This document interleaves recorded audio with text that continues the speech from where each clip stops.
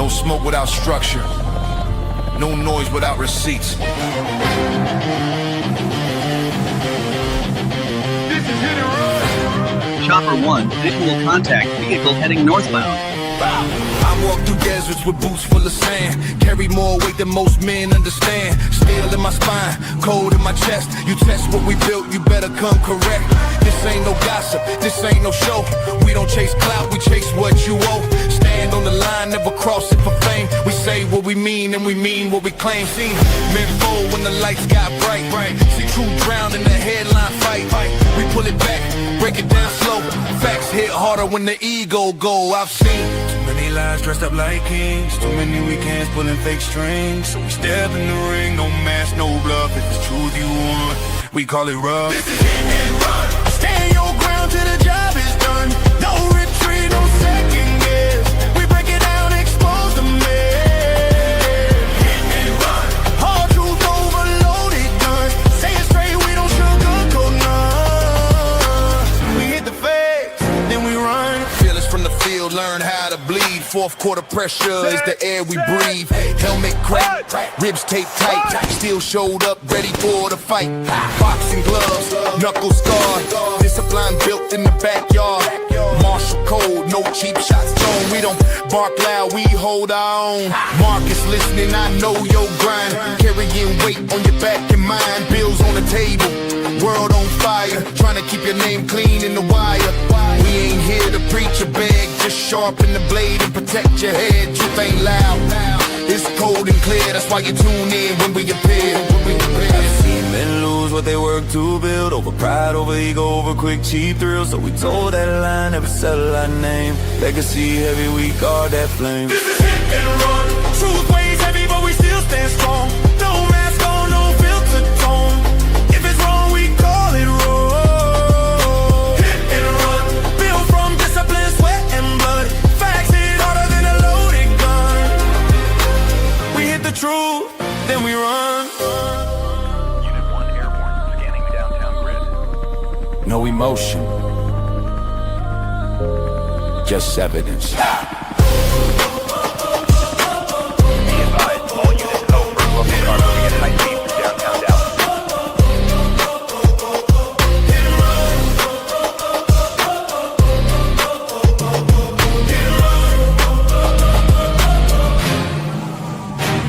We the roam. Welcome back. It is Saturday night, not Friday night. I got to keep that straight because it's Sunday morning here. And we're back on Hit and Run. This is a long-awaited conversation. We've been waiting over a month. It was supposed to be 2 weeks. It's gone on longer than a month now. This ceasefire, and whether it really is a ceasefire, a strategic hold while people move pieces around the map and do the things they want to do, or a diversion, one of the three, but I'm gonna let my brother Fearless chime in. He has some points of view and we're gonna go back and forth. I'm gonna set the table a little bit. I'm listening. We're gonna go back and forth with a couple prep videos to set up the conversation, and then we're gonna argue some points. But welcome everybody in the room. I see right now the travel elitist is in the room. Welcome to the room, brother. I know you're interested in this kindly debate between my brother Fearless and I. I know some other brothers are distracted in some other rooms, and we understand. So as you come in the room, please at least hit the like button. And if you're not subscribed to either one of our channels, please go over to the other person's channel and subscribe. But I'm going to let you say a couple things, and I'm priming up a video right now, but I want you to get in your first couple volleys, or if you want to just go ahead. No. You mean no. You gotta set the table for people now. No, you set the table. Hold up. See, I knew you was gonna try to do that. You set the table. What am I doing now? Here's the thing. My stance has never changed. And every what time is your stance? No, I'm not. No, you go on and set your stance. What is your stance, sir? Don't worry about that. Because that's what I told you. I said every time I asked you what your stance was, you didn't give it. They're like, that don't mean that. So what is your stance? You set the table. See, I see what you're trying to do now. No, nothing has changed. That's okay. We're gonna play games. We're gonna play games, and it's okay. That's part of this whole situation that we're going into. It's called a debate for a reason. We're gonna put out our point of views. Whether they're right, wrong, or indifferent, it doesn't matter. But I got a video I'm gonna play up front, and it just came out the other day.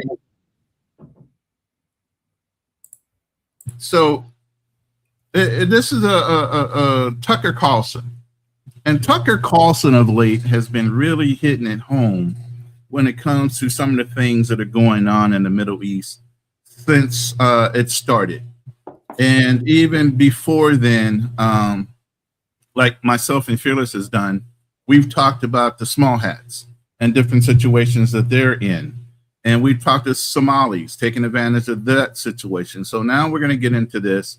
Now, initially, when we covered this, we were thinking, oh, it's going to be World War III, or no, it's not going to be World War III. And then comes along this ceasefire. The ceasefire was supposed to only last 2 weeks. All right, we got to get his internet back.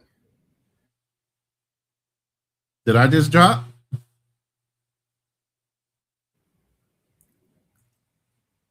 You back? Did I drop? I'm back. I didn't think I dropped. It looked like, well, I don't know. It looked like you did, but that's all right. Go ahead. See, now you scaring me. Now I had to, man. I mean, it went out for a moment. It was spinning, but you know, that's probably the small I just had that video queued up, and now I turned everything on. Never mind.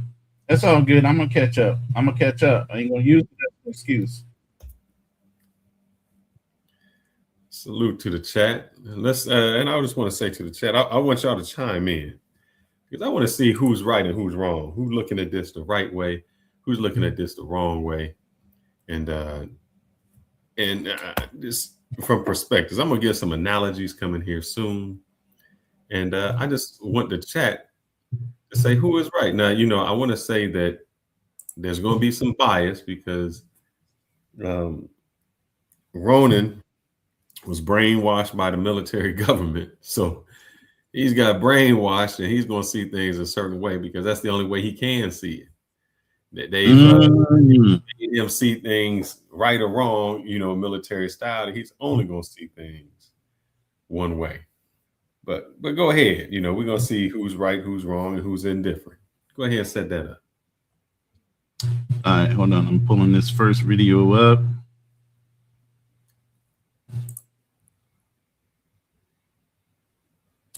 Make sure you guys can see it. Let me blow it up on that screen. But like I said, Tucker Carlson of late, when he was on Fox, a lot of people didn't agree with a lot of things he said. He was saying some radical things. But here lately, he's been on point with a lot of the topics he's had and a lot of the conversations he had with very prominent people in the know. Now, some people I say are not necessarily as accurate, like your Professor Zhang. I don't necessarily disagree with him, but he ain't as accurate as predicting things. Okay? So I just want to get that out there. Professor Zhang ain't as accurate on his game theory as my theories. And I've been as accurate as him.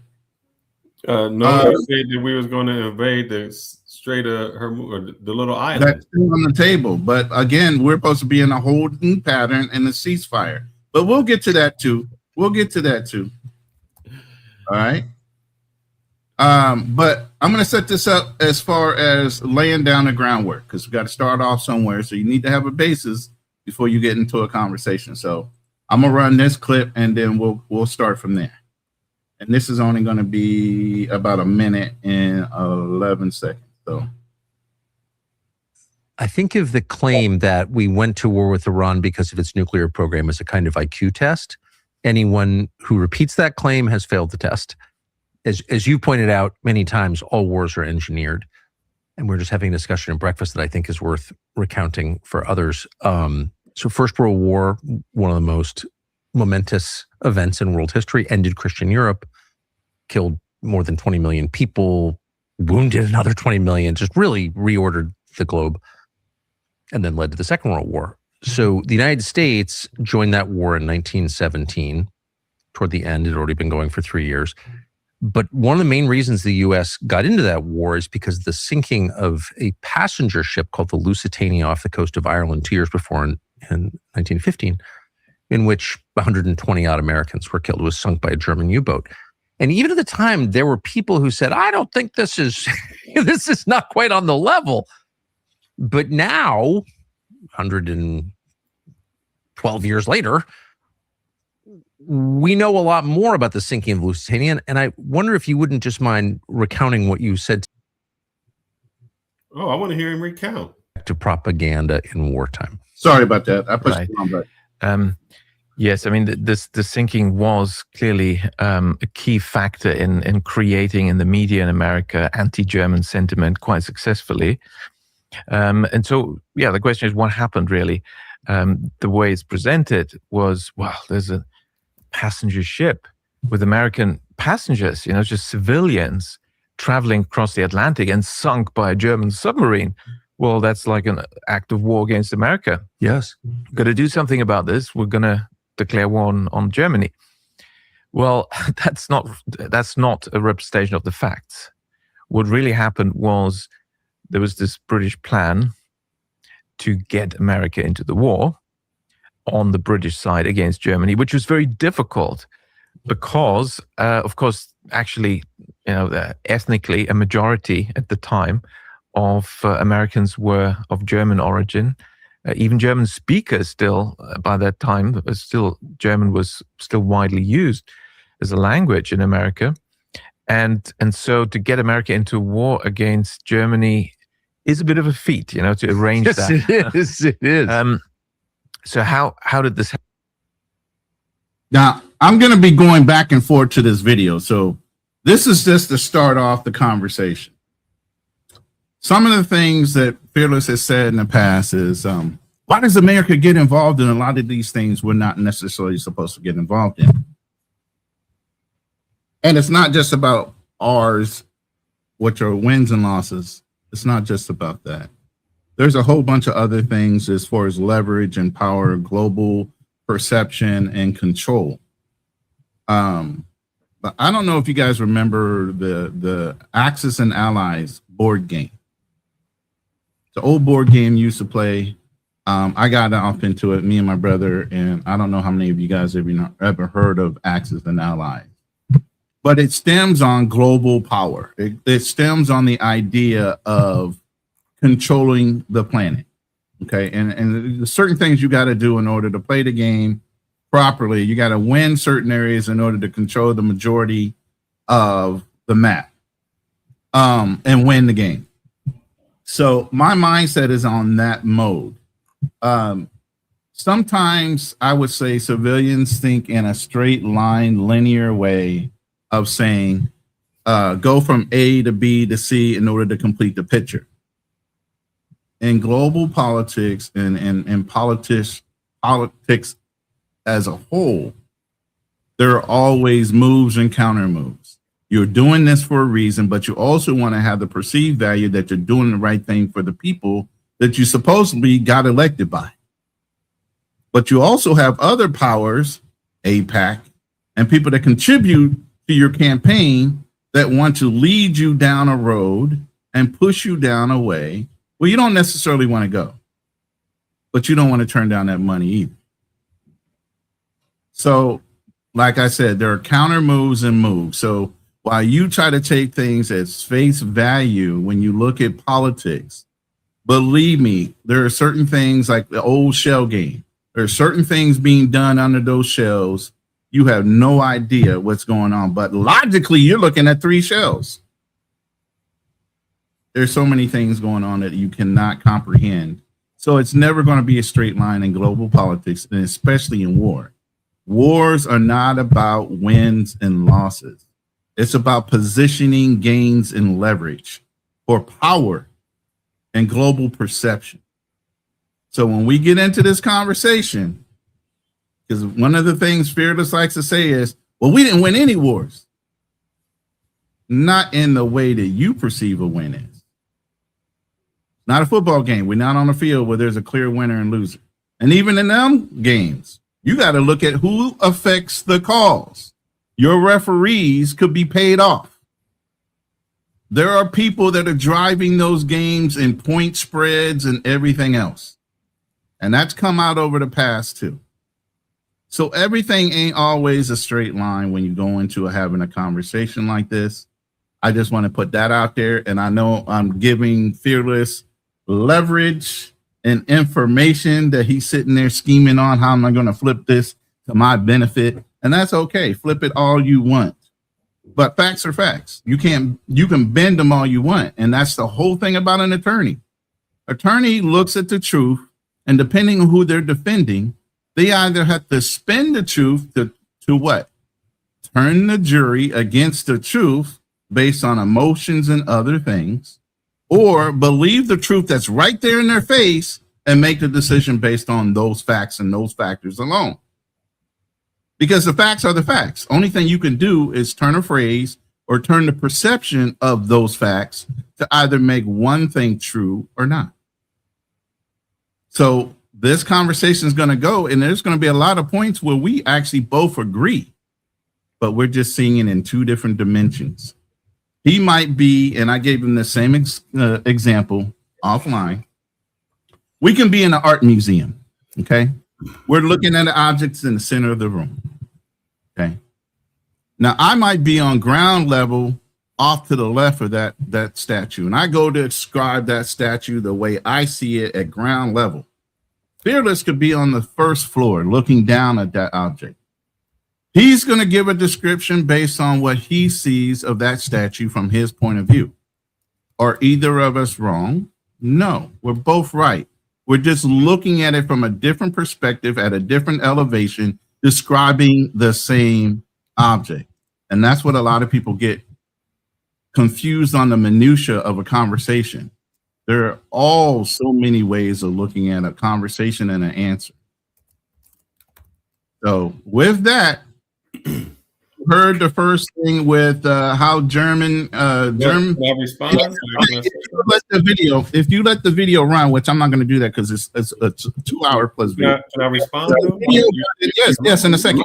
You said I get to talk. Now I'm talking, and okay, I'm going to give you just as much time, brother. It's okay. It's okay. We're not in a rush. Are you in a rush? I got an hour and a half, so I'm kind of in a rush. An hour and a half. Okay, we'll make sure you get your points out in an hour and a half. All right. So even with the First World War, there was a conversation offline about us getting involved in that. Why you go from one step to another step, and I still haven't responded? Okay, you want to rebut to that part? We can do that. Yeah. Go ahead. I'm gonna shut up now. I'm gonna actually mute my mic. Go ahead. You said facts are facts, and then when you say facts are facts, then you say, well, I got to spin it and I got to make it do this. Well, if a fact is a fact, you never have to spin it.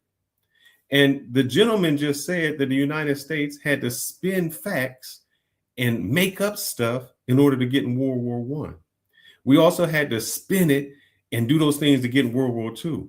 We also have to spin it even to today. This is why the world doesn't trust us when we say we're going to Venezuela because we're going to take the president and all of this because they are drug dealers. And so that gives us an excuse. That's not a fact, man. We're lying about something to do it.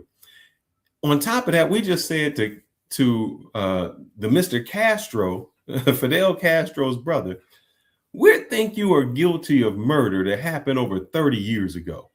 And so now we need to indict you, and that's going to give us reasons to invade you.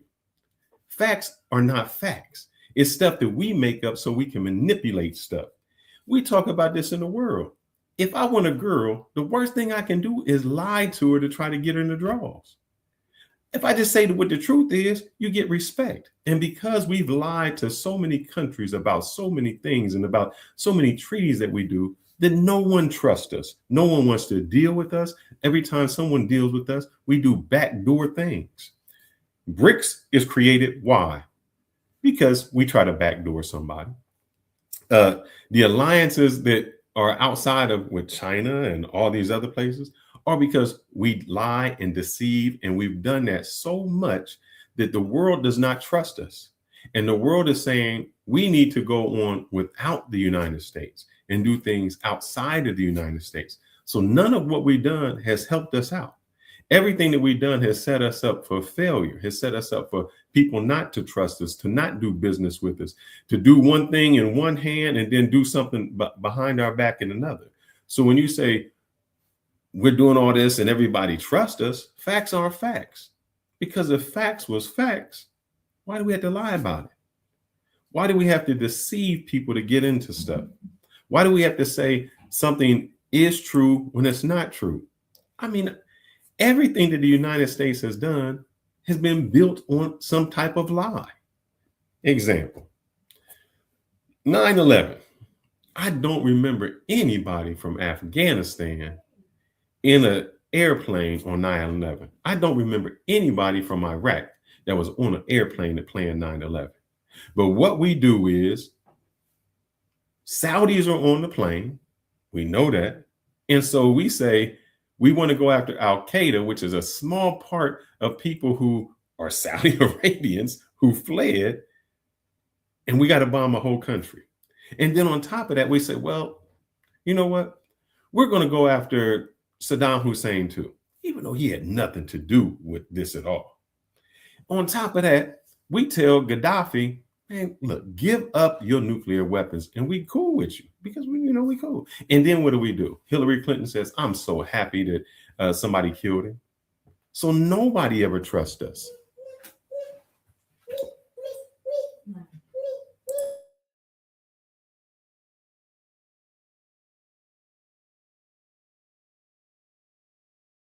Oh, you gotta let me know when you land the plane, brother. I landed the plane. Yeah. Oh, okay. All right.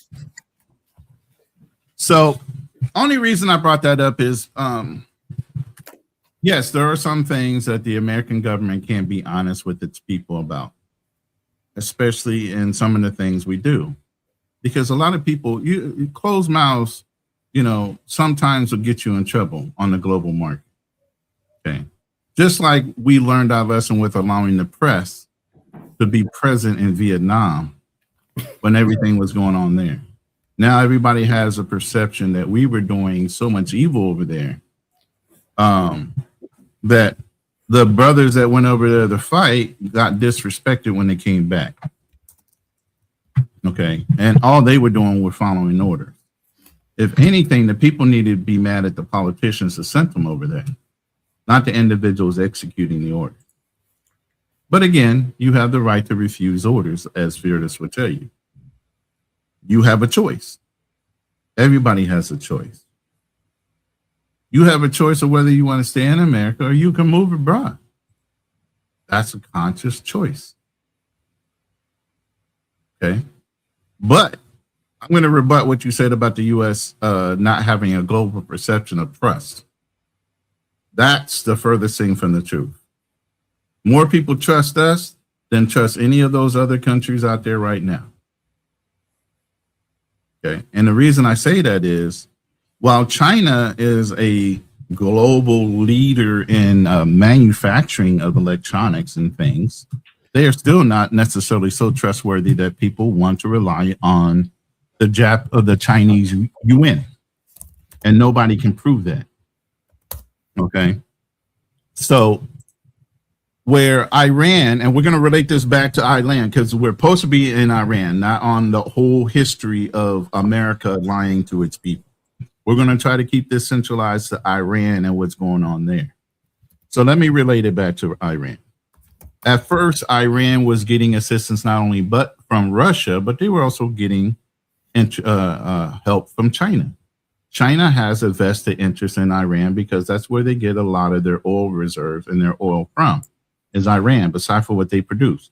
They have billions of barrels of oil in reserve. But the longer this thing goes on, the longer it affects them.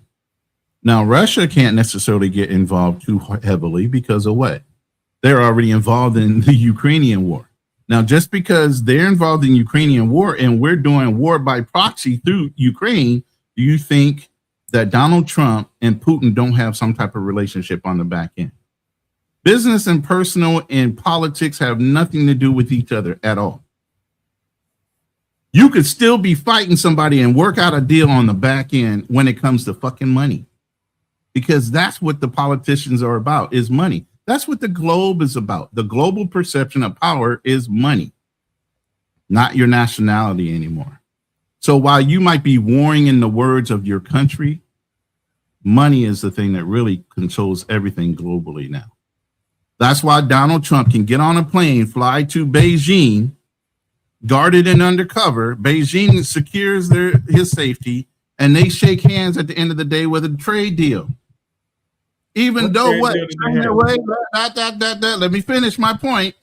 Even though China supposedly supporting Iran. And if you looked at the local news lately, the same Chinese people that were speaking against U.S. involvement in Iran are now speaking against Iran. You know why? Because it's affecting all the money that goes in and out of that Straits beside for oil now,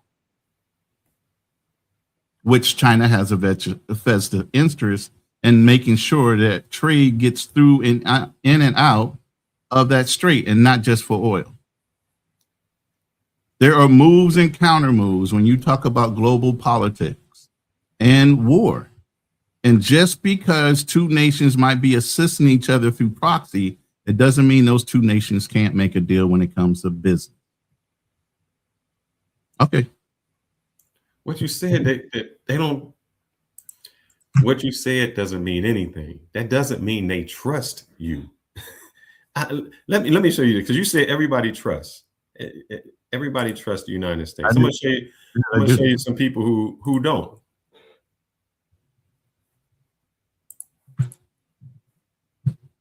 It's a black man for Akon from Africa. Why are you interrupting me?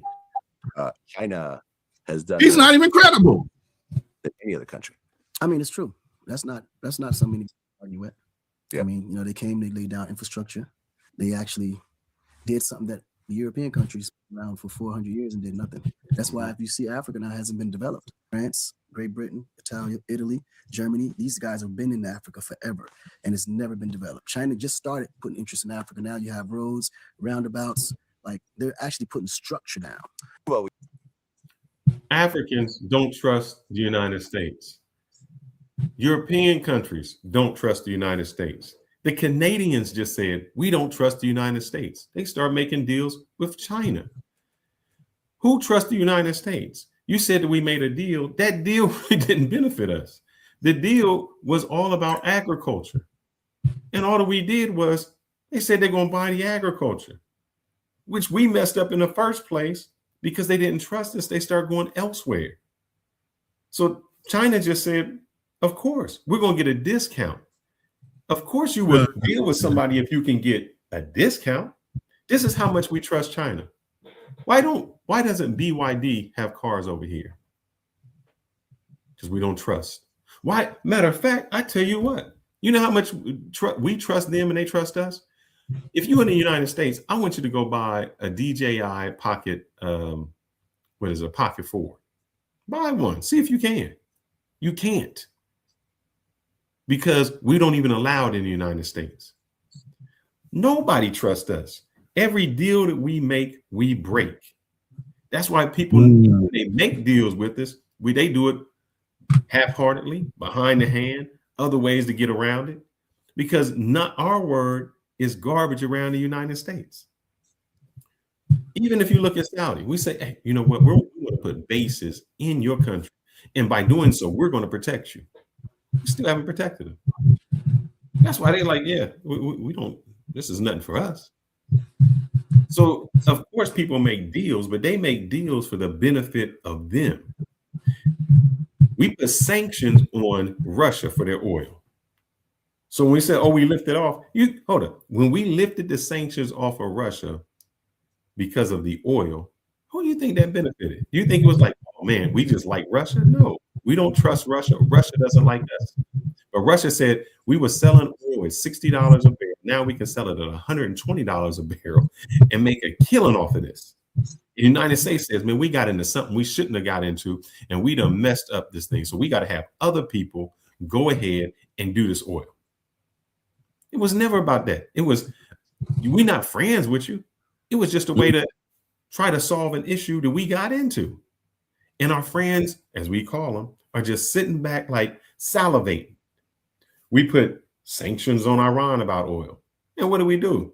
We let them sell oil because we had no other choice.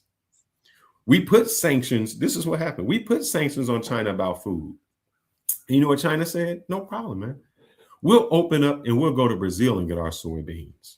It started to cripple the American economy so bad that the farmers was getting subsidies that we couldn't even pay for them anymore. And if you need me to bring up those videos, I can bring them up where the people who vote, the rural people who voted for Trump said this was the worst decision I did because they started to find other pathways to make money. So none of them are our friends. They're just in it for their best interest.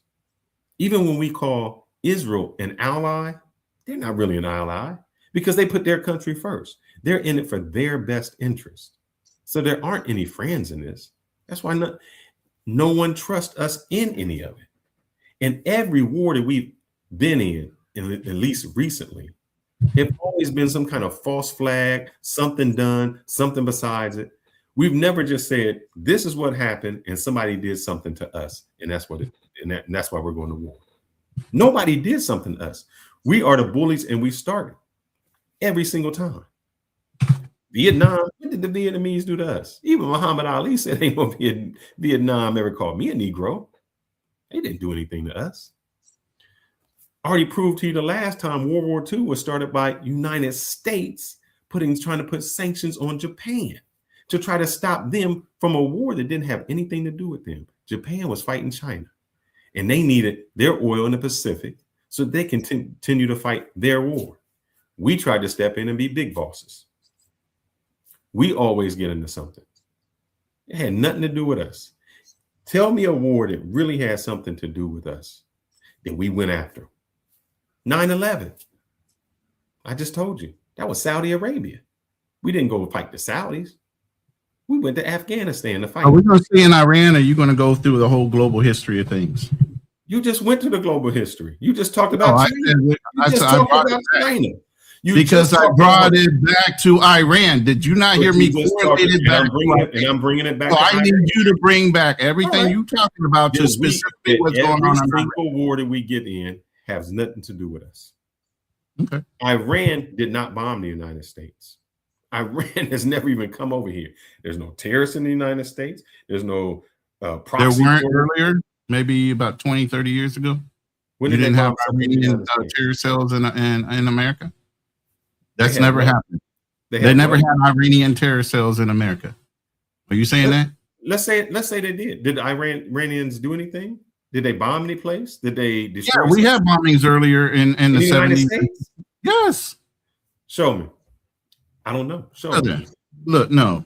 Show me. I'm not gonna go around and around with you like that. What you're gonna do is you hold up. You just said something. I'm gonna ask. I'm not going off the topic. The topic is about Iran. You just said it. Is the topic about Iran or everything else globally? You just said which way are we going with this? In what sense? I just said that. All right. What? So let me bring up your first argument here.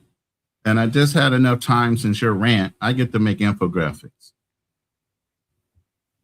while you're ranting. Okay.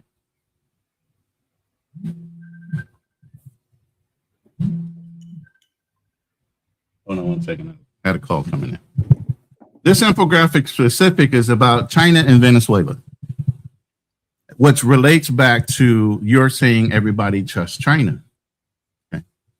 China was willing to trust. Yes, you just did say that. I say everybody trusts China. I said people don't trust America. I never said everybody. Well, I'm gonna relate this back all in the same time. You're thinking globally, China's doing such great things. They're going down to Africa. You just brought up China for the last 5 minutes. Brother, when I come back to rebut you, hold up. You putting words in my mouth. Hold up. I let you speak for 5 minutes, and I did not lie on me. You can't lie. I'm not lying on you. I'm recalling everything. You just lied because you said I said we trust China. I never said that. You gotta let me talk. You gotta let me talk. You can't say I said that and just say I said it. It doesn't go anywhere if you can't let me talk. You can't keep lying on me, brother. At least say I'm not lying on you, but you're twisting things I say. You just said I said that everybody trusts China. I didn't say that. Never did I ever say that. So what is I your said- position on China since you're boasting about them? Your perception boasting and the way about- you said it. Hold up. No, you were. So let me ask you this. All right. The way you were talking about how China's doing this great thing and they're getting their soybeans from this place, and the American farmers are pissed off because China can't get our soybeans and they had to go somewhere else to get it. And then China was helping Africa and all these other things. You brought up Akon. You brought up Akon. Okay, but You asked me so I can answer the question. no, but You let asked me, me a question. bruh, I'm going to ask you multiple questions because you talked for But don't 5 ask minutes me multiple questions because when and you do I that, waited you for multiple questions 5 minutes to respond to even your anti-American Ask me Akon multiple conversation. questions because Wait. if you ask me multiple questions, Okay. then I have to remember what So- questions you asked me. Ask me one Okay, question fine. at a That's time. what a notepad is for. Break out a piece of paper Ask me and a one question. pen, just like I if you- did. If you got a notepad, ask me one question. I'll respond to it. Then you can ask No, me let another me make a question. I'll comment respond to it. first. Let me make a comment first, and then we can go back and forth with the questions. Okay. You bring up Akon saying foreign nations don't necessarily like America, and China did Akon and that nation great. China has very deceptive loan practices, if you're not aware of. China will steal land from Africa all day long. Okay, and with these deceptive loans. That's one of the reasons why even Burkina Faso won't deal with China. They'd rather deal with Russia for arms. Okay. So when you're talking about Akon has a deceptive way of putting things because what? He wants to try to get the Black Americans to come over to Africa to fund Africa. You also have to look at the direction of why people say what they say on the news and media because they have an objective they're trying to achieve. They might be talking a little bit of truth, but they're really catering towards what they want you to see. Akon's practice is he wanted everybody to come over and fund his Akon city. That failed. So one, you got somebody that's not even reputable on there talking bad about America and talking about how China is doing such great things because they're giving them money. Yes, they are. But they're giving it to them in a way to where they're going to lose their land and mineral rights, which China wants in the first place. So yes, they will do things to get in with those people, but ultimately it's a bad faith deal. Now, can I at least? And If you sooner or keep going later- 10 minutes, I can't get to a point. I'm commenting on what Akon was talking about first. You got to Then let me finish I'm that. going to rebut what you said. That's But what I'm you saying. You can't. can't go That's what 10 you put minutes up and then first. you go to another subject. Bro, I'm not on another sector. I'm still talking about Akon. That's what I'm on. You just said about And I'm what China finished. has done. Hold up. You just said what China has done. United Go States ahead, does the same thing. IMF Bank. We put sanctions on everyone. How do you think Venezuela ended up in the situation it is? How do you think Cuba ended up in the situation it is? How do you think Iran What What situation is Venezuela in specifically? We did not allow them to sell their oil on the open market because we put sanctions on them. By doing so, we destroyed their economy. We do not allow Cuba to sell. We put sanctions on them. We put sanctions on Russia. Did they do something to us first? Hold up, you asked me a question, so I answered. What Did we they do? do something to us first that warranted the sanctions? You No. glaze over that bullshit every time you bring No. up shit. What did they Why do were to the us was sanctions not put on those people? Why were the Because they sanctions put on those people? because they wouldn't sell their oil to us the way we wanted them to. We don't need their oil. Then why do we put sanctions on them? First of all, Cuba had sanctions on them since the Cuban Missile Crisis. Why do we put And they're a communist Hold on, nation. See, that's I asked you bordering a question, but you America. didn't answer. Why do we put sanctions on Venezuela? You got to look Venezuela it up. had a drug. No, I'll look it up, but I'm sure it was about the drug situation that was going on down there. Drugs. Had nothing to do with their Hold on, oil. we sponsored the Nicar. Do you remember the Iran Contra? What do you mean? We gave money for drugs. We gave money to Saddam. What does that fucking matter? So what you hold up? So what you're saying? We is, set up Saddam in place for Iraq just so they can fight against Iran. So what do you mean by that? What does that mean? this is Anything? why nobody So what we trusts. set up governments. Our This is government why- and our and listen, exactly. listen. Why nobody Our trusts? Secret Service. We have set up and taken down plenty of governments over. Why over- nobody trusts us? Exactly what I'm saying. You're agreeing with me. What does it have to do with trust? If you set up a country to fall, why would that country have trust in you? The reason Venezuela, and I haven't, I think I showed it before. When the president of Venezuela, I forgot the dude's first name that passed away. When he said the United States is going to come after us. Why? Because we want to operate as a sovereign country and do whatever we want to with our oil. And the United States says, nah, we can't. And if you're saying, oh, it's about drugs, brother, you must be crazy, because we just took their president out and we said it was about drugs. So how do you believe the United States when they say that, when we know that they lie? You just played a story with Tucker Carlson that said the reason we got into World War I was because of a lie. The reason we got into World War II was because of a lie. The reason we got into Vietnam was a false flag, and I just had the name of that because that was a lie. So every time it's called the Gulf of Tonkin incident. We lied to get it. Yeah, it's a false flag. We lied to get in it. What are you talking about? Nobody trusts. Do we lie, or do other people lie to get us involved? Tell the truth. You want me to read it? This is the president of the United States during that lied to get us into You're not that. going to tell the truth, so I got to play videos so you can actually recall the truth. I'm telling you, it's the president. But let me get this infographic off real quick, and then I'll take that down, and I'll go to the next video, which Tucker hits that. He hits every point over the whole historical fact of why we got involved in certain conflicts. That's why I brought this one up specifically. But this right here just shows that when China has a deal with Venezuela, because Venezuela was had a deal with selling their oil to China before we went and kicked out Maduro. Obviously, China was also supplying them with naval assets so that they could become more stronger. That was the other reason why we also went into Venezuela. But the point was, Chinese deal was they can sell their oil to them, but they're going to pay 10 to 20% less per barrel. Okay. So they were taking a $10 to $20 hit every time they sold a barrel. Who was? Venezuela. Isn't that their oil to sell to whomever they want to? They can take whatever they want. But they took the deal with China for $10 to $20 less a barrel. Oh, that's okay. You can screw somebody over. Here's the thing.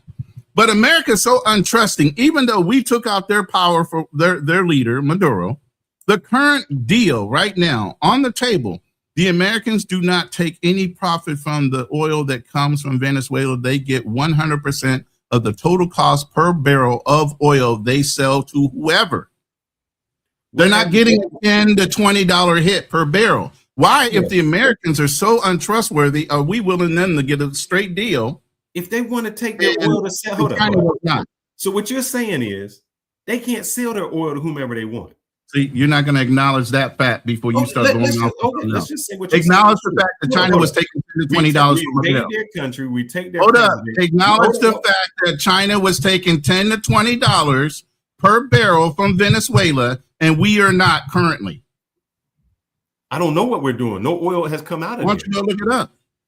What oil has come out of it? You just told me to go look it up. What is the current deal with Venezuela for their oil versus China? Go look it up. You can Google it. I'm gonna do it right now. China was taking $10 to $20 per barrel, and we're not taking anything. So what does that make us? We took their president. We you invaded. You just said America's not trustworthy. We're not. We're not invaded another. We just took out their leader, which means we have total power. Wait. The perception is we just took out their leader. Yes. We now control Venezuela. Why would we give them a square deal at all if we're not trustworthy? Why wouldn't we take all their oil? Why wouldn't we take all the profit from their oil? Why would we not take all the profit from their oil? Look this up then. No. See, you're skipping over what I just said. You either did the $10 to $20 or you don't. Taking profits. You know why? Because we are setting up American companies inside of there to get the oil out. That's how we take it. So we set up infrastructure. We set up infrastructure. The barrels are sold at whatever the proper rate, and the government gets their fair share. And the company we profit from it. That's why we came in. We took their economy, and then we basically forced them to say, "You know what? We're not forcing them. Believe me, you can't find nowhere where they're feeling like they're being forced." Can they kick the Americans out and say we don't want to deal with you? I don't know. That's a hypothetical. We can't because you know why we can't, because Trump said it already. Trump said we want their government to work with us. We're putting in their government specifically to be friends with us. Friends means they're going to sell oil to us. They can't kick Americans out and do what they wanted to on their own.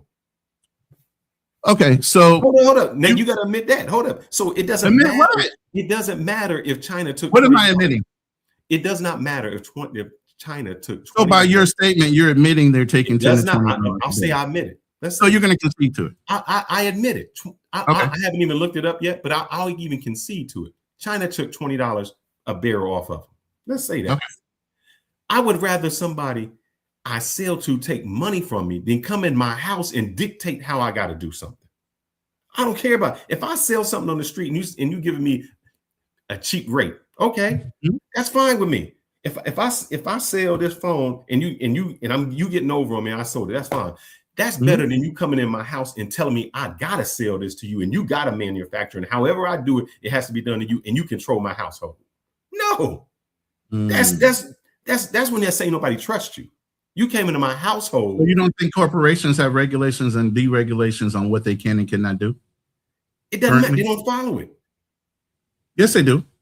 Brother, if corporations follow that, the reason they go over to other countries to build stuff is because they can throw their waste and things out. There's things that they can't do in the United States. What do you Right.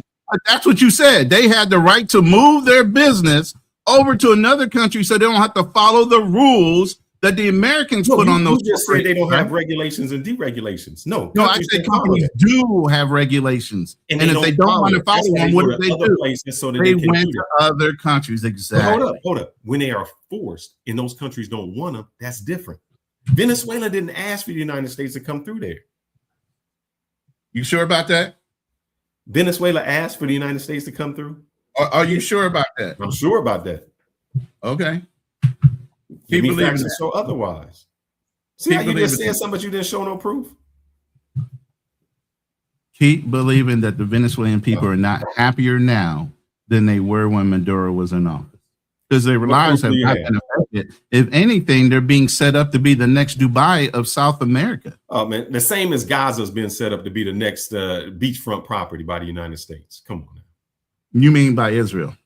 No, Trump said he wants to set up Gaza because it has nice. That's Trump. beachfront But property. you think Netanyahu's giving up Gaza to Trump? Stop it. Hold up, what you got proof that he's not? He's not. Oh, see how you just see how you And can you know just why I'm say. saying that? see Let how me you say it. just Let me say something. why. I'm going to tell you why. Because Netanyahu, even though we declared a ceasefire, didn't stop fucking firing. So what the fuck? Do you think Donald Trump has that much control on Netanyahu, who, even though we're supposedly the ones, and we are necessarily the ones that dropped bombs first on Iran, and we said we're going to have a ceasefire with Iran. Did Israel stop bombing, even though we said we were going to have a ceasefire? No, they did not. I don't know what that means. Why do you think? Because Trump opened his mouth to say, oh, we're going to have beachfront property. The U.S. is going to own beachfront property in Gaza. That's an old man talking bullshit because you know Netanyahu's not going to give him Gaza. He wants it. And the whole reason he wants it, if you look it up, there's a huge gas deposit right there off the coast that has been going on. It's worth over $3 to $5 trillion. And Israel wanted to strike a deal with the gas companies off the bat for Israel alone. And they said, no, it's in international waters. You need both Palestine and you to come to the table to come to agreement on what the percentage splits are going to be. So since he couldn't get the deal done, he starts to push them back further and further away. That's the whole idea behind why they did that. Now let me show you the trust. Since we got to go back to trust in this, nobody trusts us. We do have to go back to someone in the comments said Maduro had an arrest warrant for decades. Then they said 6 years. Let me explain something to you, bro. There's only a few ways that we can go into other countries. One of the ways we do is we call them narco-terrorists. Once we can call you a terrorist, that gives us carte blanche to come in and invade you. That's not the only reason. Go ahead. That's one of the reasons. So Okay. did Maduro really be a drug person, or did we put that on him so that He's a known drug person? Everybody knows that. What proof do we have? It's all over the news, bro. Oh, brother. It's all over his- Look up his Just country. show me. Look up his country. Hold up. The United States is a country that does Don't bad. look at the U.S. news. Look at the Venezuelan news about Maduro. You don't think he's a drug lord? Show me. So hold up. We can say that somebody's a narco terrorist, and then we can go invade them. That's what we do. We can say that Castro's brother. Show me where he wasn't. Show me where he was. You have to prove. You have to. If you go to court, hold up. If we in court and you're the judge and you're the prosecutor and you say, and somebody in the chat just said Maduro has had an arrest warrant for decades, whether it's 6 years or decades. That's a minor point on time frame. But if you can invade a country, is call him a narco terrorist. So this has been going on for 6 years just to build up to January of this year. Why would we wait so long, brother? I like to show proof, man. Please do. I will. And then, hey, babe, what was Venezuela's president before?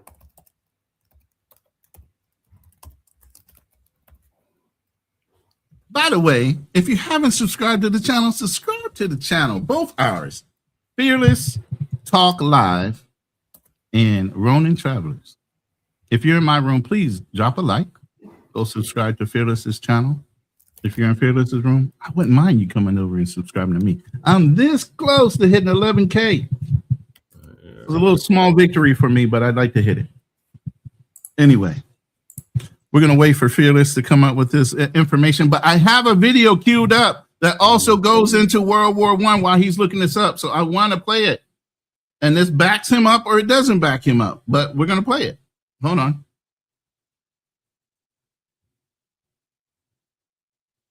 It shows you I'm not biased.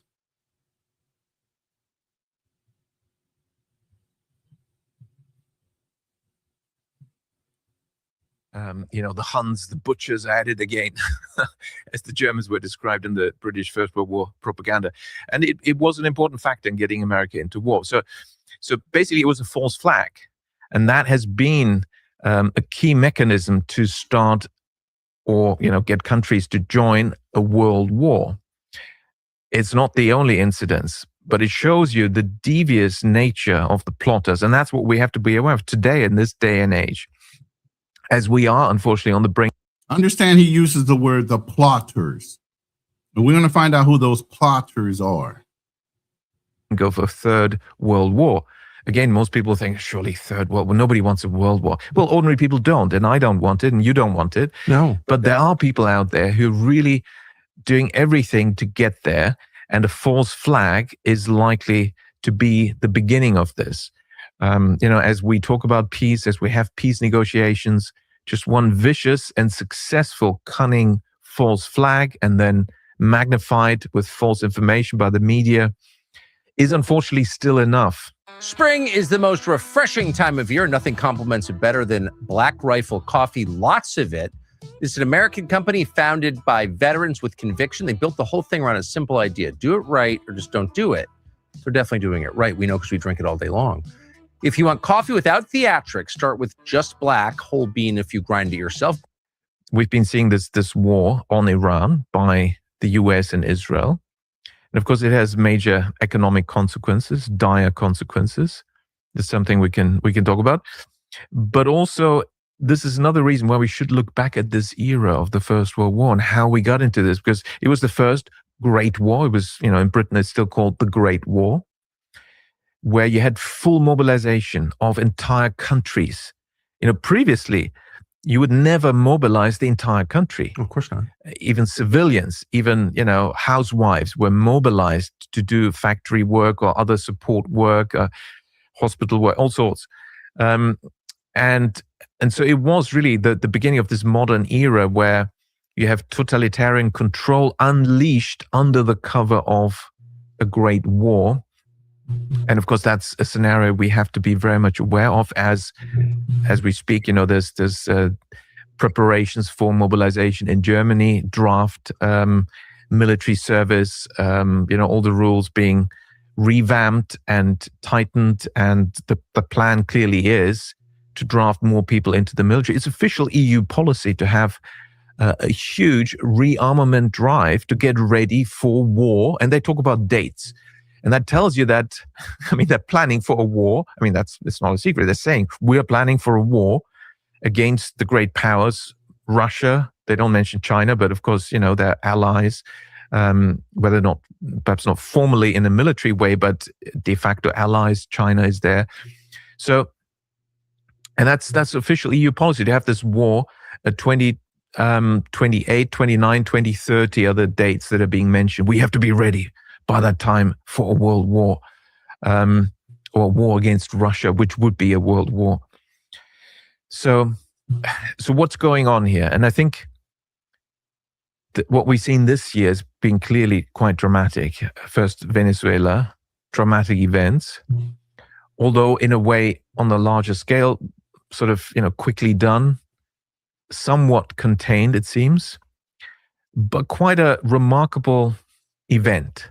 Because before, of course, for decades, US intervention in Latin America took the form of covert operations, which always run under the principle, as a very British principle of plausible deniability. Oh, we didn't do that. Oh, this poor president got assassinated of this country. It's nothing to do with us, right? This is how it's been working for decades in Latin America. You can list the countries, just country after country, regime change operations by the CIA in fairly brutal ways, and then getting regimes into power that are, essentially puppet regimes run by the CIA, presidents, prime ministers assassinated, and so on. But always, it wasn't us, it's denied. Although, we do have whistleblowers like Fletcher Prouty and his great book, The Secret Team, which tells you a lot about how the CIA became so powerful, totally out of bounds and out of control, beyond its legal powers. It's been active beyond its legal powers for decades. He also describes how they did this. Very simply, basically the institution that's supposed to rein in the CIA, they exist formally. It's the committees in the Senate and Congress. There's committees, The House Intelligence Committees and Senate Intelligence. exactly, Committee. and I'm going to pause it there. Go ahead. My thing was, I got to go back since you said what I'm looking for. So the person was saying, and you said, "Oh, we brought up this this indictment on Maduro like 6 years ago, and we didn't mean anything." So I'm going to show you how long this has been going on. That we've always wanted it. The only difference was that Trump was just a bold enough person to do it, but they have always thought that the United States was coming after them. Posibilidad de una guerra está ahí, entonces. Pero tú no ves. Tú no ves la amenaza que es para nosotros, el imperio de los Estados Unidos. ¿Por qué cree que Estados Unidos quiere atacar Venezuela? Bueno, ahí está la historia reciente. Yo te voy a decir la causa más importante. Aquí mismo, está la reserva de petróleo más grande de este planeta. Aquí en Venezuela tenemos petróleo para más de 100 años. A Estados Unidos se le está acabando el petróleo. La razón de mayor peso de que Estados Unidos quiera poner aquí un gobierno subordinado a él, al imperio, como lo tuvieron durante mucho tiempo, es el petróleo venezolano. Quiero hacerle una pregunta sin que a usted le moleste. ¿Está usted paranoico con Estados Unidos? No, de ninguna manera. Yo solo soy realista. Si tú le pudieras hacer esa pregunta que me has hecho a mí, lo que pasa es que no podrás porque la mayoría están muertos. Hazle esa pregunta. Let me say what he just said, because you want to hear. He's saying, if you were to ask somebody, hold up. Posibilidad de una guerra está ahí. Let me go back. He's saying, why? If I can ask Posibilidad de una guerra está ahí. let me go back. Why is this? He's saying to him, he says to her, why don't you ask these people about the United States and their imperialism? And he says, oh, I'm sorry. You can't ask them. You know why? Because they're all dead. You know why they're all dead? Because the United States killed them. Sin que a usted le moleste. ¿Está usted paranoico con Estados Unidos? No, de ninguna manera. Yo solo soy realista. Si tú le pudieras hacer esa pregunta que me has hecho a mí, lo que pasa es que no podrás porque la mayoría están muertos. Hazle esa pregunta a Jacobo Arbenz, que era presidente de Guatemala cuando yo estaba naciendo, tú no habías nacido. solo porque quiso hacer una reforma agraria. Lo invadieron Estados Unidos y lo derrocaron. Tú pudieras hacerle esa pregunta a João Goulart, el brasileño. Lo derrocaron Estados Unidos. Tú pudieras hacerle esa pregunta a Salvador Allende, el presidente mártir. Tú pudieras hacerle esa pregunta a Juan Bosch, el expresidente dominicano derrocado por la invasión de los Estados Unidos. Tú pudieras hacerle esa pregunta a mi general Omar Torrijos, asesinado por la CIA. Y ya, muchos más. ¿No es paranoica? Es la verdad. Yo estoy cumpliendo una responsabilidad de jefe de Estado. Los paranoicos son otros, los de la extrema derecha, los enloquecidos que creen que el mundo no va a cambiar, las burguesías de este continente pitiyanquis que pretenden a rajatabla seguir dominando a estos pueblos y no van a poder lograrlo. Solo después del 11 de septiembre, Estados Unidos empezó a hacer la lista de terroristas. Bueno, let me break this down because y'all saying I'm dumb. Y'all saying that Maduro had let me tell you why. Hold on, I'm talking. Let me tell you why he had an arrest warrant. What? Not because of anything else. This is what the United States does because they couldn't control somebody. Did I go through and analytically break down everything people are saying, or did I let them talk for themselves? I'm just saying, look. No, y a mí me tienen también en esa lista. Estados Unidos, el gobierno de Estados Unidos lanzó una bomba atómica sobre Hiroshima, una bomba atómica. Y otra sobre Nagasaki. Eso es terrorismo. Posibilidad de una guerra está ahí, entonces. Pero tú no ves. He's just quoting history. No, what he's saying is after 9/11, what the United States done, they started to label everybody terrorists. Bro, you are narrating somebody else's conversation like you Sunday night quarterback. I'm not narrating. I'm quoting exactly what he says because he's speaking in Spanish. But you're adding to it. He just said after 9/11, the United States came in and labeled everybody terrorists. Hold on. I'm not finished yet. I'm not finished. Bro, you just played a 5-minute video and narrated the whole fucking thing. I can't say nothing. Brother, you just played Tucker Carlson for 10 minutes. And I didn't say a fucking word. Well, you should have said something. It ain't my fault you didn't. That was your time. I don't have to I commentate. I don't have to let them do it because I got my own words. I don't have to listen to this person. I mean, I got my own ideas. Brother, maybe you gotta let somebody I'm going to say real quick, and then you can finish your point. Let me just say something real quick. Hold on. When you listen to people, why can I? Because you're not going to listen for the next 5 minutes. I just want to say this while you're talking. You let me land my plane. It's only going to take 1 minute at the most. 1 minute I could have landed my plane. Okay, go ahead and land your plane. All right. We'll see how long that lasts. The person in the chat and you said, "Oh, this arrest warrant came 6 years ago, and why didn't we go arrest them then?" And I'm saying that since 10, 15 years ago. We've always had this. We've always said this about Hugo Chavez. We had this about other countries. We label them narco-terrorists in order to be able to invade and do what we do. The reason we are labeling the people in Cuba a murderer, because we label a murder, we can come in and arrest and then take over. This is what we do. He just gave a long list of countries that we do this to. We label them something, then we come in with the CIA and disrupt their country, put in our puppet people. That's why nobody trusts us. That is the same reason, and I'm bringing it back to Iran, since you wanted me to.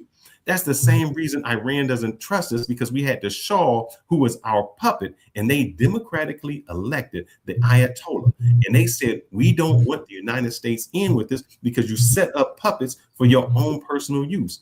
We don't need you. Landed it and brought it back to Iran. Okay. All I have to say with a lot of these interviews, you have to ask yourself, who's talking? Why are they? What do they want? And what are their motivations and objectives they're trying to achieve with that interview? Answer the question with him. I don't know necessarily his name, but I know he wasn't that much of a reputable leader either. I wasn't a reputable leader. What did he? No, I just said I don't know his history. I have to look him up, but I do recall that interview. I watched it when we were doing the Venezuela video. But I don't recall I don't recall his history, but I know he wasn't a straight up shooter either. He had motives for saying what he said. Hold up, Trump has motives for saying what he says. Putin has motives for saying what he says. Netanyahu has motives for saying what he says. What do you mean? Every president has a motive because they have their interest in their own country. So was he not a leader of Venezuela? So does he not have a motive for saying the things he said? But and where do you think that is? Wait, and where do you think is continuation of the statement? And where do you think that motive is being greatly received, but on a global scale, because he's doing a news media article so he can put out the perception to the world that they should feel sorry for Venezuela? What he's saying is, leave us alone. Leave us. Why would we do that? It's our oil. It's in our ground. We don't do anything to you. Why are you coming to us? And here's the thing, where the United States always gets upset, and this is what you say. We do something to other countries, but when that other country does something to us, we call them the world's worst. And no, you are wrong, Travel at least it's no. Hold on, I'm gonna address him. I told you stay out the chat. Stay out the chat. We're not in the chat. We are having a debate. You're not debating the rules. It's not tag team events. It's not. I'm bringing it right there. He said it was the Britons that ripped off the oil from Iran. Partly right and partly wrong. If you know who Dulles from the Dulles Airport of Washington, D.C. was, why don't you look them up? That's the CIA people who started the coup in Iran that brought along the Shah. So yeah, they was ripping them off, but we had interest in the oil too. So we started a coup in Iran. Look them up, the Dulles brothers. Go ahead. I don't forgot my whole point because you went off topic just to answer somebody else's question. I brought it back to Iran. You said bring it back to Iran. It wasn't with my point. It was with somebody else's point. No, I was trying to make a point. You interrupted me to answer somebody else's. You said nobody trusts us, and I'm saying there's a no. I was saying what I was saying before you cut me off to answer a fucking chat was I was talking about looking at the person's motivation. You were giving me some kind of rebuttal on what his motivation was, and I was about to come right back, but now I don't fucking remember. Okay. Well, his motivation was in our conversation. Don't worry about nobody else. His motivation was, I want to do something for my country. And whatever I want to do with my oil in my country, I can do whatever I want to with it. You can't dictate to me how just like you're saying Iran has the right to go ahead and bomb anybody else that was outside of the ones that initially attacked them. Yes. You're saying they can drop bombs on anybody because they want to drag everybody into a fucking war when those people had nothing to do with it. And you think that's okay as well, right? Okay. Before I answer that, because I'm deadly going to answer that. If I say that they can do that, let me just ask this, and let's just go question by question. Are you saying they're wrong for dragging everybody into a fucking war? Yes. Okay. When the United States does the same thing, why do we say they're right? Here's the thing. No. I answered your question. All I said was, "Here's the thing." You're like, no. Let's go. Let me gear up. So let me say this. Mm-hmm. On the world of a global scale, let's put it this way. If you're not a big boy and you can't take your ass whippings like a man, take your L, you matched up against a country that could whoop your ass, take your L. Hold up. Or, that would be good. Wait, stop. You're interrupting me. You are interrupting me. Let me get my flow off. All right. If you a big boy and you're getting your ass whipped, it doesn't mean you start volleying rockets to everybody around you to try to get them involved or upset with the person whooping your ass. Take your fucking. Why don't you? Because there are rules against things like that globally. No, there's no rules. There are absolutely rules of engagement. There are absolutely wartime rules of engagement. Can I ask you a question then? Yeah. And I'll bring up, let me do, all I need is 10 seconds. And I was already here. Now he interrupted me as I was flowing through this. And now he wants to go ask me a question. No, I'm not asking. I don't forget my whole fucking flow. I just got to look it up because I'm going exactly what you stated. You said there's rules. All right. Hold on. Rules. I'm going to give you the double standards. In World War II, we prosecuted and executed the Japanese. Do you know why we executed the Japanese? Because they waterboarded.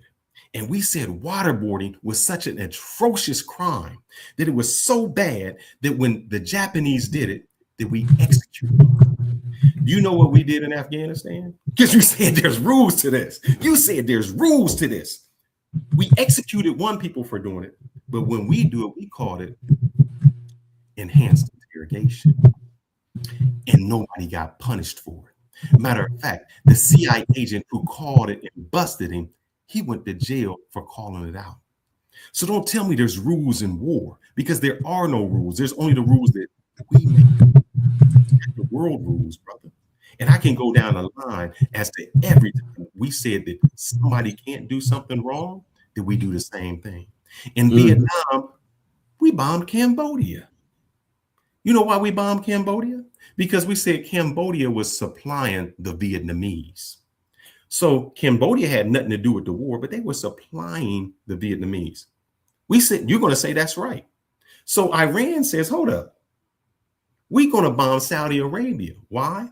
Because they're supplying the United States. Now, I'm cool if you say it's all wrong, but what you keep doing is justifying when the United States does it, but you don't do it when another country does it. You say they're wrong. So I just gave you 3 examples of when the United States has done the same thing that you're saying is wrong that Iran is doing. So are you acknowledging that Iran is doing something wrong or not? No. You haven't cleared that up. I'm not calling it wrong. You know why? I'm not. So you're saying they can bomb anybody they want, regardless of whether they were directly involved in this whole war between America, and I'm going to put America first, but Israel is also still involved in this. Yes. If somebody breaks into your house, do you say, look, man, I got to fight you? You blow up the whole fucking neighborhood because one person broke into your house. If your neighbors, hold up, if your neighbors are supplying those people who broke in with the weapons, with they are not. They were not. There's bases in those places, bro. Initially, when the bombing started, each one of those Arab nations said you are not going to use those bases, and you're going to fly around our fucking airspace in order to drop those bombs. There's bases there, and if your neighbor, but they said initially you were not allowed to use those bases. Did they or did they not do that first? They would. They had American. Okay, so now you're calling everybody else a liar. No, I don't care. Because there were strict engagement rules on that first bombing run. There was strict engagement rules. Iran said there were strict engagement rules. You have to acknowledge there were engagement rules. Look, there is no rules of engagement. It's only the rules that we make up. If there's rules of engagement, why is it that we can prosecute and execute? Execute, that means kill. Why can we kill the Japanese for waterboarding and then we waterboard?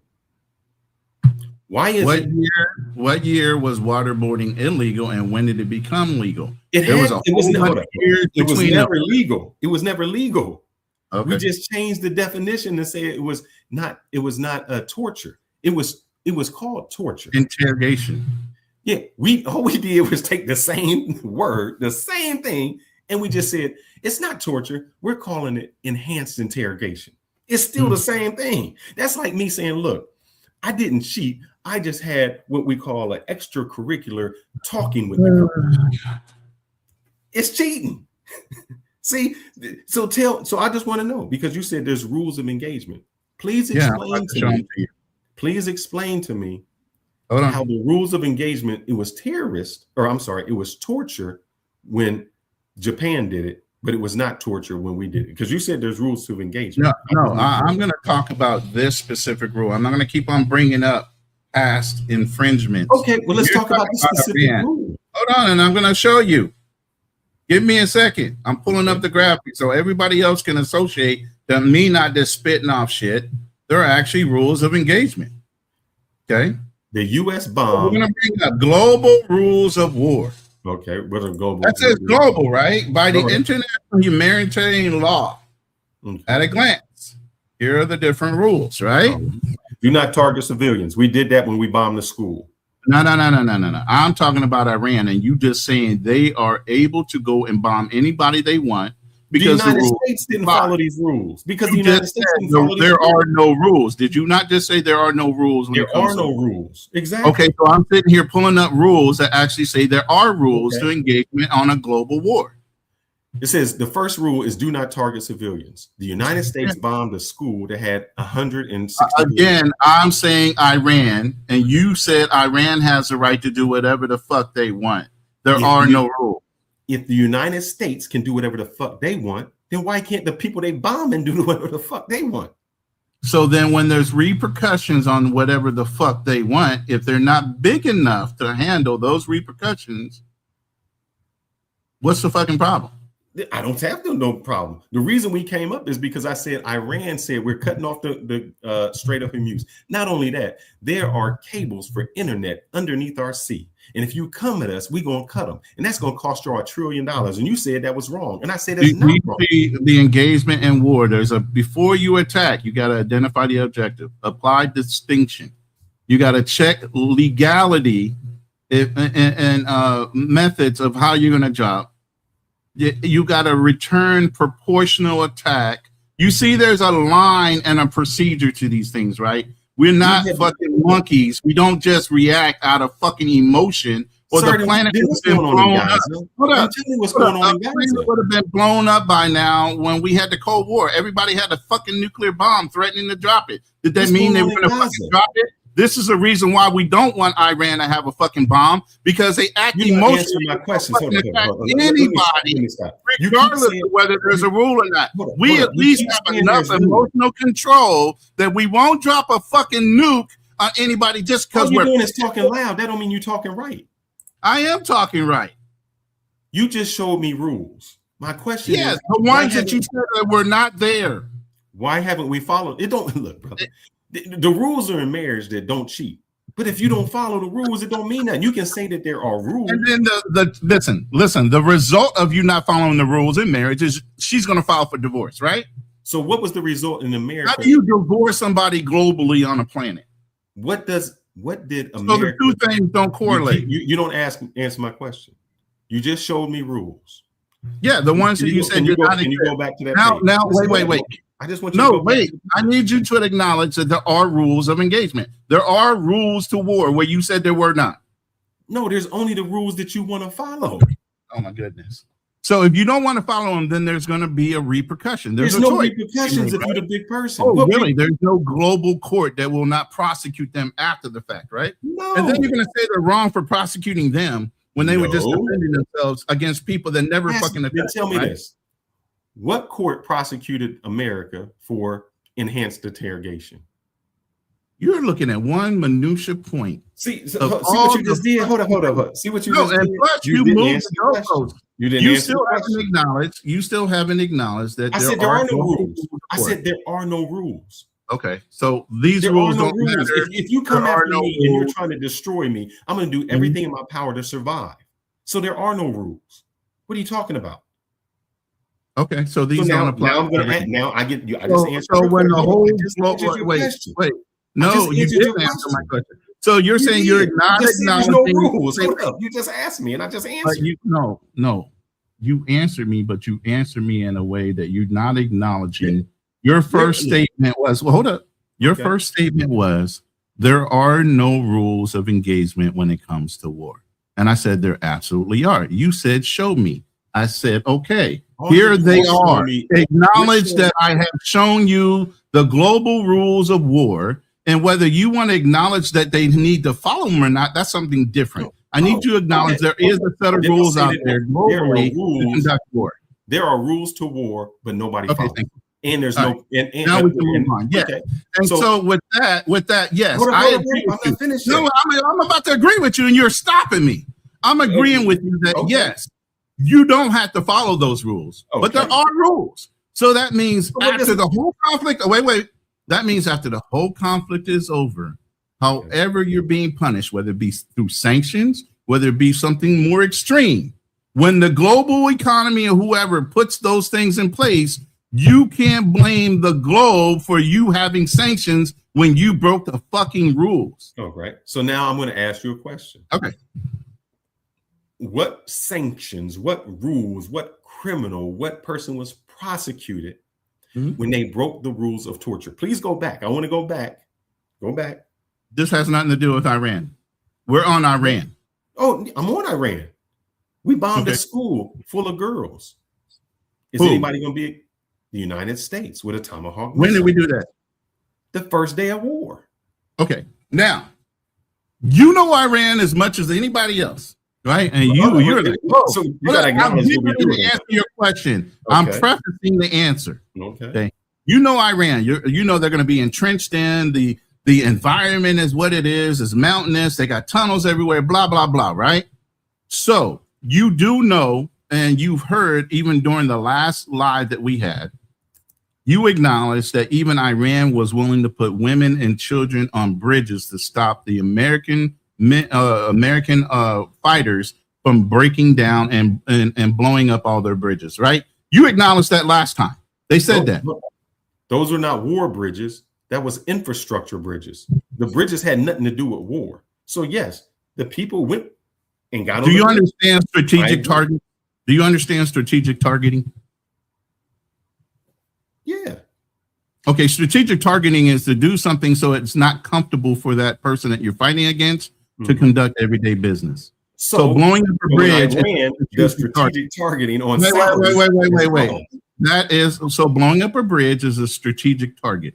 Blowing up a base in South. Putting kids and women on the bridge so that we have to acknowledge the Geneva Convention while they can continue to do whatever the fuck they want is not. No. So what you're saying is they can enforce the rules on us, and if we follow through on strategic targeting, and by the way, we do warn people before we drop bombs 95% of the time. Certain areas we're not, because it puts the pilot or whoever at risk, but we'll give you a warning that, hey, within a day or two, we're going to drop bombs. And if you don't clear out those certain areas you feel like we might drop bombs in, oh, well, if you lose life. But you know what certain countries do? When we give them the heads up, they start putting people in ways of the bomb so we don't drop them. Okay. Can I ask you a question? Then we go back to the question that we asked last time. What is a combatant and what is a non-combatant? Because we got into that conversation last time. But you by them putting children on the bridge, by them putting children on the bridge. I'm trying to clear this. By them putting kids on the bridge, that makes them combatants at that point because they knew that bridge was going to be targeted. Okay. Okay. Now, no, it does. So it is a known fact that Iran, because they're great at tunneling and they have a lot of underground facilities, they put a lot of their facilities under targeted areas that are supposedly against the Geneva Convention, hospitals, schools, churches. They actually had command centers under them. And in them, they run their whole organization out of those buildings because they know they can't, by infrastructure, be bombed. Based on our own rules, based on our own rules of engagement, they try to use. Let's go with what you're saying. Based on our own rules of engagement, why did we bomb the school with 160 girls in it? And here's the thing: I'm going to give you this knowledge ahead of time. It operated as a school for 10 years. So it wasn't before they made it a command center. No. It operated as a school. It was not a command center. It operated as a school for 10 years, meaning it was currently a school. Of course it was. And all you can do is acknowledge that they say what they said actively as an elementary school for 10 years. Of course they're going to say that. We had. What do you mean? See what you do is you don't acknowledge when it's wrong. When you just brought up these whole rules and you said what we can't do, and I said on your rules, and then I just say, if you go back to the rules, it says something about bombing innocent people. Can I look at the rules again? I want to see the rules. No, correct. I'm saying correct. But what did I just say after that? If you put women and children in an area where you know it's a combat area, it turns them into years. It wasn't a combat area. It was an elementary school for 10 years. I just said they put command centers in buildings now where they know the Geneva Convention refutes that you should be bombing. All right, so let's say what you just said is true. Let's just say everything you just said. I want you to repeat that for me because I didn't hear it exactly how you said it. They put command and control centers in schools, hospitals, and churches because they use the Geneva Convention and our rules of engagement because they don't follow them. We do. Okay. They will put command centers and important ordinances in those buildings and around those buildings to prevent us from dropping bombs. That's why our ordinance and our technology. Let me finish. Okay. That's why our ordinance and technology has to be so precise nowadays that we normally don't miss. And the reason we don't miss is because we have assholes like Iranians that will do shit like that and try to blame us for bombing a civilian after the fact. So what you just admitted to was, oh my Lord, what you just said. Let's just say what you said, everything was true. It is true. Hold up. Did they put a school there? They put a school there to do what? Prevent the United States or their friend or anybody who follows the Geneva Convention. Mm-hmm. You just admitted that when we bombed the school, we didn't follow the Geneva Convention. You just said it. Hold up. If there's a hospital with something underground, they put it there because we have to follow the Geneva Convention and don't bomb the hospital. Hold up. No, wait. I'm talking because you just admitted it. I'm glad you just admitted it. I didn't. You said there's rules of war. Yes. And one of the rules is you don't bomb innocent people. You don't bomb hospitals. Right. You don't bomb that. Not normally, yes. But we did. And I'm going to tell you why. We broke the community. I will tell you why if you be quiet. Explain it to me. Okay. I just told you in a furtherance, when you put people in strategic target areas, they stop being civilians and become what? So the 160 girls that we killed were combatants. I just want to understand. By Iran's own. No, the 160 innocent children. Did you not hear what I just said? By Iran doing what they did, yes, they turned those 160 girls. They didn't do anything. We chose to bomb. They absolutely did. They absolutely did. Absolutely chose to put a command center under a fucking church, under a fucking school, under a fucking hospital. They chose to do that because they knew what you're saying. I'm going to get this right. They changed the innocent bunch of girls into combatants. They absolutely did. 160 kids. 160 combatants. 160 innocent girls. 160 innocent combatants. Just collateral damage. It's just collateral damage. That's what war is, sir. Sorry. So, great. I'm glad you said that. Then there's no rules in war. There's no. No, there is. There can't be. If I can say that everybody I kill is just collateral damage. If old people inside, is it legitimate though? Is you randomly bombing a whole bunch of other countries because you're getting your ass whooped part of them bombing somebody that's actually engaged in war, or them throwing a temper tantrum versus us trying to drop precision munitions on a known target, even though they put civilians in harm's way? Who's responsible for those civilians? The American people or the country that put them in harm's way? If a much stronger person threatens to destroy your life, you don't fight under gentlemen's rules. You look for every. So then you're able to break the rules. So then when the war is over, I don't expect to hear anybody crying over war crimes being prosecuted. Oh no, hold up. But who's prosecuting it? It's always the United States prosecuting. No, it's called the international humanitarian law. We don't have that, brother. If we had that, then Netanyahu would be arrested. So when the Germans were prosecuted, we did all that, or was it an international community that held those trials? We went and got them. When we did. No. I said the trials after the war was over. Okay. Who held those trials? The United States, basically the United States. No, we didn't. Bro, it was the global community. Then let me ask you, who held the trial for the My Lai torture in Vietnam? At that point, you know what? I don't think the United States had the position of power that it has now. Back then in World War II, we weren't positioned like that. We were still a very young country. They didn't know what our full capabilities were up until World War II. That's when we took more of the position of a global power in World War II. Because the nuclear bomb helped us get there. Who prosecuted the people that did the My Lai torture in Vietnam? I mean, I don't know. You saying I don't know. I don't look at war structure courts. That's not my thing. They weren't prosecuted. Basically. Who weren't? The gentleman who killed all the innocent women and children in the My Lai event. Okay. Vietnam. So let me ask you this. What general, captain, or whoever put those bombs on those children and women and made them run to no bombs on them? Have you ever seen that documentary? You never seen the documentary? You never one person's accounting is not the general accounting of everybody and everybody's experience in a fucking war zone. It was not one person. It was the whole. I have a regiment. whole nother set of brothers that will tell you it's totally different, including my uncle. In the My Lai event, please tell me. Not just that specific incident. You like to bring up one specific incident for a whole event. Okay. A war is not one situation. Wars are one and one situation, battle, not one battle. It is a war is a series of one situations. What are you talking about? That's all it is. This is where it comes up. So you can't tell this me. This is a civilian arguing of veteran. I'll ask you another question. And see, here's the thing: civilian logic and military logic will never agree on certain things because we're taught differently.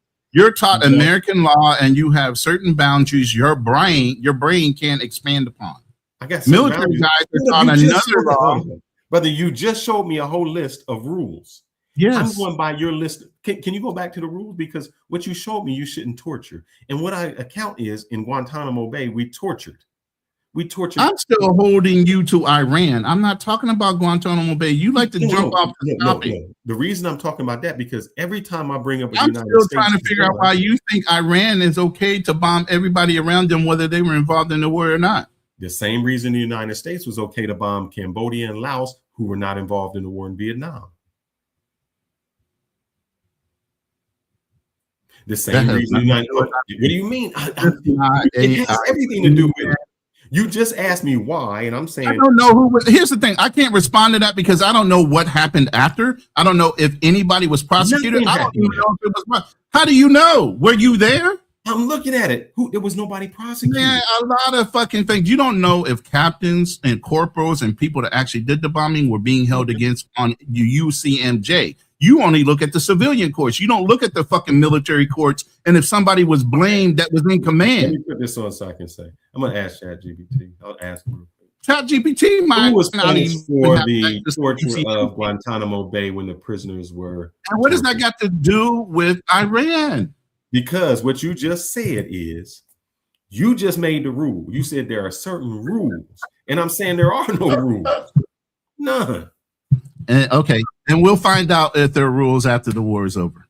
Critics, because you're not going to apply those rules. I'm looking at it. Were people punished? High-level officials? No. Senior political leaders were criminally convicted. Political. What about military? I said military. I'm looking at UCMJ. It's going down the rank. It goes high level, lower level punishments, and then it goes double standards. Same. No prison guards, no imprisonment, no dischargements. And the one famous case involved the one person who was showed on TV when she took the pictures of the naked dudes that she had in handcuffs. What I keep saying is, you saying it's wrong if Iran does something. And I'm saying, that's fine if you say it. But when I say the United States does the same thing, you say, I can't find the proof. I don't know that. You know why? Listen. This is why I say everything is not written in black and white. Because there's a whole fucking... I'm going to give you an example. Stop interrupting me. There's a whole unit in the Marine Corps.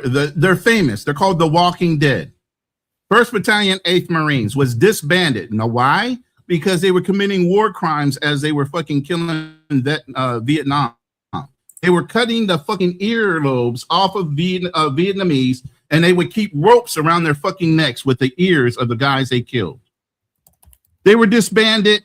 Literally, the whole unit was disbanded. And I'm sure the motherfuckers that were doing it were also prosecuted, but you won't see that in writing.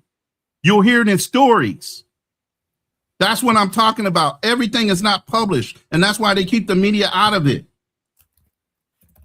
You didn't even know about that. I do, because I was in 1st Battalion, 4th Marines. I know about that unit. 8th Marines itself was disbanded for that. It was dishonorable. So there's another set of rules. Hold up. You killed people, you cut off their ears, you did that, and they were disbanded. What the fuck? And prosecuted. I'm looking at it. Only one person. If they were all disbanded and all of them done, one person. Yeah. One person. Do you know? Hold up. Let me explain, because you just asked me. I didn't know about who was the one person prosecuted and why. I have it right here. William Calley. And you are talking about, when you said The Walking Dead, you are talking about the Lye massacre, of which I said William Calley was the only person convicted. And you know what happened? His initial William Calley was the U.S. soldier who was convicted. But you know what happened to William Calley? Hold up. I'm telling you what happened. He got house arrest. And then after he got house arrest, the president gave him a pardon. Okay. What are you talking about? Hold up. You can't. Jesus Christ. Be quiet for a second. Is he white or black? Is he white or black? You got to look at the history. Is he white or black? He's white. Okay, so he's white and he's killing Viet Cong, who are what? Asian, right? So that's one problem. Two, how come, is he a captain? Is he a sergeant? Is he a lance corporal? You mean to tell me a lance corporal was doing this or a sergeant was doing this and the captain and everybody above it didn't fucking know? A whole unit got disbanded, but one motherfucking individual got prosecuted. Are you fucking kidding me right now? You know how many people are in a fucking unit? Do you know how many people are in a unit? Do you know how many people are in a unit? You just telling me it doesn't matter. You're just telling me that they got away with murder. You're explaining to me that a whole unit was disbanded. No, what I'm saying is the military is, listen, what I'm saying is the military is racist as fuck, is why I started off with a white man. And they're not going to prosecute you to the full extent of the law, because even black men weren't fucking human in Vietnam. Man, listen to what you're saying. You are you're telling me that it is wrong for what Iran is doing. And I'm saying, okay, let's say that's wrong. It absolutely is. Then you brought up and said, oh, there's this unit in The Walking Dead and they got disbanded. And so I look them up. Hold up. So I look them up and I say, damn. And only one person out of a whole fucking unit that got disbanded was prosecuted. The Walking Dead, I'm going to read it. In 1968. How many survivors were in The Walking Dead? I'm reading it. They killed, hold up, let me read this because it says hundreds of Vietnamese civilians, including women, children, elderly people in the village of My Lai. Out of that, because not one person killed hundreds of people. All of them people, you're saying the only thing that happened to them was they was just disbanded. And out of murdering hundreds of innocent people, only one person was prosecuted. And out of that one person that was prosecuted, he was let go. So you can't tell me what Iran does is wrong, because we do it. And when we do it, it's okay. Do you think even Iran's going to disband anything for anything they did? Do you think they're going to do anything? So Iran is Iran is not torturing. I asked a specific question that you could have answered and you didn't. Okay? I said no. The specific strength of the Walking Dead unit was 800 Marines and Naval Hospital Corpsmen. Okay. Total personnel was 2,892 Marines and Corpsmen served in the battalion during its 47-month length. It's only been it was only a 47-month unit. Okay. And they disbanded it immediately once they figured out that the command and control had broken down. Okay. You're still not telling me nothing. If they killed hundreds of people, nobody went to jail for it. And then you're going to tell me Iran is wrong. United States kills hundreds of innocent people, men, women, children, elderly. Nothing happens. And then you want me to tell you that Iran is wrong for bombing somebody in their neighbor? What the fuck? You crazy, man. Hold on. They do what they have to. And you said we not terrorists. Come on, man.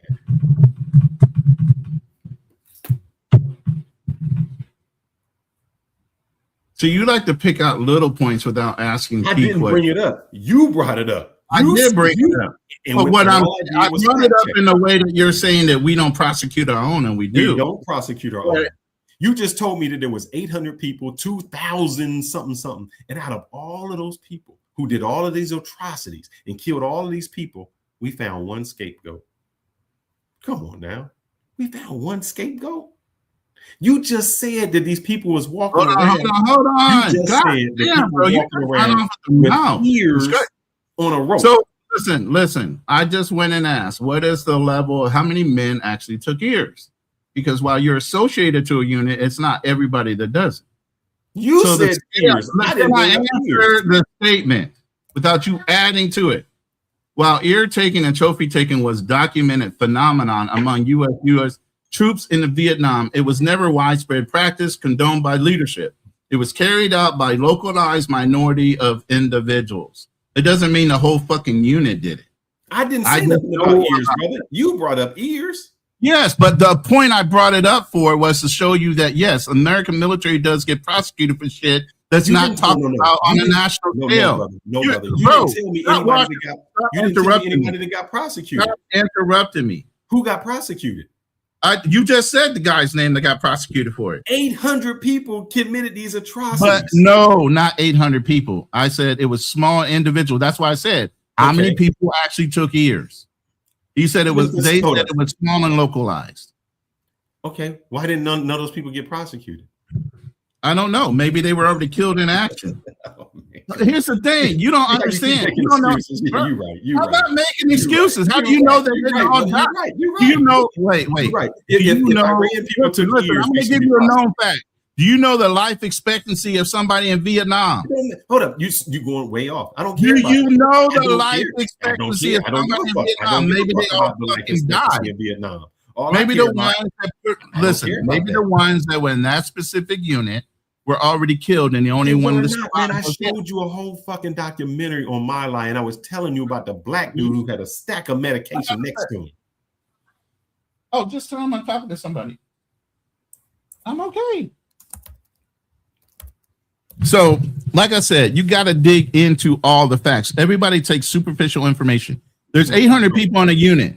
They said it wasn't everybody that did it. Nobody condoned it. It wasn't like an officer was saying, yeah, take all their ears as wartime civil. It was one small unit. A small unit could be comprised of 5 individuals. One individual got fucking prosecuted out of the 5. Right here, man. I'm going to do this. I'm going to show you this. I'm going to speed through. Do you know what a platoon is? Do you know what a platoon is? I'm going to speed through it real fast. Do you know what a platoon is? I'm going to show you. That doesn't mean anything. All I know is nobody's prosecuted. I don't care. A platoon can be 1 people. It can be 1,000 people. But if you committed atrocities and nobody's prosecuted, then you're going to tell me that Iran people should be prosecuted. You crazy. Okay. Look, the reason I did this because I was looking at the PSTD. This is my life. This is everything. I want to get to where he went. Hold up. Let's see. That day in my life, I was personally responsible for killing between 20 and Hold on. Hold up. Let me go. Trying to get away. Hold up. Because I want to show you what the hell he did. And he did not get prosecuted. Let's go to what my black man did. But they was just there. It wasn't hard to kill. It wasn't hard to find anyone to kill. That day in my life, I was personally responsible for killing between 20 and 25 people, about 25 people. Personally. These are innocent. Shooting them, to cutting their throats, to scalping them, to cutting off their hands. Wait, hold up, brother. Wait, there's no, what do I got to do with Iran? What do you mean? I need to prosecute Iran. This dude is admitting exactly what the fuck he did. He just, let him go. Let him Cutting out the talk. Go ahead, bro. I did that. This has nothing to do with Iran. Didn't tell me. Why did you kill them and do that? I just went. My mind just went. Wasn't the only one that did it. What? A lot of other people did it. Who? What? I just killed once I started the training, the whole programming part. Programming, like Ronin? Just came out. Yeah, I know. That's right. Indeed. What was his unit? But you're training. He's part of the Walking Dead that you talked about, my brother. And here's the thing. Hold up. Let me get this off because this is what you. What unit was he in? Is all I asked. 1st Battalion, 9th Marines. What unit? It don't say it. I don't know. All I know is he was part of that. Him and his unit. It's a whole big thing where they killed innocent people. You do realize there's Marines. I'm gonna land my plane. You keep telling me, well, why would they not prosecute Iranians if Iranians did it and these people did it and there's no rules to war and there's no rules to war? And I told you, said it with my whole chest. Like you say it with your whole chest. There are no rules to war. There absolutely are.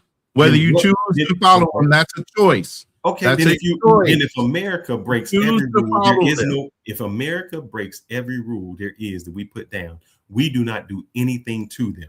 You just told me, we're so innocent, and Iran does this. I never said we were innocent. Stop adding words. You just said, hold up. You said what unit would Iran disband?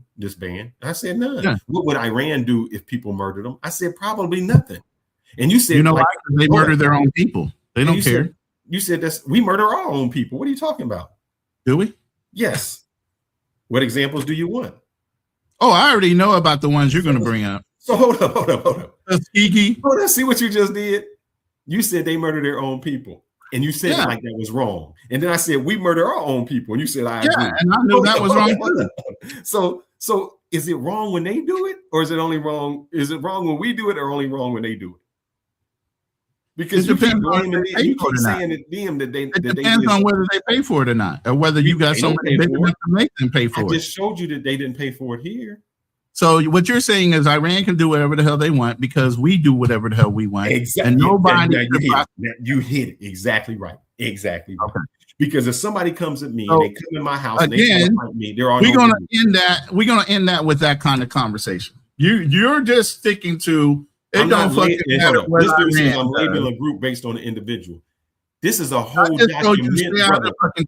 I'm out of the chat. This is a whole documentary of this whole group. This was just one dude. Man, I don't want to hear about no whiny documentary of the dudes who admitting this. So it's not one individual. It was a whole. I'm trying to stay in Iran. You keep wanting to flip over to all the other things that are going on in the past. No. We just hit it.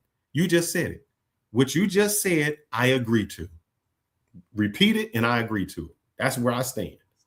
You just said. Do you want to repeat it? So you just said so. Other people can do whatever the fuck they want because we do whatever the fuck we want. Yeah, that's exactly it. That is right. There are no rules. You come at me and you trying to destroy my house and you come into my house. I don't care who I got to destroy to get you out my house. If I got to go after you, if I got to go after the neighbor who supplies you, if I got to go after the cousin down the street who let you use their car to do it, that's who I'm going after. Mm-hmm.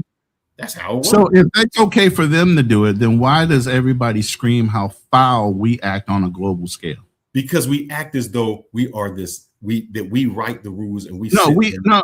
Here's the first time that we ever acted on. Let me finish. I'm answering the question. Why is it? You just said because we act as if we're innocent. I'm answering the question because we put ourselves as the police, and as the police, we have been policing the globe.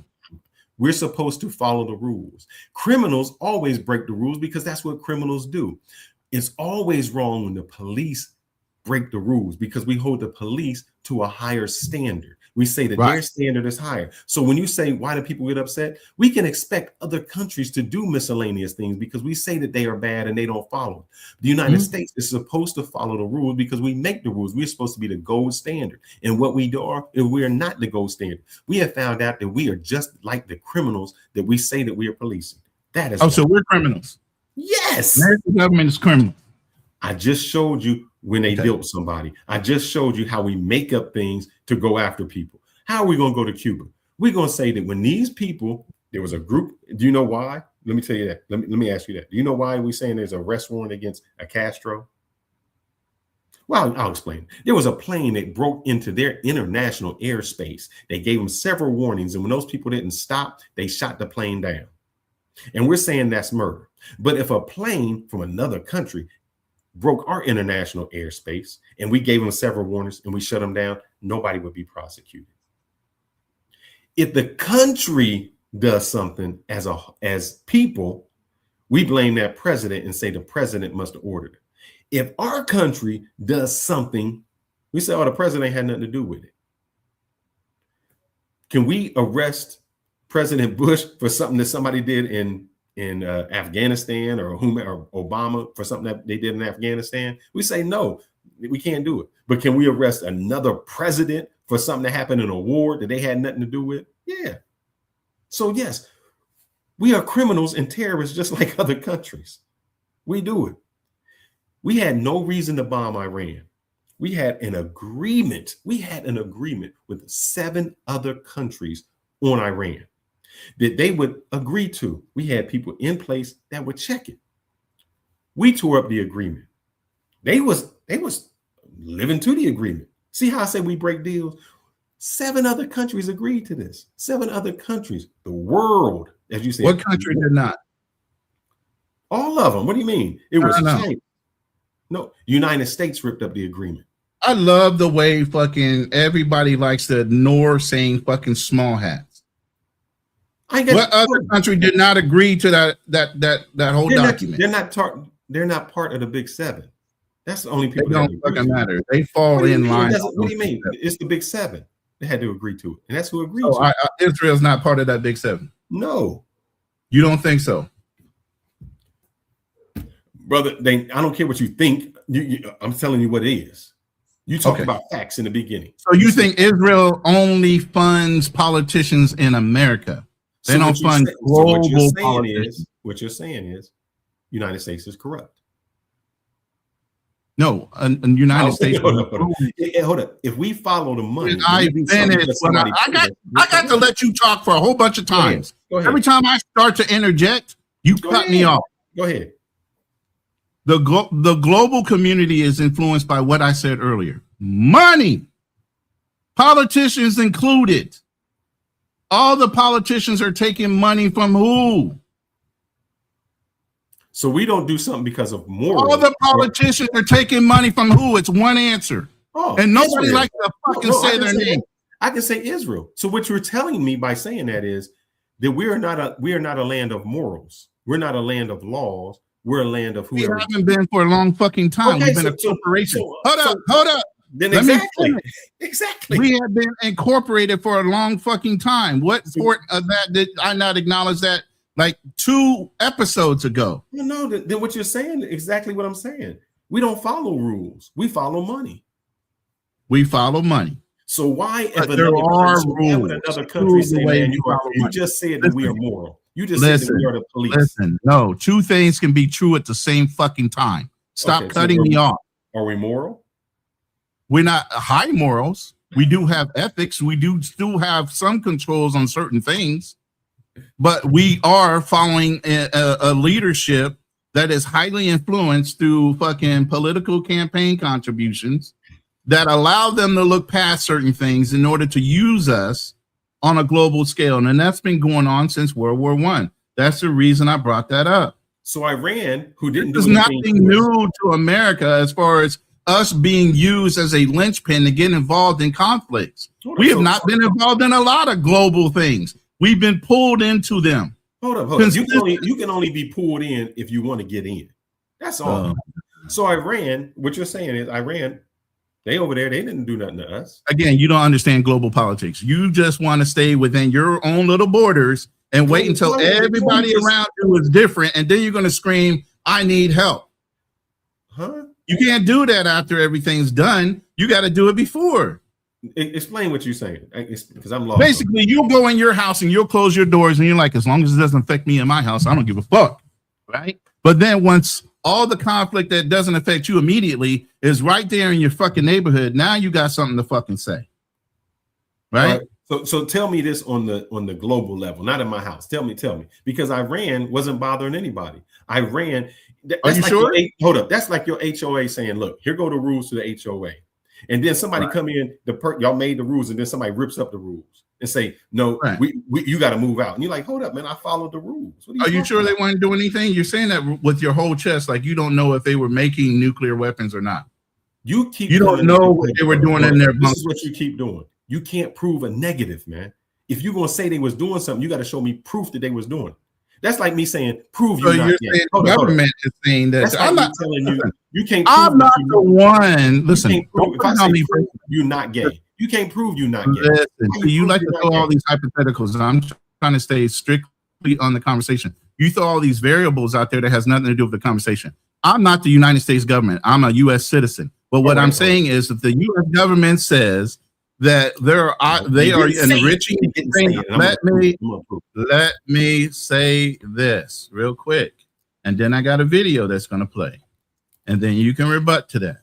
Okay, if the U.S. politicians, and we're supposed to believe the media or not believe the media because people say it's fake news or whatever, the reports out there are saying Iran is enriching uranium against the deal that we have. Incorrect. And I finish what I was going to say. I even set it up the way I was going to say it. I'm going to say something. I'm going to play a video, and then I'm going to let you say whatever the fuck you want to say. But you keep interrupting. God damn, bro. I get you get on your lawyer fucking thing, man, but you got to stop, man. It's not that serious. At the end of the day, it's a conversation. All right. I'm going to set this video up. Be like this. Yes. So this is really the context in which we have to see what's happening with this war in Iran. I think ultimately the goal is China, because unfortunately, America has or key decision makers, let's say, it's not ordinary American people, obviously, what we're talking about here, but some key decision makers in America, influential people that influence American policy, have decided that there should be antagonism between America and China. There's all these, military strategic plans, and China is, in these military plans, described as a key threat, even more important than Russia, which explains some of the unfriendly policies towards China in the past. And it is a parallel development because China, when you look back at the British colonial rule and then Germany rising, Germany was identified as the threat, and then measures were taken, including a Second World War, which shows you the extent to which these planners would go. China seems to be the modern equivalent. It really is a challenge economically to America. But if we only think in economic terms, it's not really something to worry about, because economics is about embracing this, and competition is fine, is a good thing. And if you have the right economic policies, America can really thrive on working with China, as partly happened in the past. But you see also there's something sinister going on, because it wasn't really necessary for America to transfer most of the manufacturing to China in the first place. This reminds me of the American investment in Germany in the 1920s and 30s, right? Of course, massive American investment is taking place in China, and technology has been transferred to China when it was needed and helpful. Now, in many ways, there's not many areas left where China needs foreign technology, because it's very much ahead of the game in a lot of them, not all, but, in quite a lot. But clearly that was very important. So why did this happen? I think it's the same reason why it happened in Germany. If you're planning for World War, you also need to make sure the opponent is built up first to have a proper war. And that tells you about the sort of the goals that are at play here. Do you really think so? It looks like it. I mean, I'm always reluctant to come to these conclusions, but, it was a bit much, wasn't it? The American investment in China, shifting all this production to China for short-term profit. You've got higher margins if we do it that way. Well, you're losing all these jobs and you're creating all these problems for America, for ordinary people, for the middle class, for the country, and for the long term. Why are you doing this? Well, some people were aware of this and still were part of this thrust, and it wasn't slowed down. So it was intentional, but it was unnecessary. It wasn't really necessary to do this. So there were considerations to make sure China would be built up. That actually, you may be getting back to what you said at the outset about, a small percentage of the population has goals that are incomprehensible to normal people because they're so evil. Right. And China is actually an interesting case study to come to that conclusion too. If we look at the earlier phase of Chinese post-war development, when Mao was in charge, yes, it was more or less a dictatorship. It was a communist, more or less dictatorship.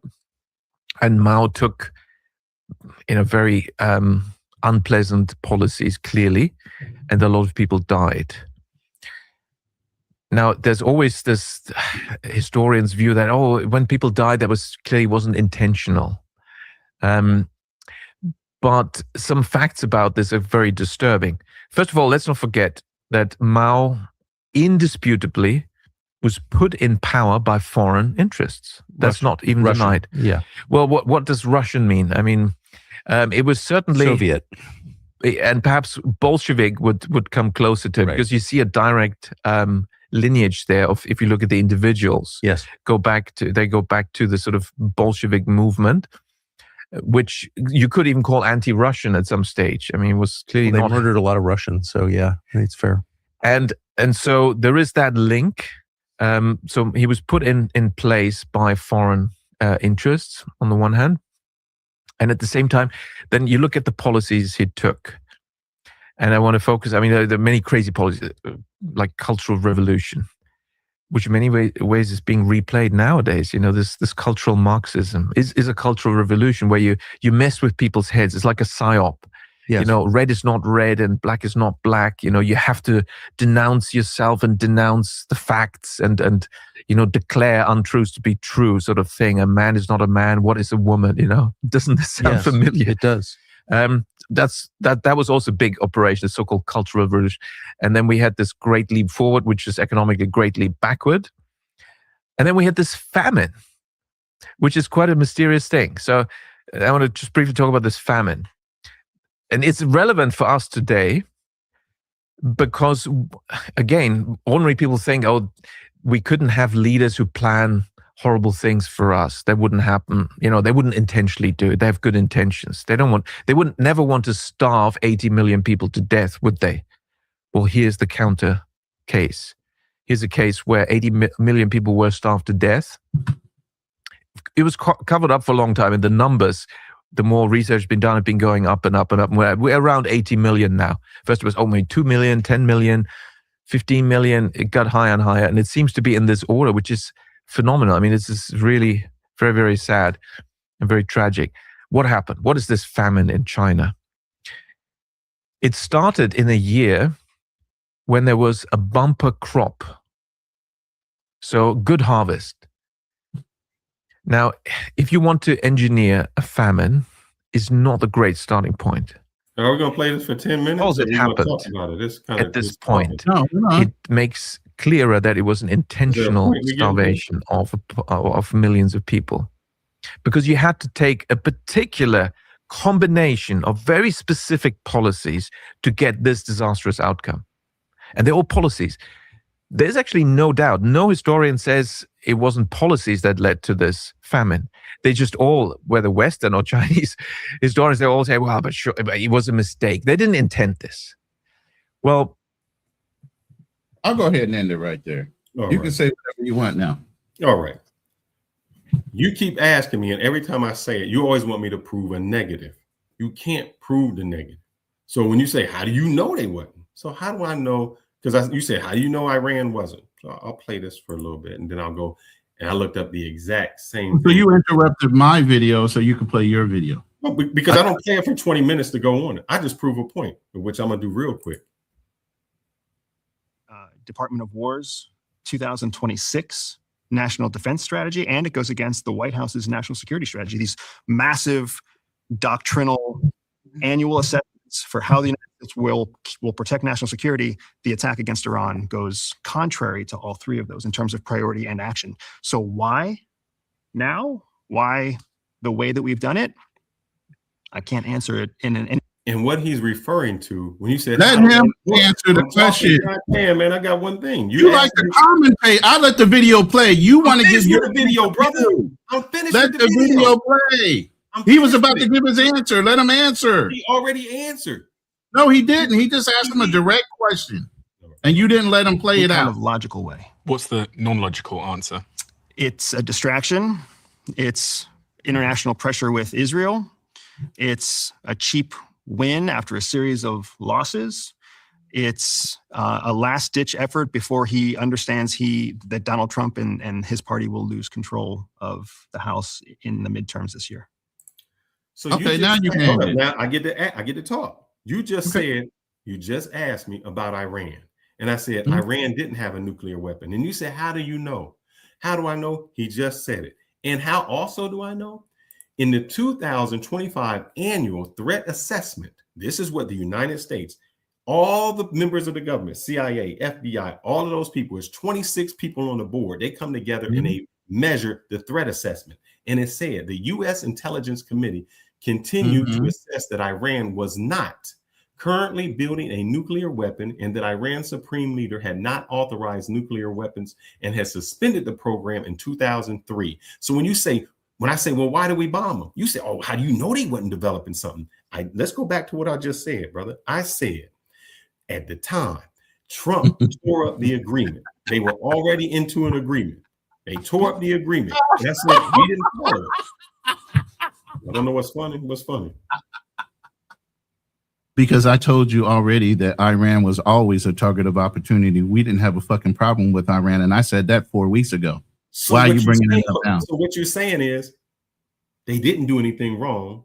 We just bombed them because of Iran. We just bombed them out of opportunity. And then you tell me, we got to trust the United States. Who preempted the bombing? Why did we preempt the bombing instead of Israel bomb? Do you know the answer to that? Why did we preempt the bombing? We didn't preempt it because we bombed. Yes, them. we did. No, we did it first because Israel was gonna do it.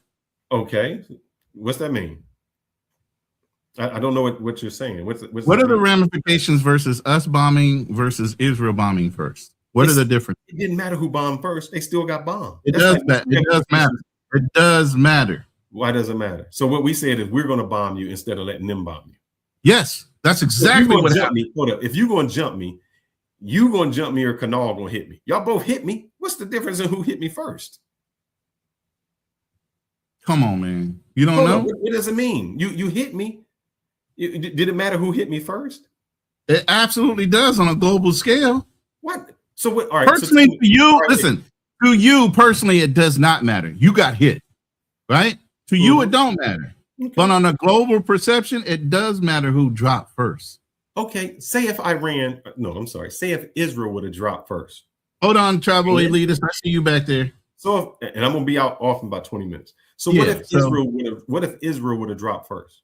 And Israel dropped first. It started a whole fucking religious war type of thing. Done anything. Israel dropped first. Israel dropped first. It started a whole fucking jihad fucking bullshit thing going on. If Israel dropped first. So it didn't happen when they dropped second. What do you mean? They just dropped because second. we were already involved. It didn't matter if they dropped first or second, brother. It doesn't seem like it's a big thing, but it absolutely is a huge thing in the global community. Who drops first? Brother, it doesn't matter who drops first. Because once war starts, this is why you'll never understand. This is why you'll never understand. It absolutely does matter who drops first. Israel is in 6 first bombings, brother. Lebanon. Who else did they bomb? They all over. I'm talking about this specific. You love going back in other situations. I'm talking about this particular instance. Wouldn't have mattered.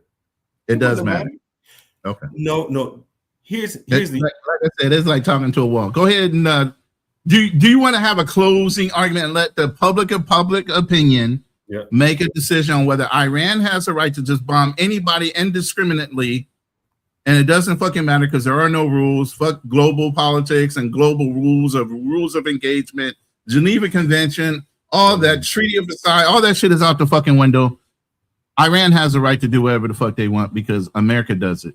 Are you making my closing argument or am I? I'm just asking you, is that pretty much where you're going at? Before I open up. In war, when I fight for my survival, there are no rules. Just like in a street fight.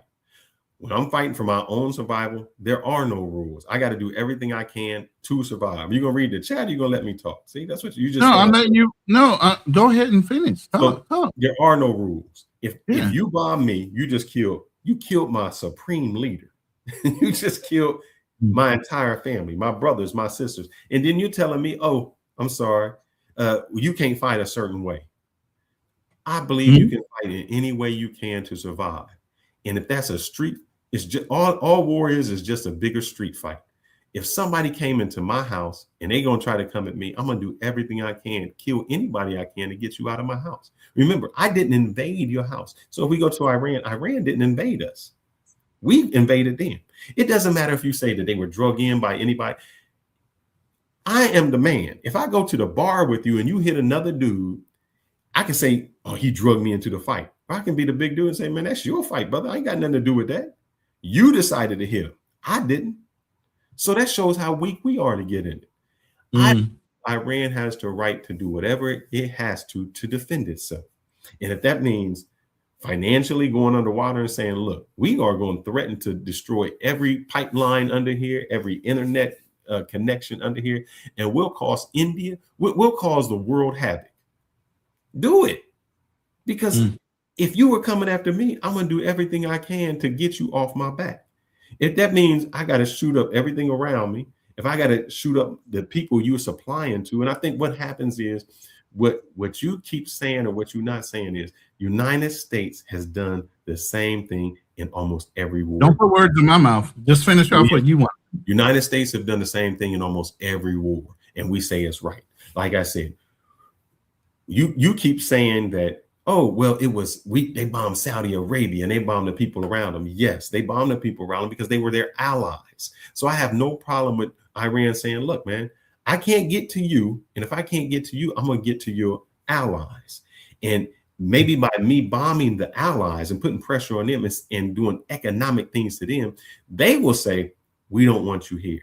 And if we can get you out of the whole region, it's fine. Because remember, Iran isn't over here. We're in their region. They're not in the West. They're there. So if a country says, man, in every country, it's always an alternative way to fight when you're fighting somebody bigger. You are crazy enough to say, take your ass whooping. Nobody does that. Nobody gonna sit back and say, just whip my ass. I'm gonna do everything I can, especially when it's survival for my very existence. In Vietnam, what did they do? The Viet Cong set up a whole nother way to fight. It may have been asymmetrical, but that's what they do. So I believe that if I got to threaten you or even perceive to threaten you to stop you from coming at me, I'm going to do it. Oil sanctions, I'm going to break this down. I'm going to go underwater. I'm cutting cape. I'm doing everything I can to stop you from messing with me. Because remember, Iran, didn't start this. They are the victims of this. And as a victim, you do everything you can to get the bully off your back. Don't be mad if you a bully and you come in and hit somebody and then the repercussions you don't like. That's what it is, brother. You hit me. Don't be mad at my reaction. And I land my plane. Okay. Would you like to play a game? Global thermonuclear war. First point of attack. Straits of Hormuz or internet fiber cable under the water. Okay, attacking the Straits of Hormuz using underwater mines and strike drones. So basically, we're playing war games.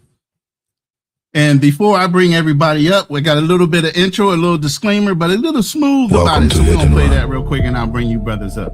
Co-hosted by Ronin Travelers and Fearless Talk. Before we get into today's conversation, we need to set the table. The views and opinions expressed by our guests, callers, panelists, and contributors are their own. They do not necessarily reflect the views, opinions, official positions, or policies of Hit and Run. Ronin Travelers, Fearless Talk, its hosts, producers, affiliates, partners, or platforms. This program is produced for entertainment, commentary, discussion, and educational purposes only. Nothing said during this show should be taken as legal, financial, medical, political, or professional advice. We discuss real topics, real events, and real opinions. But every viewer is responsible for doing their own research, checking the facts, and making their own decisions by appearing on Hit and Run. All guests, panelists, and contributors acknowledge that their voice, likeness, image, name, comments, and views may be recorded, live streamed, edited, clipped, republished, and used in future episodes. Promotional content, thumbnails, shorts, reels, social media posts, and other media connected to the show. Participation also grants Hit and Run, Ronin Travelers, and Fearless Talk permission to use that recorded material without expectation of compensation, royalties, ownership claim, or additional approval unless otherwise agreed to in writing. Now that the grown-up business is handled, pull up a seat. This is Hit and Run, where the conversation moves fast, the receipts matter, and the panel says what it means. Let's get into it.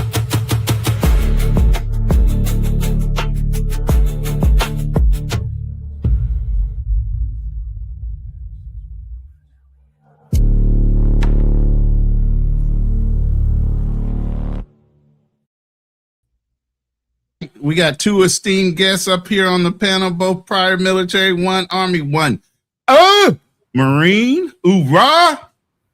Obstacles to Opportunity, and my brother Travel Elitist.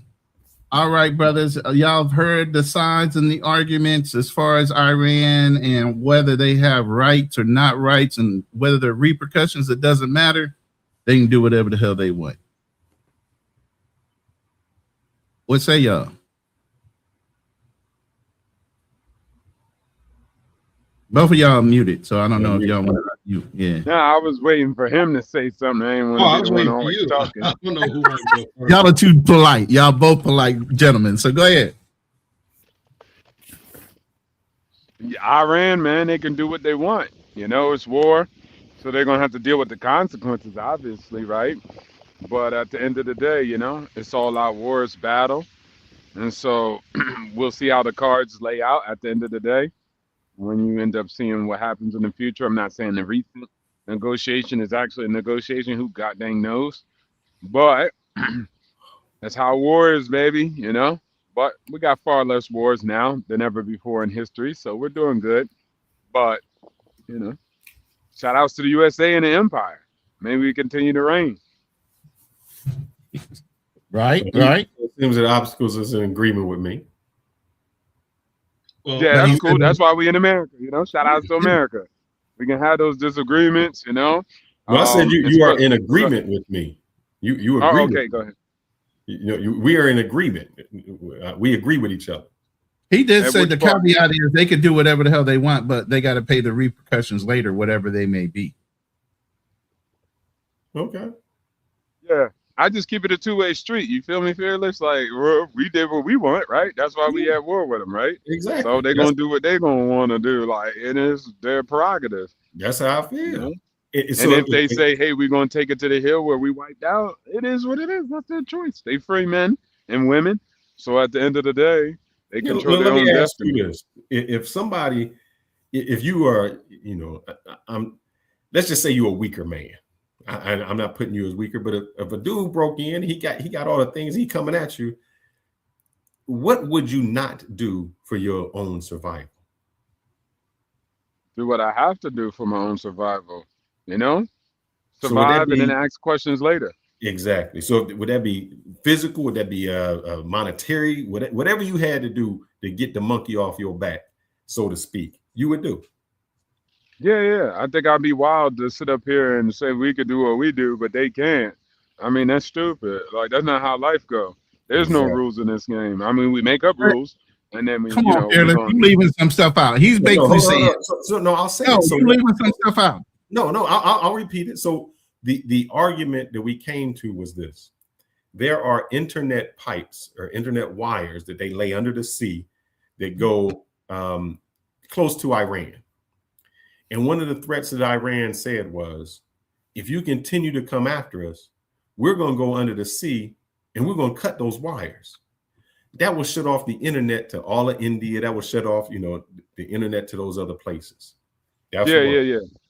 Number two, Ronan said it's unfair that Iran would bomb Saudi Arabia or something like that. And I said, well, when you put bases there and there's allies there, if I can't reach you, and maybe I can't go after you, even in love and war, maybe somebody come after your family, they come after your cousin, they come after somebody else because they can't reach you. Iran is just saying, look, man, you put bases there. We can't get to the United States. So since you aligned with the United States, we're going to bomb them. He's saying it's wrong. I'm saying, brother, if somebody attacked me, I'm doing whatever I can in any strategic thing to stop you from attacking me. And if that is to make your allies your enemies, or at least your allies not aligned with you, I'm going to do it. If I threaten to say, man, if I cut this wire under sea, that's going to block out all of India, and that's going to cost $1 trillion to repair, million, how much ever it is. And that stops you from attacking me. I'm one. Because all I want is for you to leave me alone. That's what the conversation is. Or at least have the executives of those big companies call you up, right? And be like, hey, hold on now. Come on, man. What's going on over there? So my question to you is, I said that was not wrong for Iran to do everything in their power to have their own survival and to make threats however they do, if that means stop messing with me. I don't see it as wrong. I see it as that is their survival mechanism. And once somebody threatens to annihilate you or bomb you back into the Stone Age, you do everything you can not to be bombed back into the Stone Age. And one way that you can hit the United States, because they cannot fight in the United States militarily. So they're trying to go economically. Yeah, no, I get the point. And I maybe if Ronan, you could add a little bit, because how you disagree with that part of it. But my point of view is, he said if somebody broke into my house, right? We use that as an example. So you're going to blow up the whole fucking neighborhood because one person broke into your house. Is my rebuttal to that. So initially, when this whole thing kicked off, and you're very aware, all the Arab nations did not give the U.S. the ability to fly out of their own bases on their countries. They had to fly around their airspace in order to even get to Iran initially, because the Muslim nation wasn't down for it initially. They weren't condoning it. They couldn't stop them, but they weren't going to condone it and say, yeah, you can bomb off our bases, which means, like the U.S. usually does, they throw up a flag and say, hey, we're about to do this. Are you down? Can we use your bases or no? You get what I mean? Rather than violate some kind of treaty or agreement and get kicked out of there altogether, they let them know, hey, we're going to do these things. Right. They're still kind of asking for permission to utilize the bases that they own in their countries. The Arab nation said, no, you're going to have to do it the hard way. You need to come out of Turkey or someplace like that and make that bombing run. We're not going to let you use our bases. They're our neighbors. You know, we're closer to them than anybody else. So fine, out of respect, America did that. They used a base way in the back, and they bombed them. So now Iran, in response, because there are bases that weren't necessarily utilized by the Americans to bomb them, they start indiscriminately bombing the allies that have bases that are Arab or non-Arab, and just dropping bombs anywhere that could possibly be an American base and people that were involved in the initial bombing, which they were all told, hey, we didn't allow them to bomb out of our bases. Now, a lot of these Arab nations stepped back and said, yo, now you're going to FAFO. We told him, and we told the United States, you can't fly through our bases. You still decide to drop bombs on the bases in our countries, which is endangering our citizenry, which we knew we didn't want to get involved in the first place. Don't drag us into your fight. But Iran, again, because they can't fight straight up with us, they try to use tactics of pissing off the globe, right? In one way or another. So now they can't win that fight, so they start dropping bombs. Secondly, we're going to close that Strait of Hormuz and harass everybody because we still can't get our way and we're getting our asses whooped. Now we're going to not only do that, we're going to ransom every tanker in and out of the fucking Gulf, and you're not supposed to be able to get pissed off at us, because all we're doing is fighting back with every last. So you're fighting back and trying to get rich all at the same time and control the global economy and this and that. And it's all acceptable because you got a black eye from a bombing run. Yeah. You see what I mean? You're dragging the whole global. And that's why a lot of the American government, or the not even Americans, that's why the globe is so focus on Iran, because their level of emotional control is to reach out and snatch anybody they can grab instead of get the person that actually caused the problem. Yeah, no, I hear what you're saying. And unfortunately again, I don't think in the terms of good or right. I just think they're doing what they're doing to survive. And then, yes, it might not be a good strategy to survive if it doesn't pan out for them. I'll give you an example. Here in Thailand, the first bombing started happening, basically America to Iran, all the Thai people were like, man, why they do that? Why America do that? That's not cool. Why they doing that? Then when they closed the Strait, and then gasoline became expensive in Thailand, Thai people switched and said, well, that's why you getting bombed. I hope America bomb you even more. So Iran kind of messed up, right? Like people care about themselves. You know, they're conflicted with interest. And so UAE, bombings in their country, which is mostly extremely safe in the world, now they're gonna choose a side. Might go with Iran or might go with America to say, hey, we gotta get these guys out. And so I think we'll see how it plays out. I don't think it was Right. strategies for them, but I'm happy that they did it because I'm from America. And I know so you're outside, but don't- you keep cutting in and out, but we can hear you, but you're cutting in and out. And I know Yeah, my it's bad. 'cause I'm you're- in the Maldives, so the internet ain't all that great. I see the Starlink. environment, bro. I definitely see the background. me? I ain't hating. You feel Yeah. me? So Yeah. I'll stop it right there since the internet's in and out. Okay. Go ahead, Travel Elitist. I know you've heard the first level content. Welcome to the panel. And then also let's get your 2 cents on the Iran's liberty to just go at anybody just because they getting their ass as well. No, it's not that. I think what you guys are missing is the piece is that it's Israel and Israel's desire for the greater Israel project. And that's where this whole thing it's about, because you have to go back to Midnight Hammer when they had that 12-day spill out. It was initially Israel just doing this. Israel boom boom Iran first. Iran didn't do anything. Wait, hold up. Wait, can you repeat that? Midnight Hammer? Oh, because Ronan, you said that they couldn't do it. I'm just okay. Go ahead. Yeah, well, you both keep missing that piece of Israel. Israel ties foot in everything, in our foreign policies and everything. They dictate even our elections, and that's where the problem comes in. They're the problem child for this whole thing. We wouldn't be even bothering Iran in any way, shape, or form. Right. If Israel wasn't involved in our politics or anybody else's politics, because they're sticking their nose in where it doesn't belong, because they want to be greedy and they want to be a superpower. That's the problem. No, but is that Israel's problem or is that United States problem? Meaning, and I say it this way: if I'm a country and I can pay you to do my bidding, am I wrong for that? It's you that follows it. It's not me. You're the person. Well, who follows unfortunately, we do have weak leaders and stuff that goes by it, but it's still the fact of the matter is this is a type of subversion of, I guess we can say, we being invaded and stuff, and we need to do something about it, and we ain't doing something about it because who's also part of that? It's not such much as the country; it's also the Jewish billionaires that are in our country that's also dictating this as well. Because the whole reason you got this infographic that's up right now. Exactly. They're on both sides of the house, and we can't do anything about it because our leaders are corrupt. And that's the problem. And you can say, yeah, we allow it to corrupt, but when you use money and power, it'll corrupt anybody. It'll corrupt just about anybody. And we need to do something about it.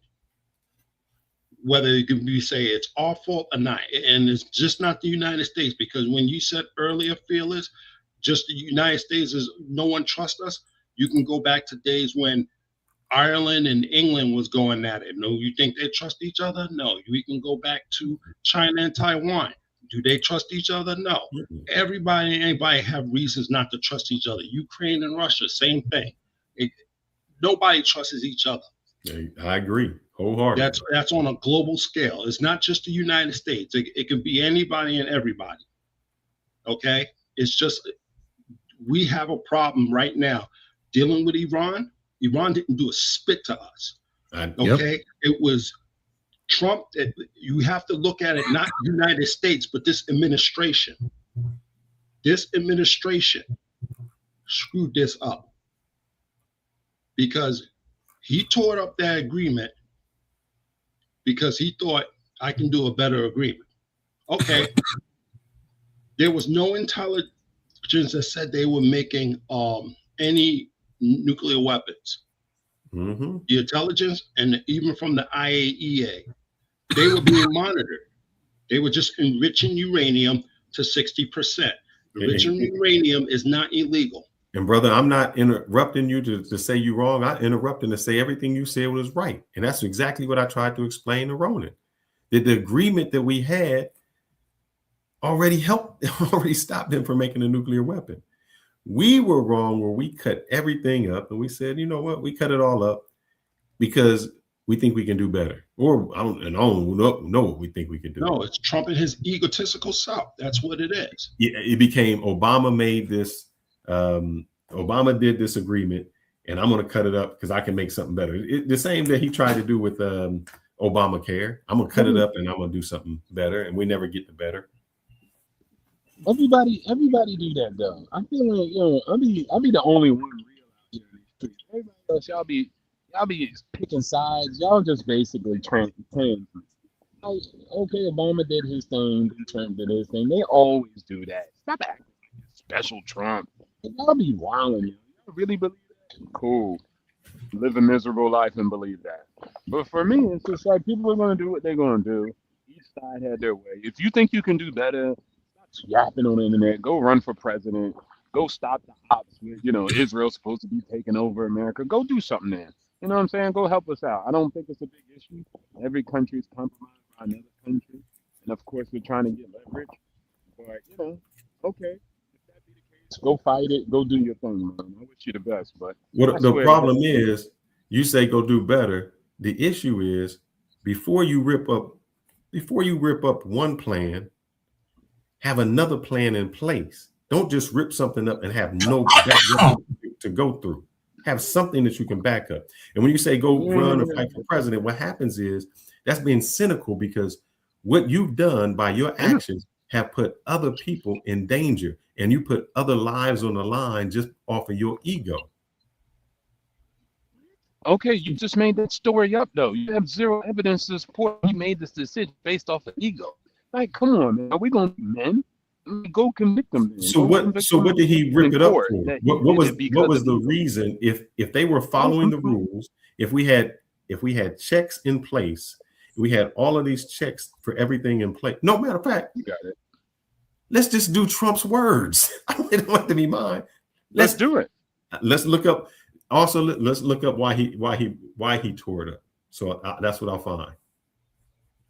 All right, cool. But okay, you disagree. Like, leave me alone. Like, I mean, like, and people agree with Obama. And I'm not here to cape for Obama. I'm just saying, all y'all just go between sides. Man, Obama had the strategy. No, Trump had the strategy. But it wasn't. No. Let me take that back. It wasn't Obama that had. And y'all all say something. It was seven other countries that agreed to it. It wasn't just Obama. It was 7 other countries that agreed to it. It wasn't Obama. And I just told you there was one country that doesn't even matter that did not agree, and they were going to drop bombs anyway. So we had to preempt that. Can you two gentlemen explain to him why it's different if America drops a bomb versus Israel in the Middle East drops a bomb on that same country? Can y'all try to make him understand what the difference is there? Yeah, I get what you were saying. Yeah, of course, right. Israel drops it. One, they're in the country and the region. One, they're not us too. So at the end of the day, it'll be very different. And then, of course, like you were trying to say, is make it out to be a religious war versus just like what a power war is, right? Coming from us, especially. That's right. So diversified. It's not like a Christian nation attack. It'd just be big, powerful, bad America versus Israel take on to a whole different nuance. So I see that. But I get what Fearless was trying to say. Hey, bro, it don't matter who.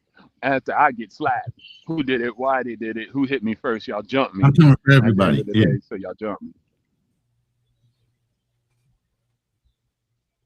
Yeah, I pretty much agree with what you just said. It's this one's going to be based on religion.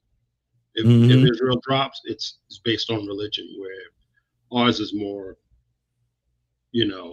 political American or politics or money or political, or we got attacked or something. Yeah. We respond. Even though, like I've always claimed, that was a target of opportunity for us. We don't really care. We don't need anything from Iran. That was more just a preemptive thing to prevent Israel from being the one that's full blunt in the crosshairs. But Fearless, go ahead. You were muted earlier when they stepped in. He said, why do we tear it up? I'm looking here. I can bring it on. Trump said, I am tearing up the agreement because I want to halt Iran's nuclear ambitions. That's what he said. So he wants to halt them. Yet the assessment that is done every year, the 2025 U.S. annual threat assessment that was done, stated The U.S. Intelligence Committee continued to assess that Iran was not currently building a nuclear weapon, and that Iran's supreme leader had not authorized the nuclear weapons program that was suspended in 2003. That isn't Trump. That is 26 people in the 26 government agencies that come every year. You know it. So maybe you know it better than me. Nobody was arguing that point. Because Obstacles knows this probably better than me. It isn't just a book that they make up that says, oh, this is what. Can you explain what the U.S. annual threat assessment is? And if they come up with something that says Iran isn't doing it, that means— I just told you that the same thing that Travel Elitist just said and alluded to, that we were missing that one key point, and I just said they preempted the drop, but he said it better.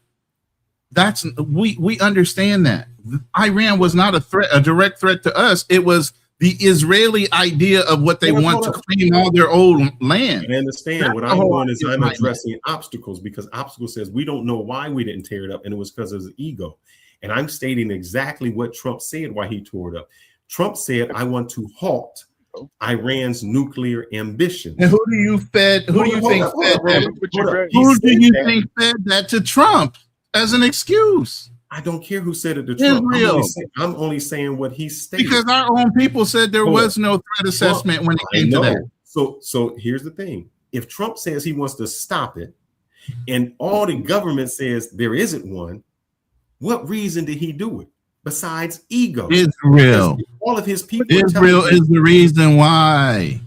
But if I'm addressing Obstacles, I'm not saying what you're saying is incorrect. Look, Fearless, you're shooting your argument in the foot, bro.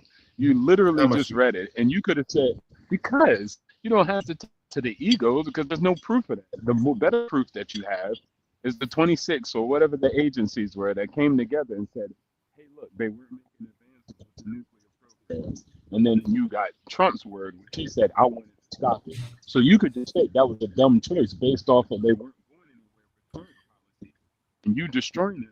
So you just made the reason I'm not destroying the argument is that was the perk argument. Hold on, the moment you say say this is my ego, well, this is my opinion, because his emotions. I'll say this is my opinion. But what you did is you read off facts and then mixed them with. I'll say my opinion, but my opinion is based on this: the fact that when Trump came into office, he looked at everything that was done by Obama and tried to reverse it, whether it was good or bad. He wanted to reverse it. So why would you reverse everything done by another president if it's not based on something inside of you? I don't want Obamacare. Well, why not? Well, you got a plan? No, not really. I don't want the nuclear agreement. Okay, do you have a plan? There's something better? No, not really.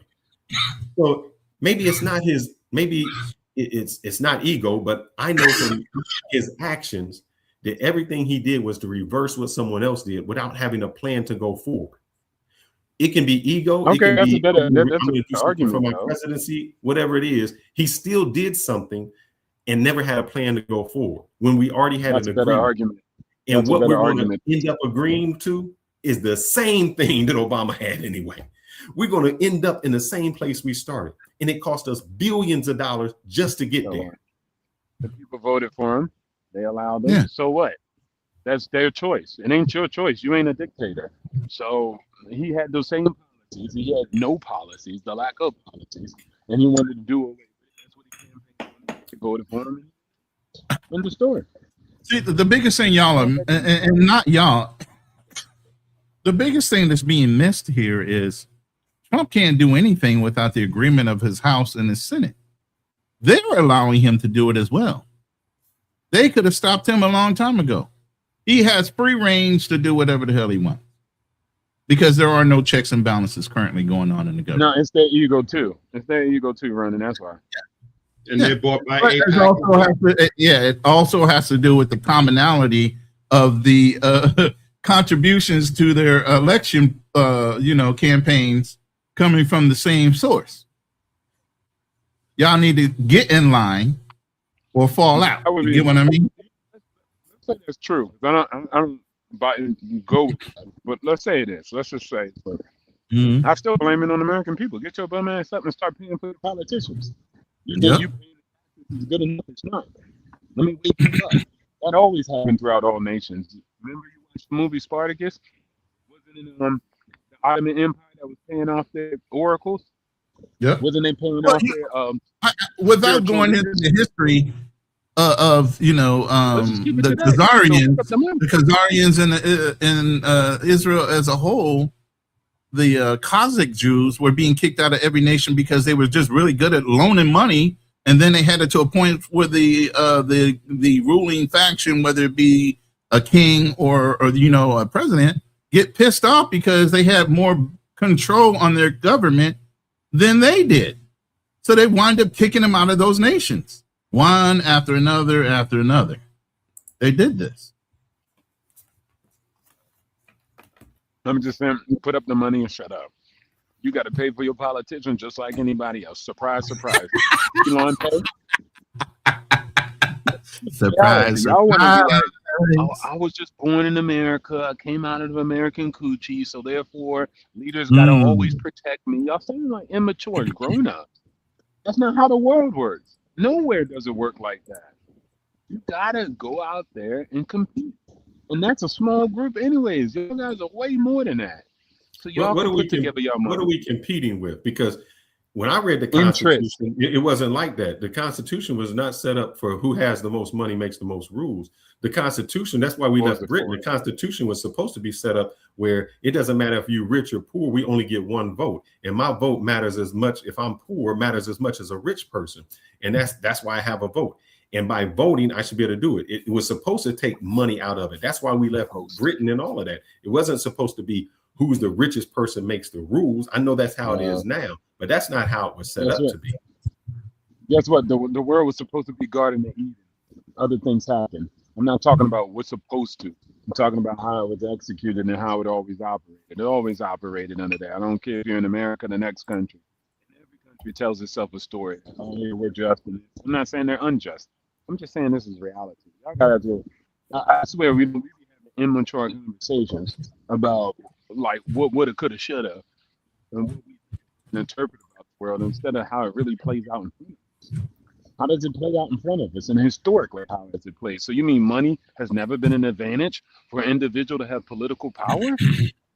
Show me one nation that was like that, where you had money and it never mattered inside a political construct. The whole reason why it is. It's called oligarchies.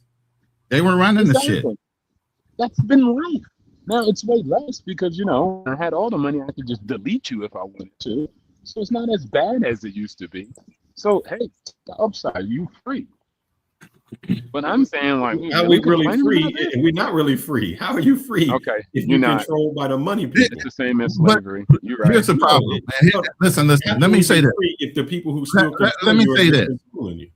Kennedy was the last president that acknowledged that there is a fucking issue and kicked them out of the situation. And then they doubled back in and the politicians allowed that money to come in. Now it's up to the American people to start holding politicians like that accountable. And now they're saying, hey, if you're part of AIPAC, we're not voting for you. Get the fuck out of that shit and run on a legitimate campaign without being outside influenced by a country, because it's not really individuals for the best of people in America. This is on a global scale. AIPAC is all over the Europe too. It's not just America.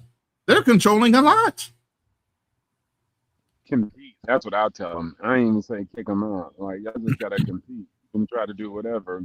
But also too, what happened to that guy? He got skitty pop, didn't he? And then what did people do nothing about it? They went to watch movies. They went to go masturbate. They got high. They did drugs. So that's because they all wanted it. He had pissed off a lot of people. He had pissed off the mob. He pissed off the Jews. He pissed off a lot of people.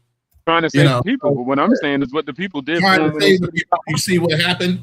They let it go on by his way. They didn't fight for what his initial ideas were. Nope. And they just abandoned the status quo. They went ahead with the status quo. So does it matter? What did they say? The nail that sticks up gets the hammer.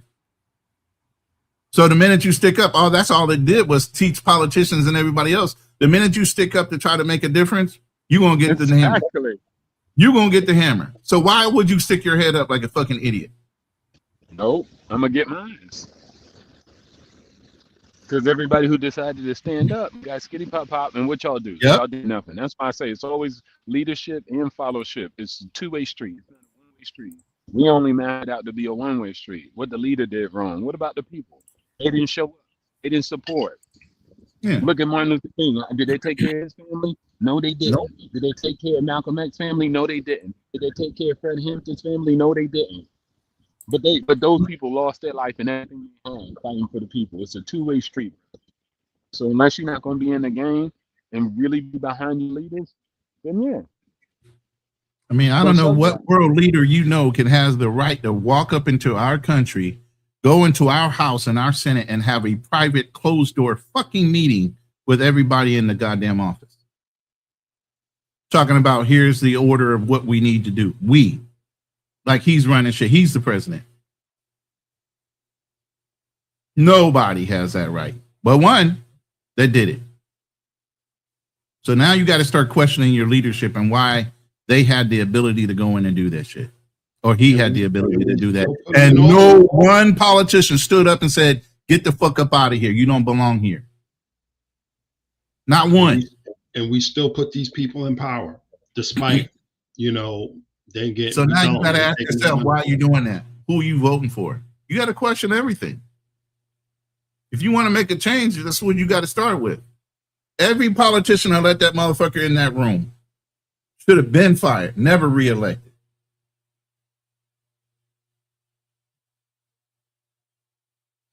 Somebody say you stole the election fair and square. By the way, let me read the one super chat that came in, and I appreciate him because he hasn't been in our room in a while. He's been studying, he's been dedicating himself, and kudos to him. Just John, appreciate the $5 super. He said, "Yo, Ronan, fearless. It's been a minute, brothers. I took a break from social media for a semester to focus on my self-improvement. Hope y'all have been blessed." I appreciate you, Just John. That's a great thing to focus on. Is yourself, self-improvement, your health, all those things. We definitely, our room and our mentality, all men here, we definitely condone, you getting ahead in life and starting to focus on yourself. And by the way, I got little super chat videos. I'm not doing the little girl thing, but hey, I'm going to do this. And yeah, Support I'm a just little came buffer through. than I'm supposed to. Salute to the chat. We appreciate that. Yeah, the room just lit up.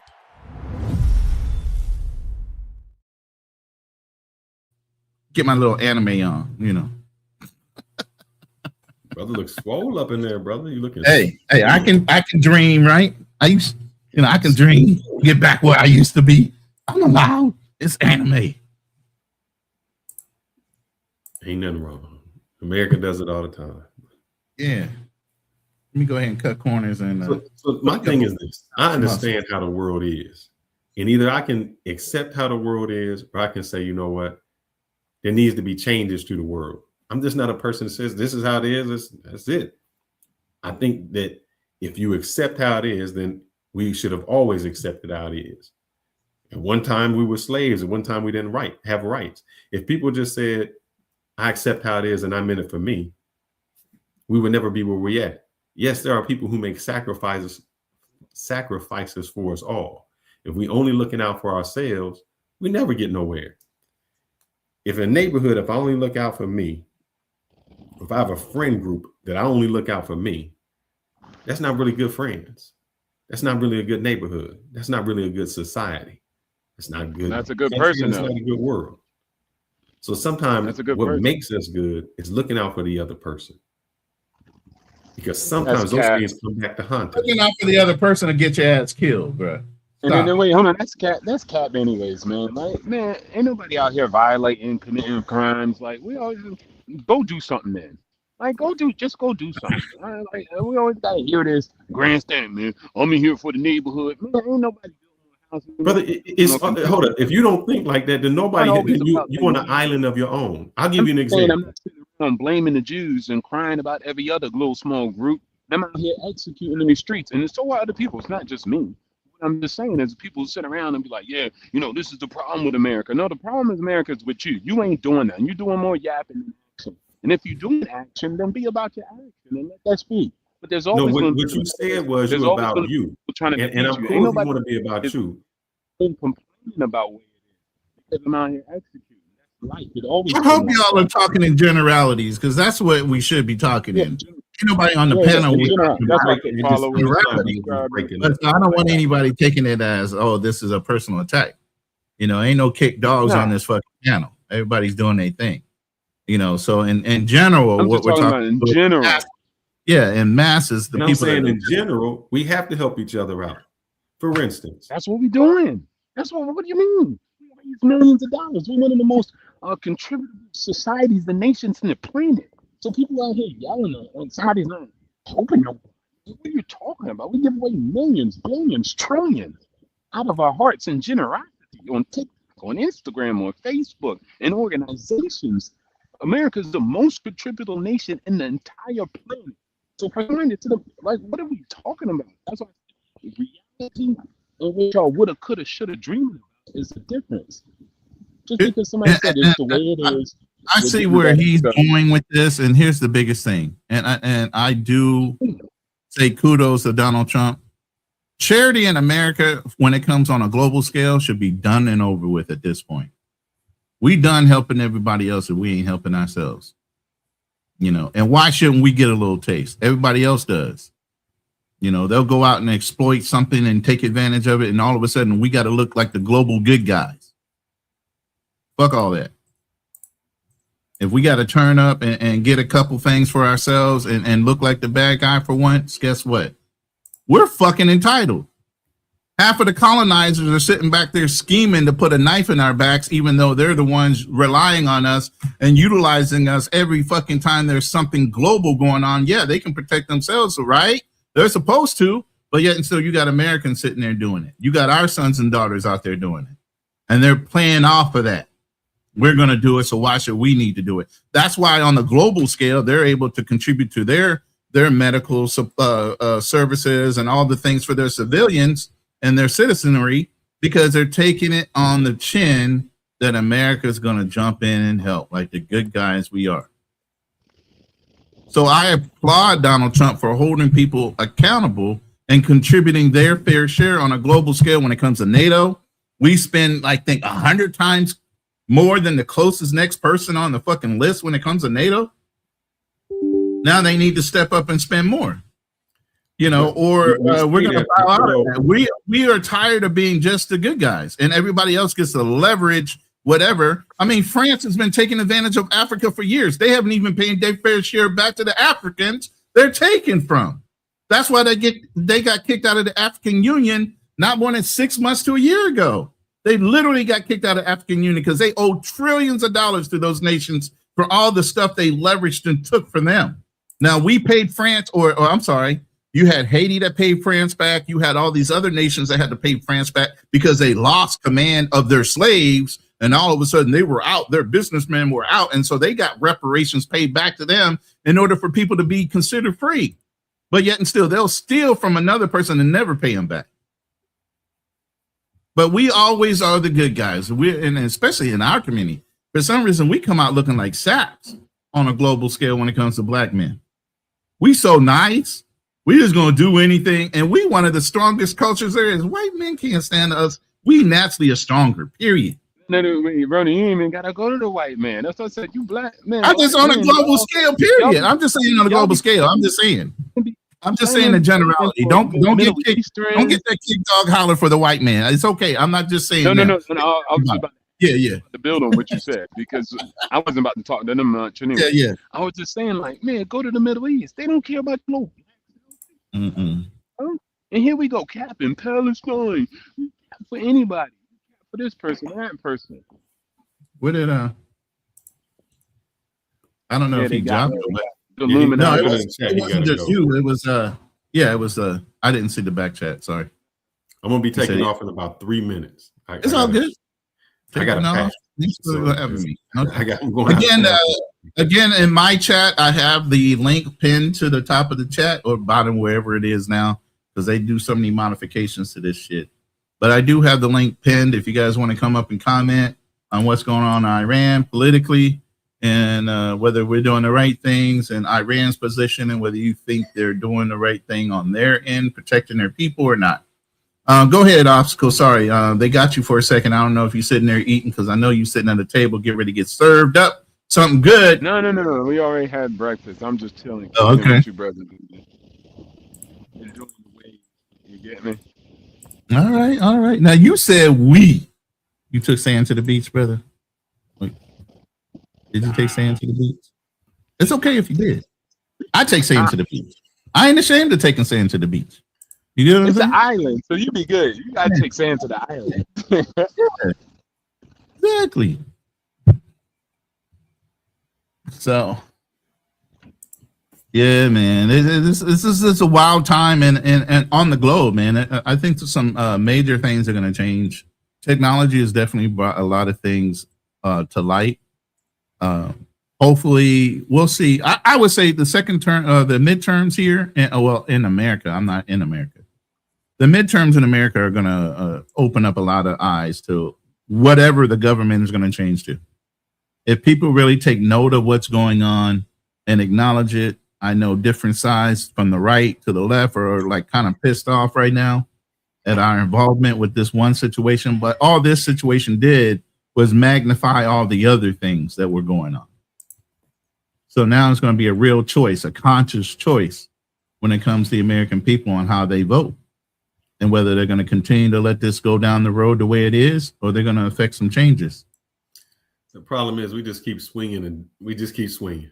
We go from one extreme left. That's all you can do, man. You can't give up. You got to keep swinging. No, I mean, but I'm saying it's swinging from extreme left, then extreme right. We never find a middle ground where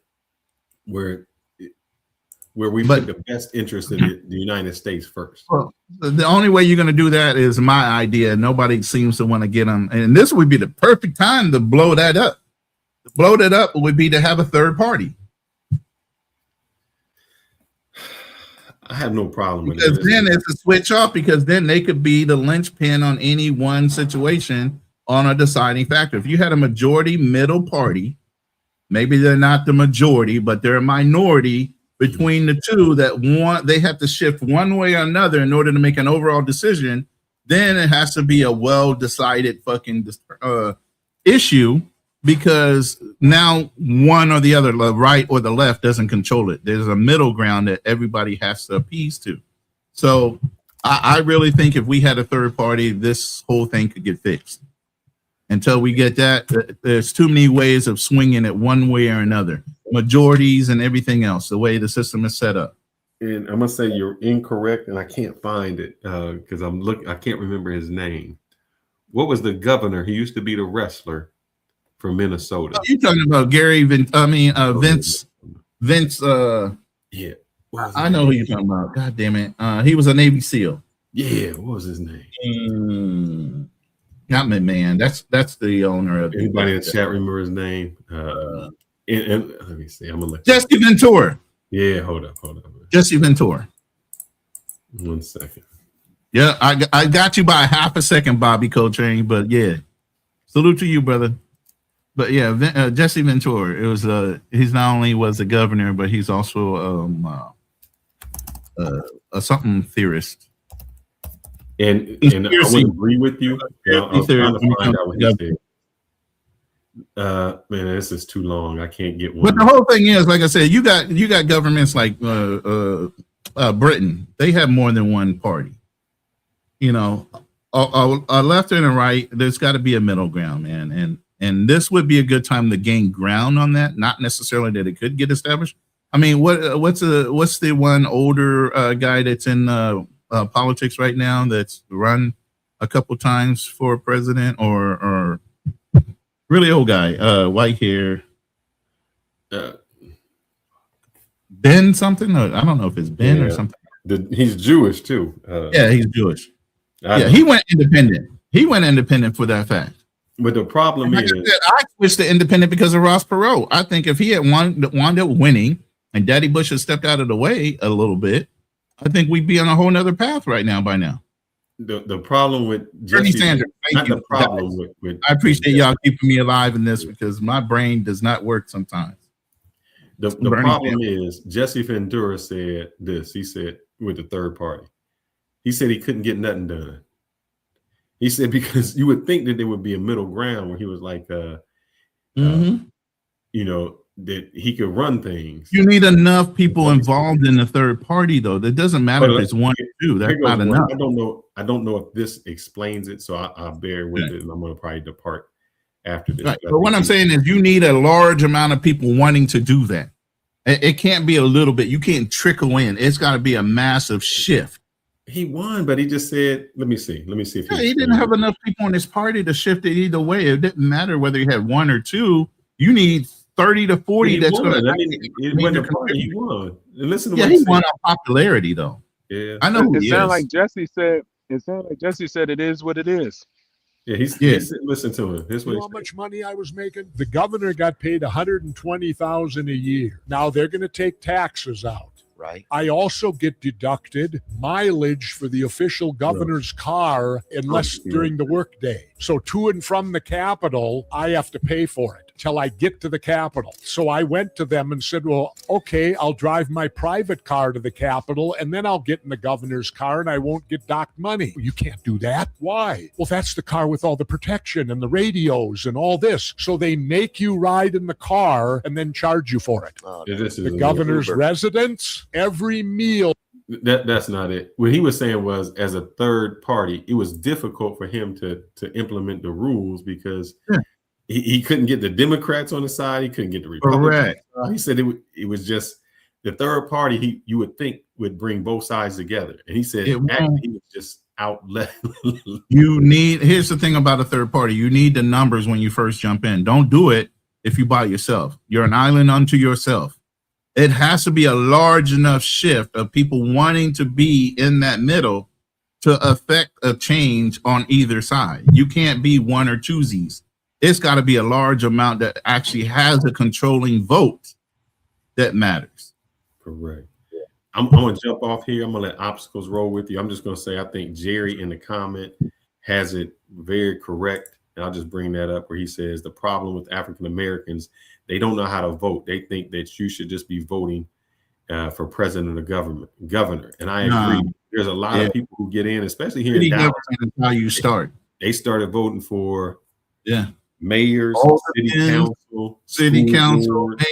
Yeah, all that is where it counts. Yep. Ground floor. You get everybody the city government, then you can move up to the state government, and then you might be able to go federal.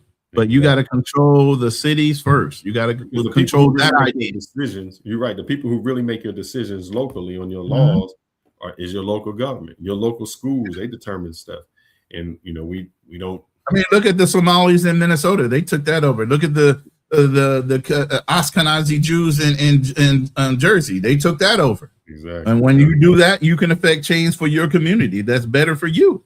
Exactly. If you don't do that first, you can't even look on the. We try to jump instead of crawl before you walk. We try to leap to fucking running sprints at sub 10 fucking second 100-meter fucking dashes. We can't do that. You got to start off small, and you got to be able to learn the system, walk through the system, start on city government level, and work your way through, and demonstrate it can work on that level. Then it can get to a point where it can go governorships and controlling it that way. But if it doesn't work on the city government level and you haven't gotten control of that, you can't ever get it too big to where you can actually make it effective on a federal level. Exactly. And with that said, I'm out, brother. If I gotta get some packing done. I hate laughing. Yeah, I saw your little videos on your reel, man. You and your daughter driving down the road, man. That's cute. And she's fearless, literally like you, man. I see her with the little animals. She ain't scared and crying. She trying to feed the animals just like you on your lap. She had no fear with them animals licking on her hands or nothing. She was like, most people like, get it off of me, it's messy. That no, not your daughter. She was trying to jump on the animal. She was like, shoot, that's a bull. Let me ride him. I got something for him. He got mad when I was like, no, we gotta go. So yeah, she was rolling. Yeah, fellas, I appreciate it, man. Your meal looked good. I wish I could have some, but in about 2 days, I will be enjoying that island life myself. So where you going? I got to go to DR for like 3 weeks. We island hopping. We're going to DR. We're going, the wife's family there. So we're going there. We're going to PR and then heading to Cancun on the way back. So PR is that's where I cut my teeth, is PR. So a little traveling to do. I'm trying to go to a few cigar factories and some places. Trying to release some turtles and some other places and little stuff like that. Man, go ahead and enjoy it. Then we got a long trip planned overseas, so we'll do that in July. So, there's no rest for the word. No, those are enjoyable trips, man. You can't say yeah, this is where you blow off that PTO time. Ain't like you can get credit for them no more. I didn't do any last year, which is crazy, man. Bad. Yeah, people like you usually don't. Yeah, man. They get mad where I work at, man. They get mad if you don't. They believe in work-life balance. So I think when I went to Thailand, I just had to. They made me. They didn't make me go to Thailand, but I took off the last. They turned off your laptop or something, didn't they? You had no access. They turned off your assets and shit and everything. Like, yeah, you gonna have a vacation whether you like it or not. Yeah, they shut me off. And when I went to Thailand, I was over there. I was over there 2 months. I was over there from a couple of weeks before Thanksgiving to almost the New Year. They're like, nah, brother, you got to go. We need you bright and early. So they make you do it. So this time I'm trying to make sure I don't burn out. Enjoy. Yeah.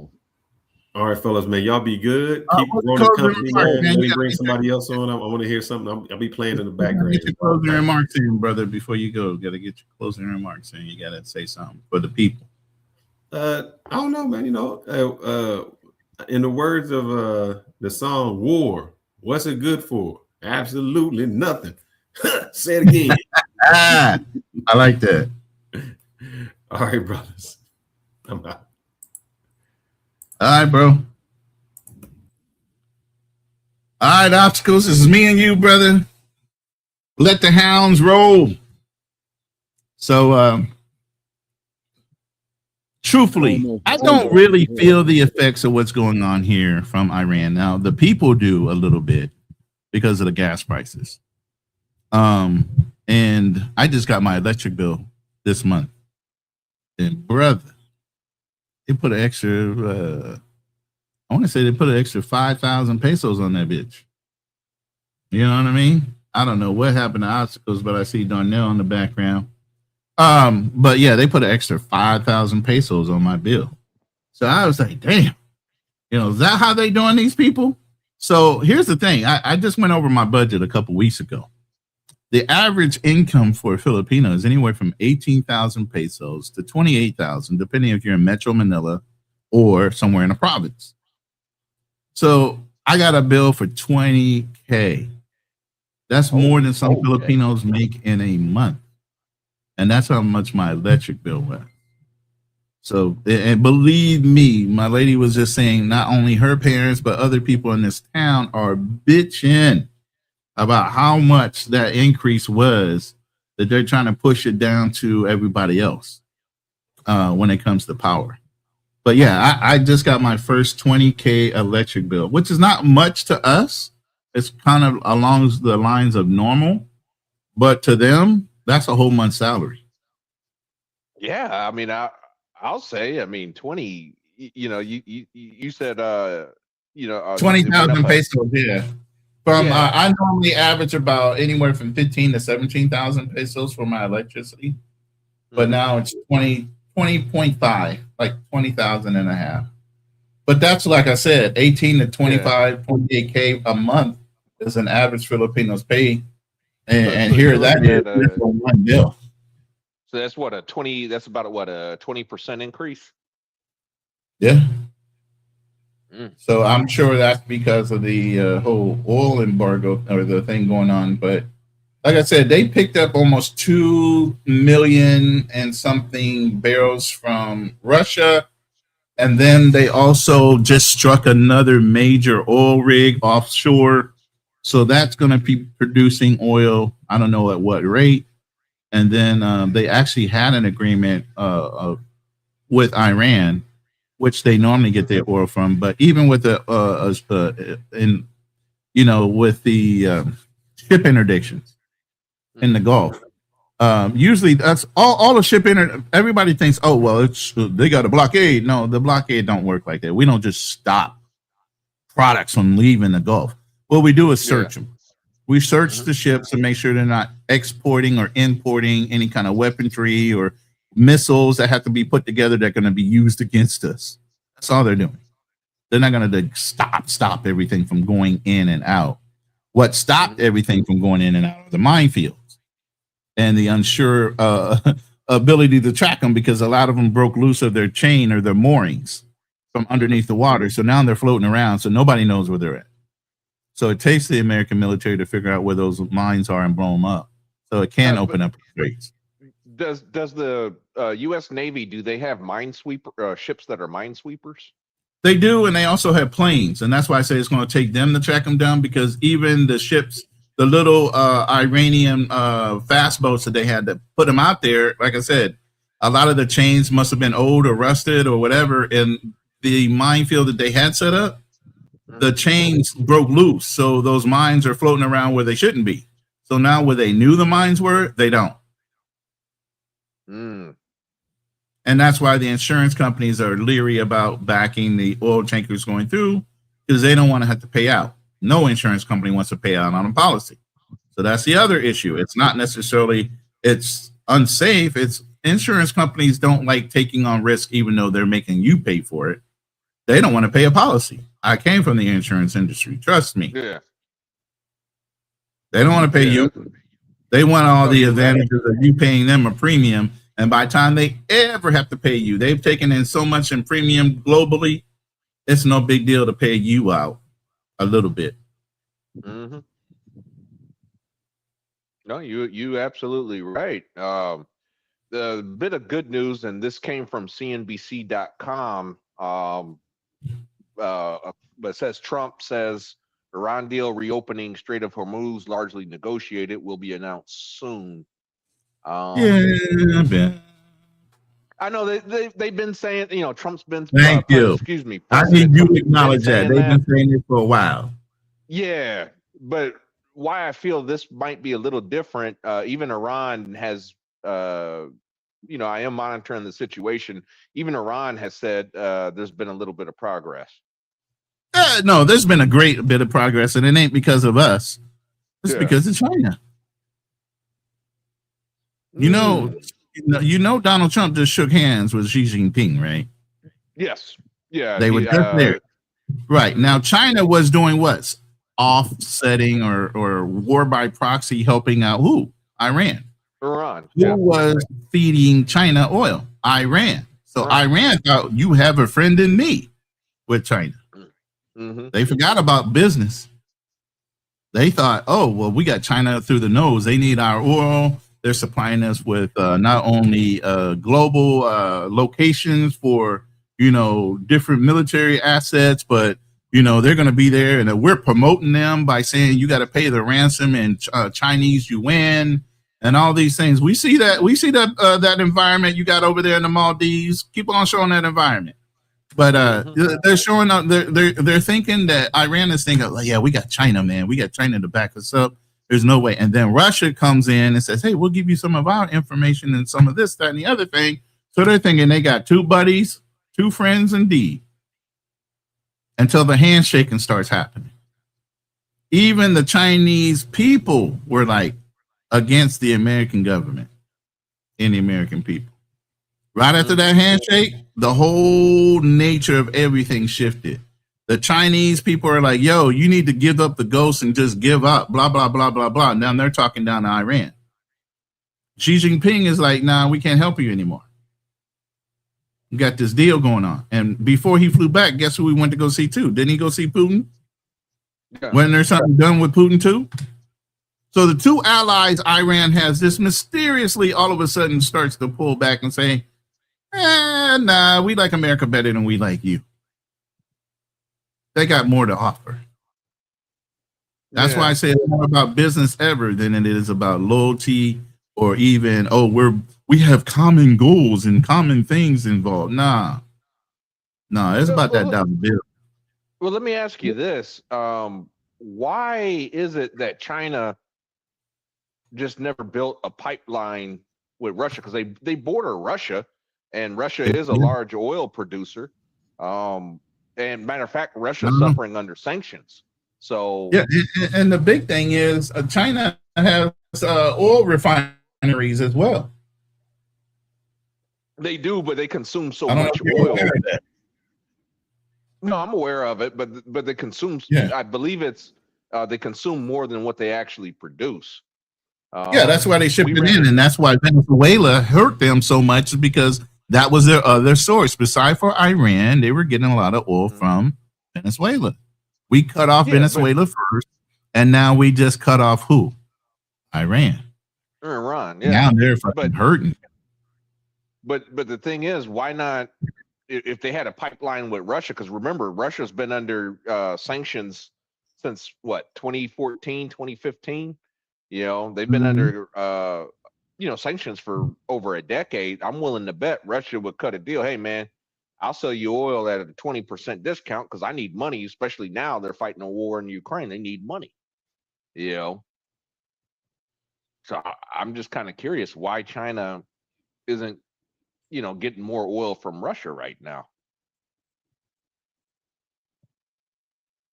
Hold on one second. I got something I wanted to play, and it came to mind when you were talking, so I'm just kind of looking for it. Go ahead. Mm-hmm. Yeah, I got. I know you were over there walking the earth over there, obstacles. Let's see some of that environment, bro.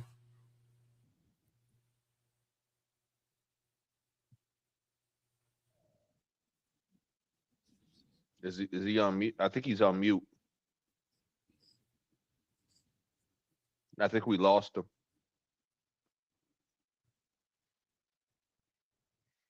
Yeah, but let's see. But yeah, I mean, I'm look. I got a map pulled up.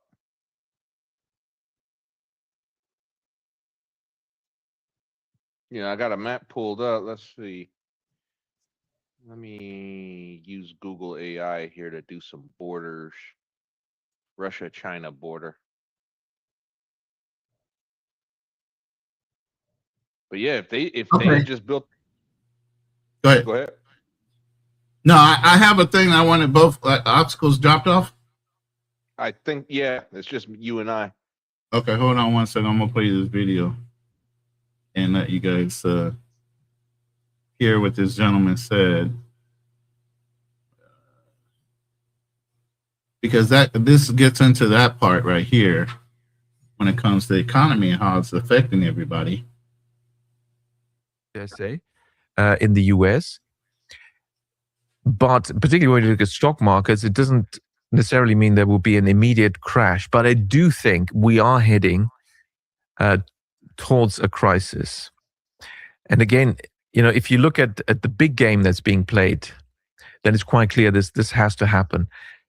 If the working hypothesis is that there are forces out there that want to dethrone America, yes, and they may be active in America, even these forces, no question about it. And that means also dethroning the dollar, and that would explain why China actually had been strengthened with American investment in the past, because you're building up this opponent that can help take down America.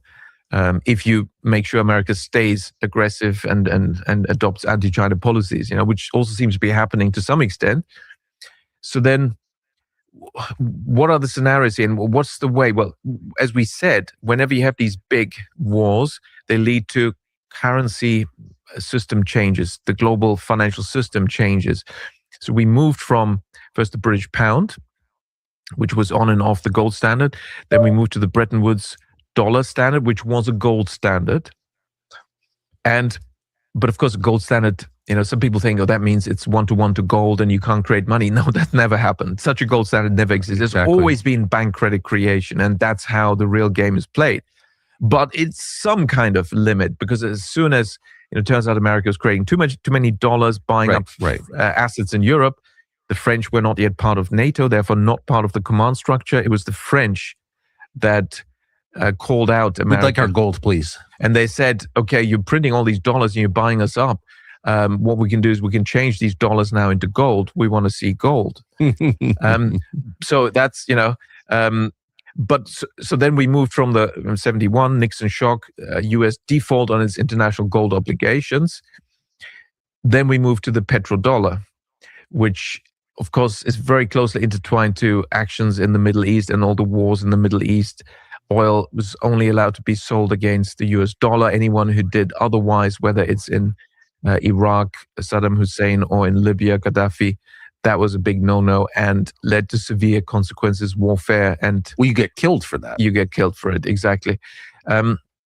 So what's next? Because also when the last, when the Nixon shock happened and we moved from the gold dollar to the petrodollar, there was also inflation. Inflation is a good camouflage that, it sort of makes it easier to rearrange the monetary system.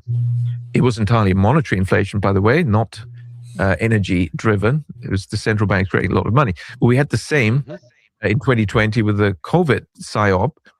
Money creation by central banks, no economic rationale for this whatsoever. It was clear 18 months later we get inflation. As a result, that's what happened. So it looks like we're, now we could be, it looks like we're heading into the second run of inflation. It's still early stages, not entirely clear, but that would be my guess without having yet the necessary data. But I think there will be a second bout of inflation. But we already had the first bout, and it indicates that we are in this phase of running up towards the next rearrangement of the monetary system. What is it going to be? Well, that seems to be increasingly clear. It's going to be digital, based on digital identity. And I think we therefore should oppose digital ID on all fronts. We're humans. We're not digits. We have digits, 10 digits, okay? But, we should not subject ourselves to this. So that's what I wanted to ask you guys. How do you feel about that? That's been rumored before about everything turning into digital currency, not only Bitcoin, but our US dollar. They have the USD coin or whatever that's a 1-for-1 exchange for the American dollar.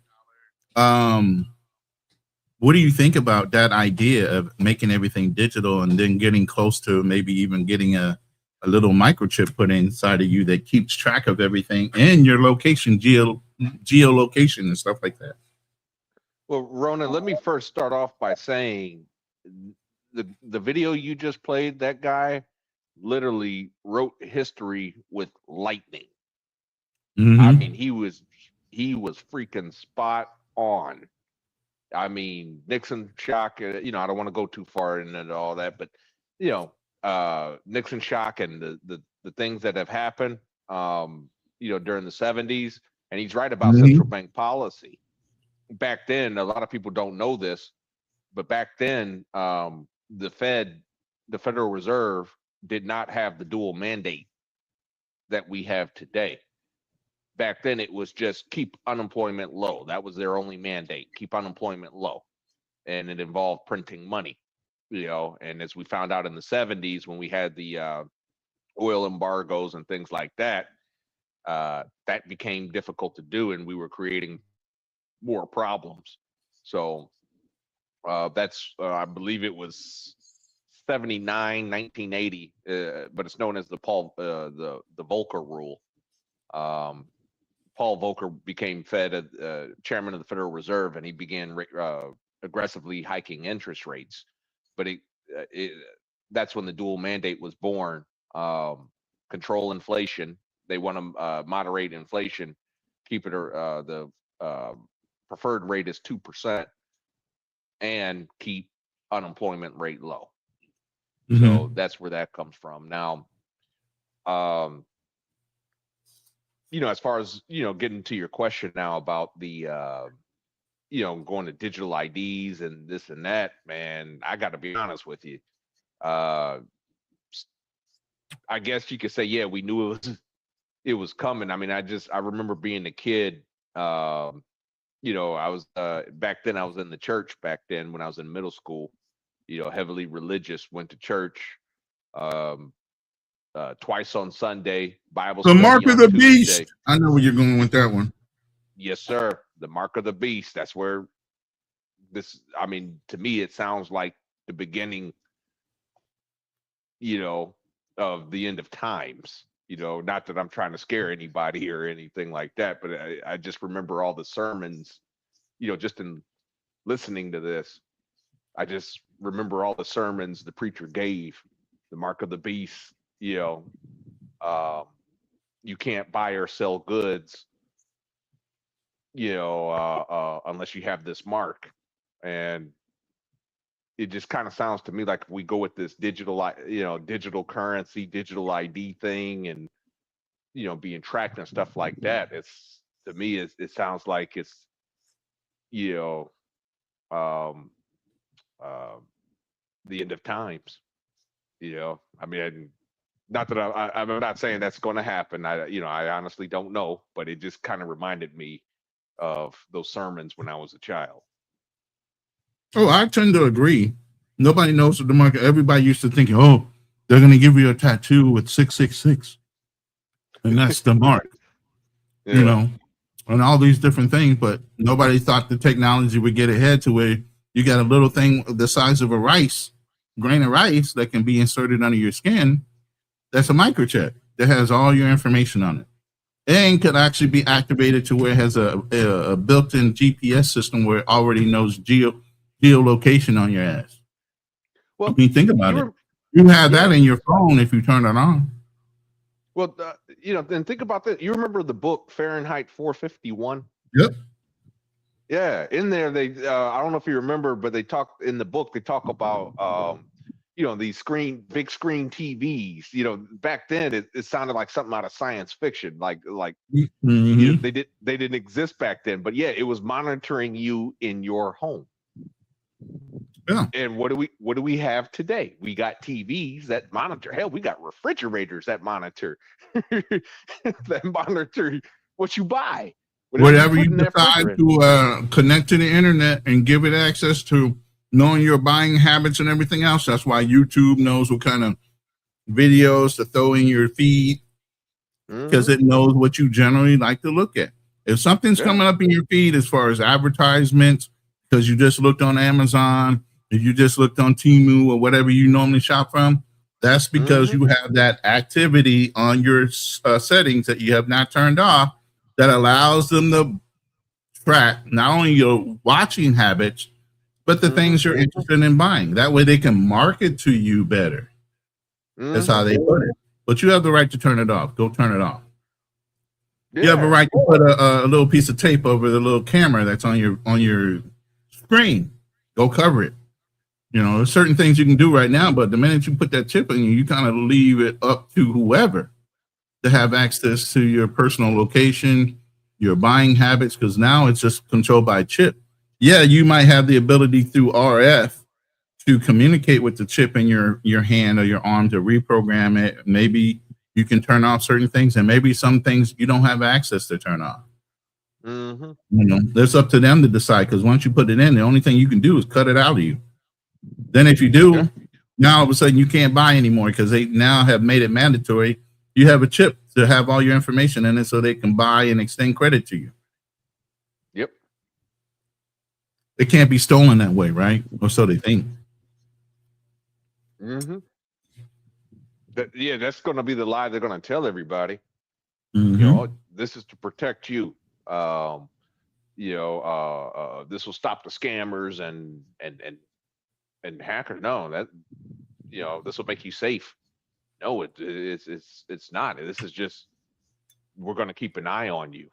Yeah, it gives them global access to watch you and watch your patterns, everything from where you go to what you buy, what you listen to. Yeah. Yeah. You know, like, you know, this year I started working more and more with AI and stuff.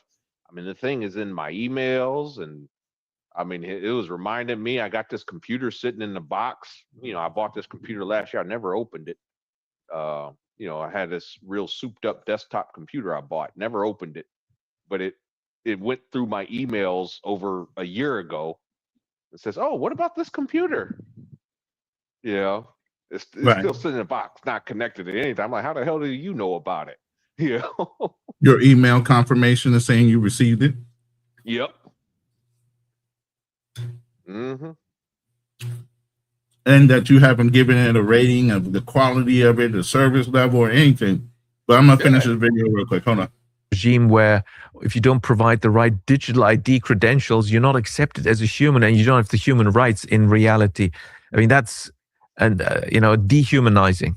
We should reject it just on that principle, but there's many other reasons why we should reject it. It is the beginning of this control regime of a digital currency. Now, digital currency as such is not a bad thing, because for half a century we've been using bank digital currency, BDC we could call it. Yeah. Because the banking system has been digital, and most money is created by banks. It's digital money. We have been using decentralized bank digital money, and actually has worked quite well. And the banks have never sold our personal transactions data to anyone. So actually we should laud the banks, because the new regime is all about, our information about our transactions being sold freely. The government is now Facebook. And being used to manipulate us, whether it's in elections or to sell products and services that we don't really need. So it's going to be a digital currency. It is marketed as CBDC, central bank digital currency. I call it central bank digital control, because that's what it is. It's not really a currency. It's more control, as Catherine Austin Fitts always points out quite correctly. And so, because we've been using BDC, bank digital currency, what is the difference? It's the central. They tell us as justification, Christine Lagarde, that we need this because there's Bitcoin, we need digital central bank currency now as well. Well, the digital is not the new aspect. We have digital money. It's the central aspect that this is about. Because, and particularly if there's now another bout of inflation, and in some countries with the boom-bust cycles being arranged such that in Germany we're in a property bust now. There was the bubble arranged by the ECB from 2009 to 2022. Now property prices are steadily declining, putting banks slowly under more and more pressure.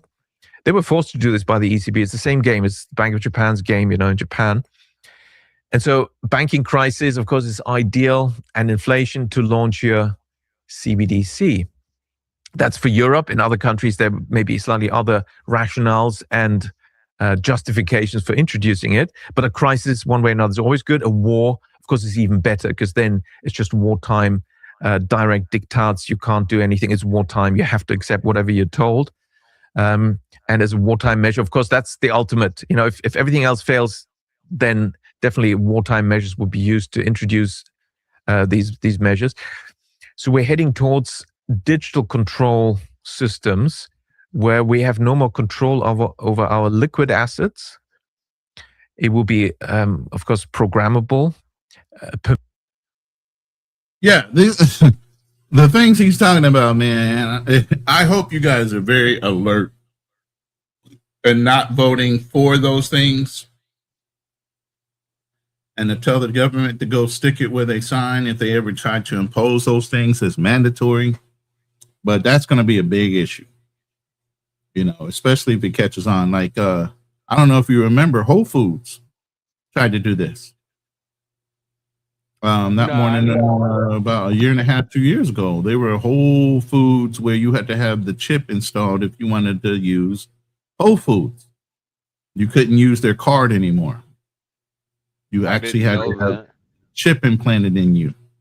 And a lot of people are nonchalant about it. Yeah, no problem. It makes my life easy to have a chip. There's companies that started doing this about a year and a half ago. Before I came over here, it was a whole Whole Foods issue with them, which is Amazon, requiring you to have a chip to shop in their stores because they weren't going to take cash anymore.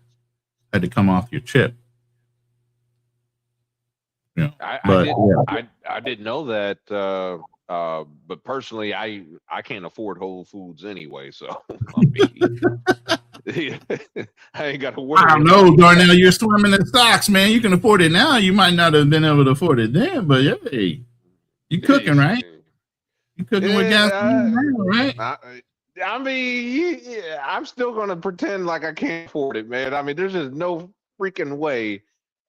My mom, she likes shopping at home. You ain't got to worry about carrying your wallet no more. It's so convenient for you just to use the chip. Hell, it might be, but I'm just talking about the damn price of goddamn Whole Foods, man. And I only know because no of my price mom. on your health, Darnell. What's wrong with you? Shoo. I mean, well, when a tomato at Whole Foods costs like 3 times what it costs at Kroger, you know, it's like I'm like, man, I'm sorry. I mean, what's the difference? I mean, what is this tomato? Does this tomato cure cancer? You know, does it do something? Yeah. I mean, the only reason I even know about the prices at Whole Foods, my mom, she likes shopping at Whole Foods. You know, she swears by Whole Foods, that and Sprouts. But I digress. As far as as far as the whole chip thing, man, that is freaking scary to say that you got to have this chip just to shop at Whole Foods, man. Like, hold on. Can't even have cash. Hold on, I'm gonna show you here in a second. I gotta pull it up. I'm gonna ask my mom about that because she'll You definitely shop at Whole Foods?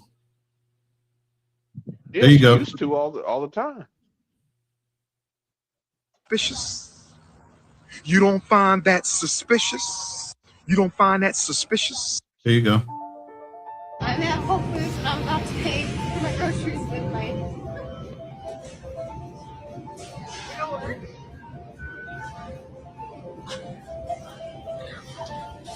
That's the close Yeah, deal. nonchalant she acts.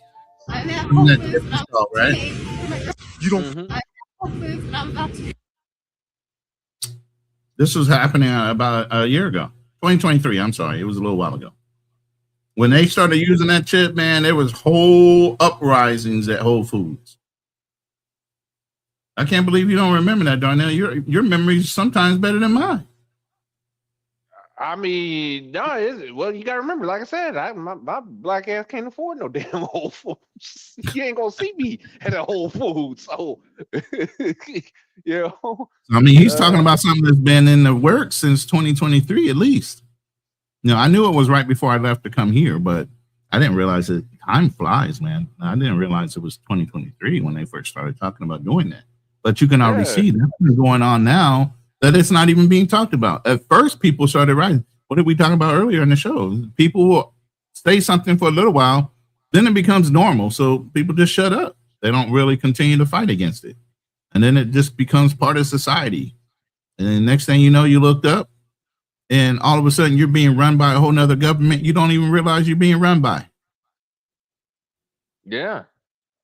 But it's not even I don't even think it's the government at this point. It's corporate America. Well, what I'm saying now. is once something starts to work and people accept it, who you think is going to take over? Oh yeah, Uncle Sam definitely. He Mhm. definitely gonna take over. Exactly. That's why certain companies like Palantir scare the hell out of me. We used them in Afghanistan, but that was just it's just too much power. Just way too much. Now, when you went over there, were you going through the whole system right after the Gulf War, or this is after a different war that you were over there? Like, I know when we had finished with the Gulf War, they had so many contractors going over there just to help rebuild Kuwait, and you got like $250,000 to $300,000 a year.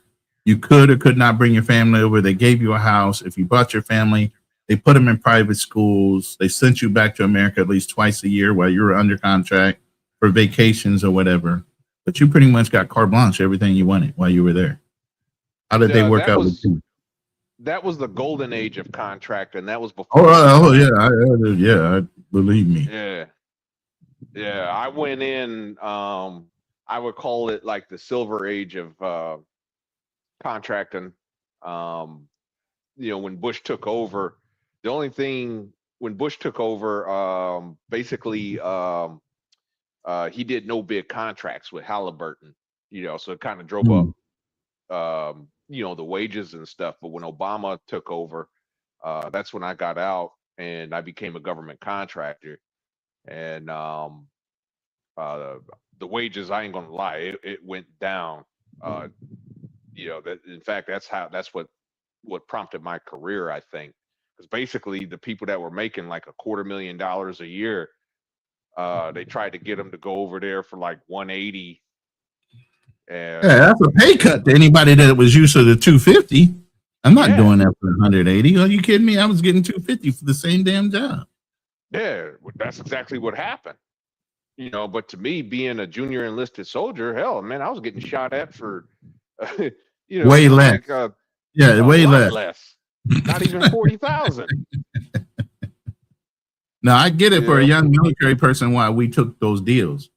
You know, I was married at the time, and I was telling my ex-wife about it. I said, "Yo, we can go over there and just bank up a whole bunch of money and come back and damn near buy a house cash or two." You know, nah, I don't want to go. But she hated when I deployed, let alone wanting to take kids. You know, and go over there. Yeah. So I was like, all right, but I should have took the opportunity to fuck it. You know, I'm gonna give a fan. I mean, I don't care. You know, you're gonna be here, you're not gonna be here, or you can go with me. She didn't like being in Hawaii, bro. She ran up a $3,000 phone bill living in fucking Hawaii because she wanted to call home all the time. And that's a lot of fucking money back in the 1990s. A $3,000 fucking Hawaiian Tel phone bill. Shit, making that's a lot of money today. Long distance calls every day, trying to talk to her mom in California. But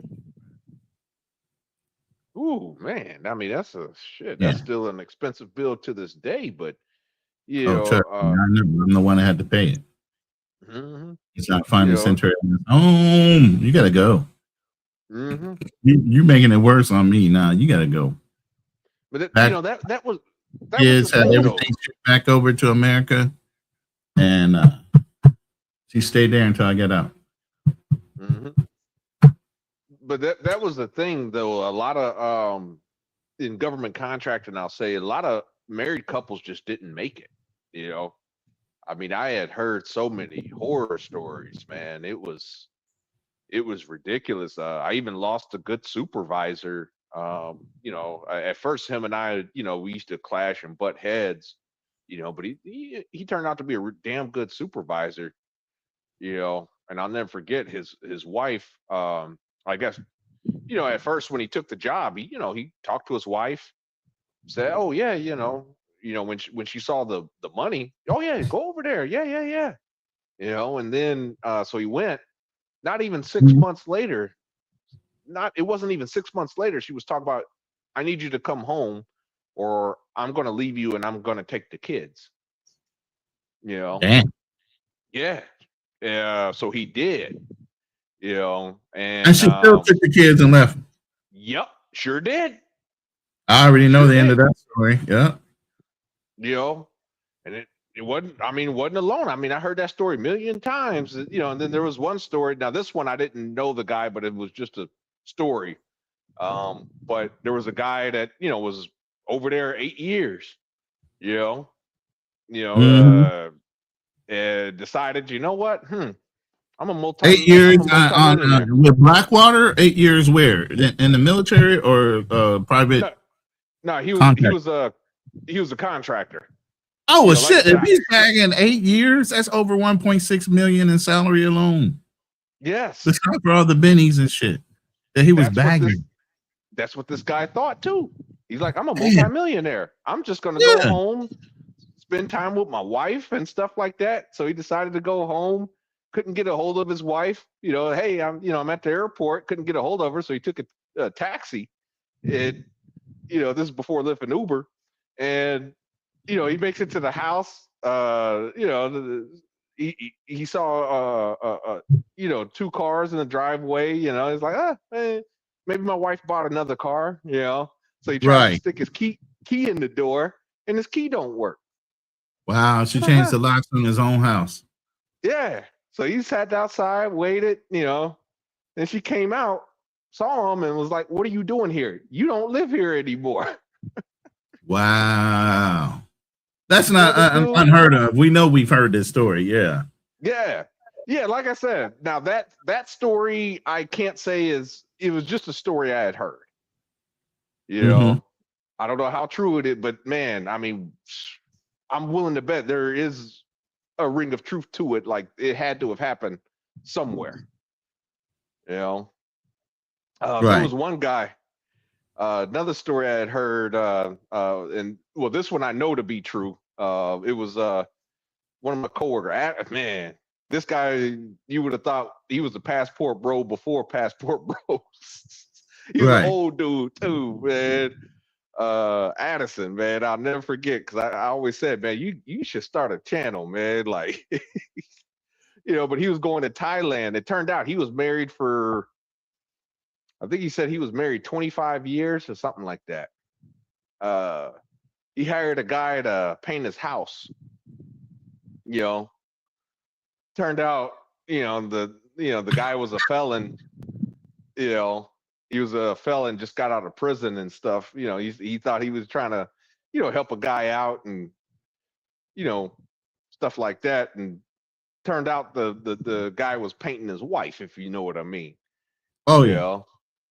And he said he walked in on him on the act, and man, his wife screwed him over. He became a passport bro immediately after. He started going to Thailand, and he was telling me that's the whole reason. You want to know the truth? The whole reason I don't want to go to Thailand, because of all the stories he was telling me. What you mean? What stories? What were the bad stories? I mean, Thailand is what you make of it, but I'm curious to hear what stories that makes you hesitant about going. Everybody has a different experience, is what I'm saying. You know what I mean?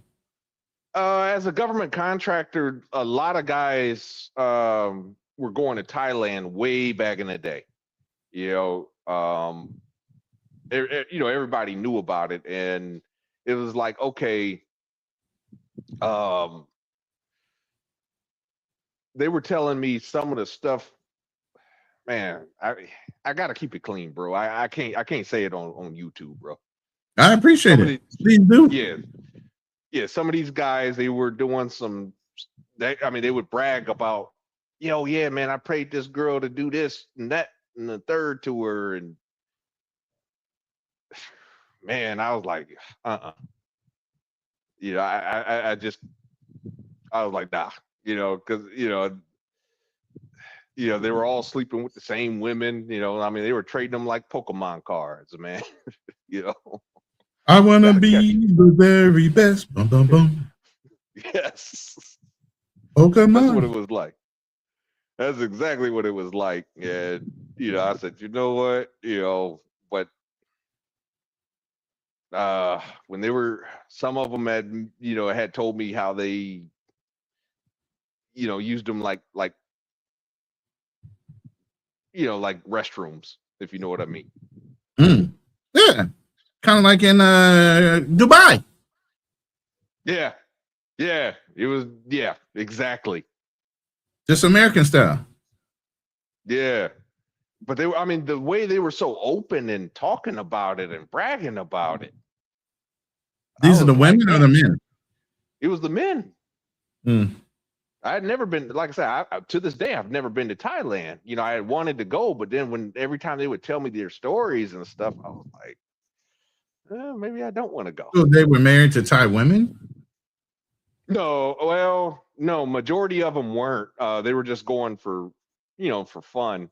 There were some that were married to Filipino women. In fact, they even lived in the Philippines. That's how I know about I know a little bit more about the Philippines than I do Thailand. Not that I've been to the Philippines, but I've worked for a supervisor. He had a mansion out there. He was married.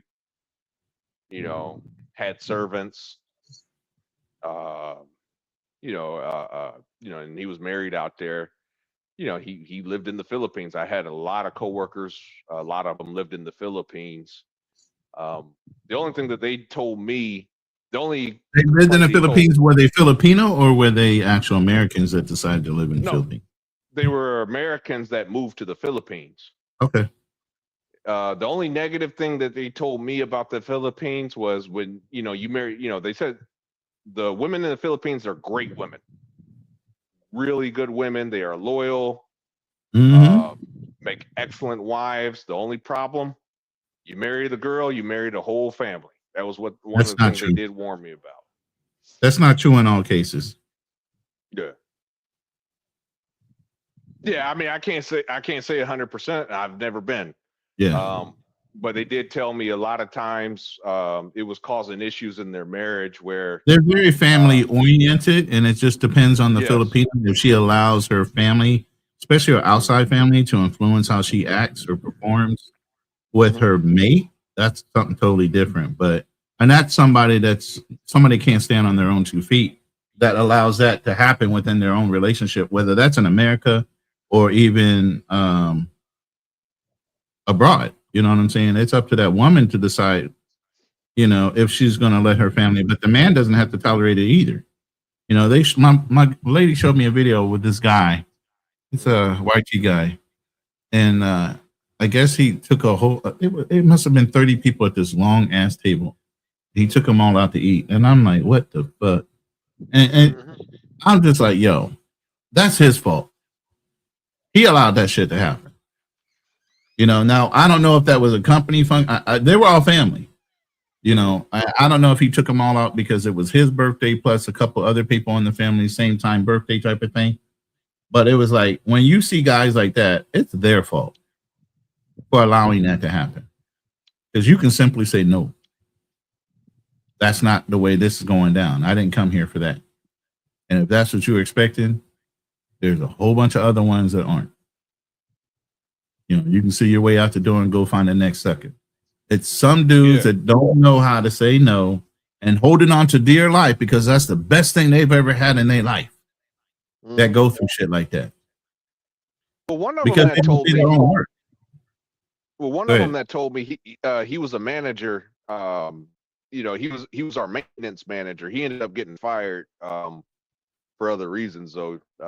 But he was our maintenance manager. Him being the manager, I couldn't imagine him having a hard time saying no. As a manager, I'm pretty sure you're probably used to saying no. But they did tell me that was a reoccurring thing, where, cousin so-and-so, knows that, married an American. Oh yeah. If that family knows it, like the extended family, not the immediate family, the immediate family could be cool. It's the extended family starts to try to lurch off of the immediate family to take advantage. Is when it starts becoming an issue. And that's another thing that you got to be observant about and see how much the extended family gets involved in your relationship as well, and whether she allows it. I have not met one of her extended family, not one. She don't like them either, and she definitely ain't gonna and get them exposed to me. They don't know where we live at. The only thing they've ever seen is that truck every once in a while, and when she pulls up, she's usually pulling up to get in their face about doing something. Like I would send her money so that we could pay some local bills in pesos. And so one time her brother went and got the money out in Gcash and cashed it out for us to use. And so they tried to lie, and they owned the actual cash out place. So they had a business. It's not like they're poor. So they tried to run a game on him, but they didn't know that I was in town. They didn't know anything. They just thought he was just running money up somehow, and they were going to try to take advantage of him. So she drives over in the truck, gets out the truck, and they're looking like, who the fuck is that? And she walks in, and she's very quiet. She would be very subdued. Nobody's ever in her family ever heard her raise her voice. She went in there and straight got in the ass, bro. And it's like, no, we're not doing this. You wouldn't have gave my brother the money unless you got confirmation you were getting paid. You to say that you never got paid and trying to ask for my brother to pay 100% of that money back because you never got the authorization for you to get paid, that's not going to ever happen. But she was trying to run that game on her little brother, her own family member, her cousin. And so she ran it down to him. Like, no, this is not going to happen. And if you can't handle us coming through here and us keeping it business as far as family, I can go find somebody else to run our business. They said it's not going to bother her anymore or her brother, and they left, and they haven't been back. And she decided to take the business somewhere else. So when we need to pay our bills, you know what I mean? But yeah, they'll try to do it to you if you let them. And then they'll try to do it to a point where they try to make the family feel guilty. Like, oh, such and such is sick. Don't you want to help? And I heard your daughter is now engaged to an American. Do you think you can help? No, they don't even let that go down. Her mom's not even tight with her family. Her father is tight with his immediate family, but they don't even know what I look like. Yeah. Not at all. They don't even come to the house. They don't even let them around their house, let alone to come in a gated guarded community, house community, and to see where we're living. Oh, hell no. That would start all kind of issues. Mm-hmm. Nobody knows any of that in this family. Mm. So that's another reason why I know I'm in the right environment with the right person.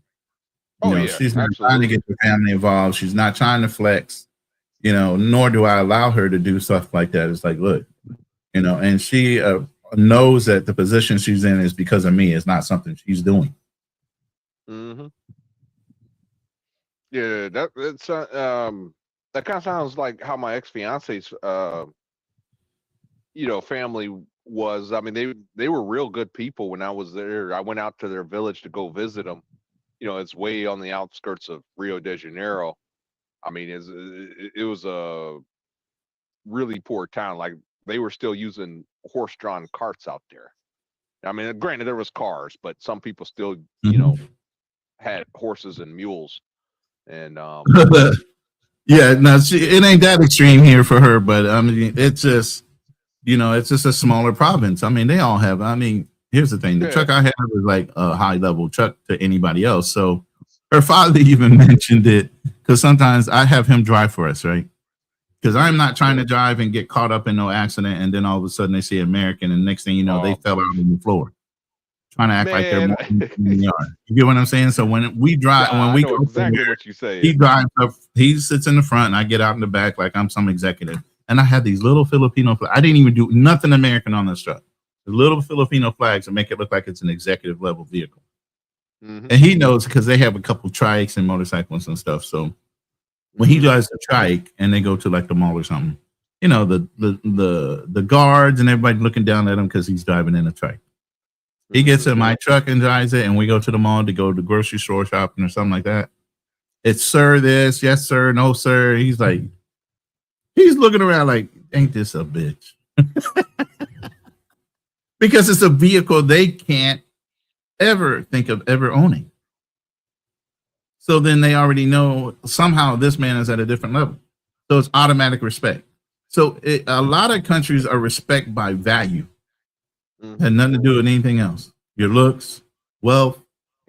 They see the things that you have and automatically it's sir because now they have something to gain by knowing you. Yeah. When he's driving the trike, it's no big deal. You ain't nobody. You just like the regular commoner. You drive that truck, all of a sudden it's a whole nother thing. Yeah. Yeah, that's how it was when I showed up yeah. That's how I showed up when my ex-fiance's family, when they met me for the first time. You know, I showed up with a you know, I rented a vehicle.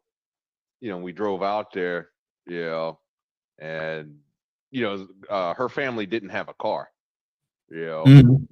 So you know, I showed up out there and like I said, her, you know, my ex's family was real good family, especially the mom really loved me. The only thing she liked, you know, her thing was purses. I mean, that's typical, you know, I guess you could say of a woman, you know, because I was buying gifts for the family, you know, meeting them for the first time.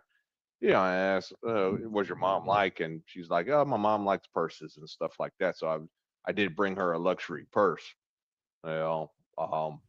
But other than that, I mean, and she was so happy with that damn purse too. Oh, I bet she was. Yeah. Yeah, but I mean, they were good, but they were Christian folks though, like, you know, really devout Christians, you know, so they weren't, you know, like it, you know, they weren't about, you know, having this lifestyle or trying to use me because I was American. You know, that's one of the things I got to give her family. The only people I had I can't, and it wasn't even an issue. My ex's brother didn't like me very much, or at least I can't say he didn't like me, but there was some friction. You know, he was kind of, and that dude, I swear to God, looked like a young version of Barack Obama too. He was crazy, you know. and her dad, he was just the typical dad. I'm not gonna say he didn't like me or nothing, but he kind of did give me a little bit of a hard time, but I think that was just, when you date, when you date his daughter, or marrying his daughter, he's, kind of thing. But he was a good man. But yeah. What? Wait a minute. Hold up. Bobby Coltrane. I don't know what you're talking about. hold on. I just did a show the other day with Andre Love Crossing Borders, and I was talking about my 1 year anniversary of being here in the Philippines, lesson learned, things to prepare for before you get on the plane, stuff like that. And so he's saying, Ronin Travelers, thanks for the video. If you have any other information on the Philippines, PH, please share. Looking forward to Sunday night. Did he already lock that in? Because I ain't got no text, bro. Hold on, man. Did Love Crossing Borders already tell y'all today? We doing something on Sunday? I'm just going to say, just checking in on what date you want to do part 2. Part 2 is going to be what happens if you die overseas there, Darnell. Like how the treaties work versus, an inheritance with wills, trust, how a foreign national might have access to your resources when you die if you don't have things set up, or if you do, what's the proper way to do that? Yeah. I just checked with him, Bobby. No big deal, man. I just checked in with him to see when he wanted to put that on the books. But yeah, I'm looking forward to that part 2. But I was prepared, and that's why I knew how long it was going to be. I have 17 slides on that alone. So, and I only went through 4 with you guys just on the Philippines. It was 6 slides. So 6 slides took 2.5 hours with a little banter for a total of 3 to 4 hours. I can imagine what 17 slides will do for somebody, especially if you go through details. Yeah, so that's why I was like, you sure you want to do that today? Are you sure you want to go 12, 13 hours on a live? Talking about stuff that a lot of people will fall asleep on. Because you got to make it interesting. Nobody likes talking about death. I mean, believe me, I used to sell life insurance and health insurance and different things like that all day long. Nobody wants to talk about dying, their mortality. That's why they call it life insurance, not death insurance. So yeah, to sit there and talk about that on fresh eyes, yes. On eyes that have been listening to the other part, nah, y'all were done for that day. But I'm glad you guys enjoyed it. I'm glad you guys got the information and stuff like that off of it. And hopefully it helped you guys make some decisions or get your brain working in that way. So I appreciate you saying that, Bobby. But yeah, that was a nice live the other night, and I'm looking forward to doing the other one. But I wanted to get the attorney involved. He has a 4-day as an attorney that was on Zoom. That's how the question came up. He was trying to tell people about it, but he really can't, as a lawyer, talk about it. So I was just telling Andre, I said, we can talk about it all day long. I don't have a problem with it. It's whether you can keep people interested for that time frame. But hopefully you guys look forward to it and you actually enjoy the information. It's good information, but unless it applies to you right then and you're interested, a lot of people don't want to talk about it. They want to believe they're still going to live forever, and hopefully you do, but you always got to plan for the what if and how things happen after the what if and you're gone. And that's the biggest thing, Darnell, I like to tell people is, you might plan all your life and grow this big ass huge like a legacy for your children that could last up until your great grandchildren if they do it right. Mm-hmm. But you never structured anything. So the minute you die, they rip through all your assets, they rip through all your wealth, and they leave it dismantled, all your hard work, all your hard labor, unappreciated. All they wanted it for was the value of it. Mm-hmm. Instant gratification. Yeah, man. Yeah. Chief, what's wrong with that, Buster? What's wrong with that? Kansas City Chiefs all day. Been a Chiefs fan forever, since I was 8 years old, and I'm 58. So that tells you I'm a 50-year veteran when it comes to the Chiefs. Never sold them out, even when we had bad years in the 80s. Raiders was stepping all over us. The damn Chargers was stepping all over us. I was a Kansas City Chiefs fan when we had Seattle Seahawks in our fucking division. That's how long I've been around. Yo, you love the Chiefs too? Okay. All right. No offense. I'm just saying, yeah, man, I fly my flag everywhere I lived in California in the San Diego County area. I'm still flying a Chiefs flag, still wearing Chiefs gear all over Charger territory. I didn't give a fuck. I was never a Chiefs fan, but I did like the Chiefs, but they had Marcus Allen back then. I don't know if you remember. Oh, yeah, I remember. No, I know we had him. Running back. Yeah.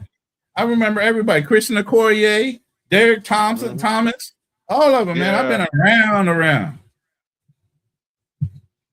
Yeah. Good quarterbacks, bad quarterbacks. Joe Montana came. Remember that? You know, Priest Holmes was a great running back and retired because his dad in the Army got hurt. You know, and so, yeah, I've been around. Like I said, I've been a loyal fan.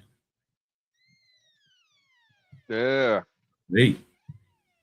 And tracked them, kept up with them, know the names, knew what their percentages were, all that. I used to run a football pool in the military.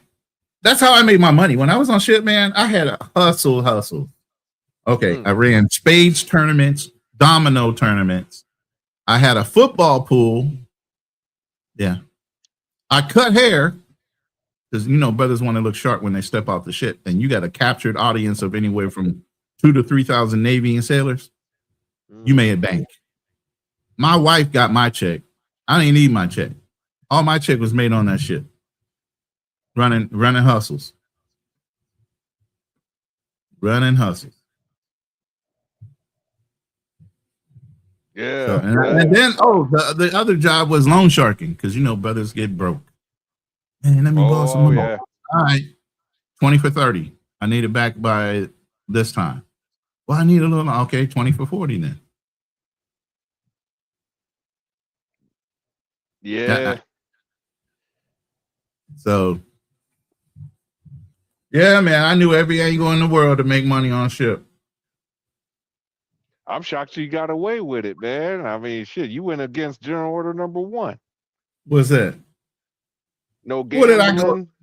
Oh, man, come on. That's a shit, bro. Everybody gambles. What you mean? I know. White dudes are obsessed with sports and you niggas are out of shape.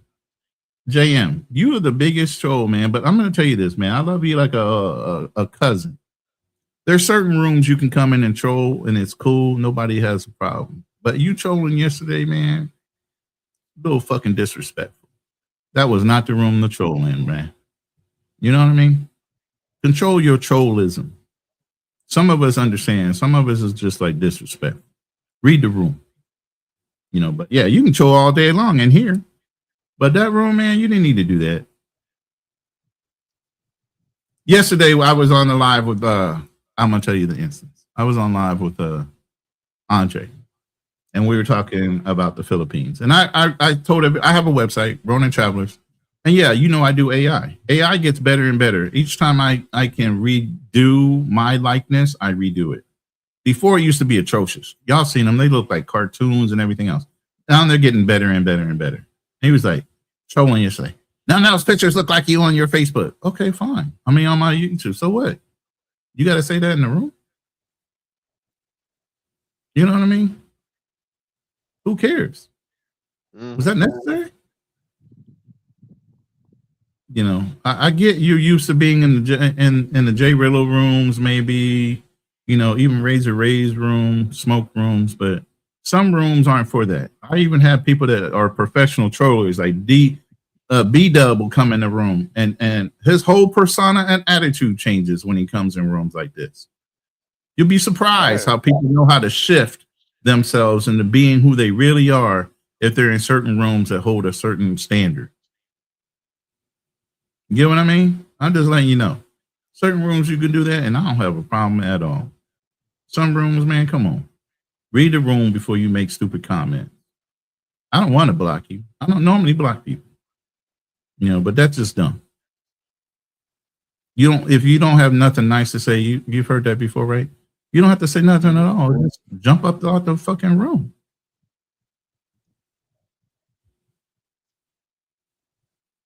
Yeah.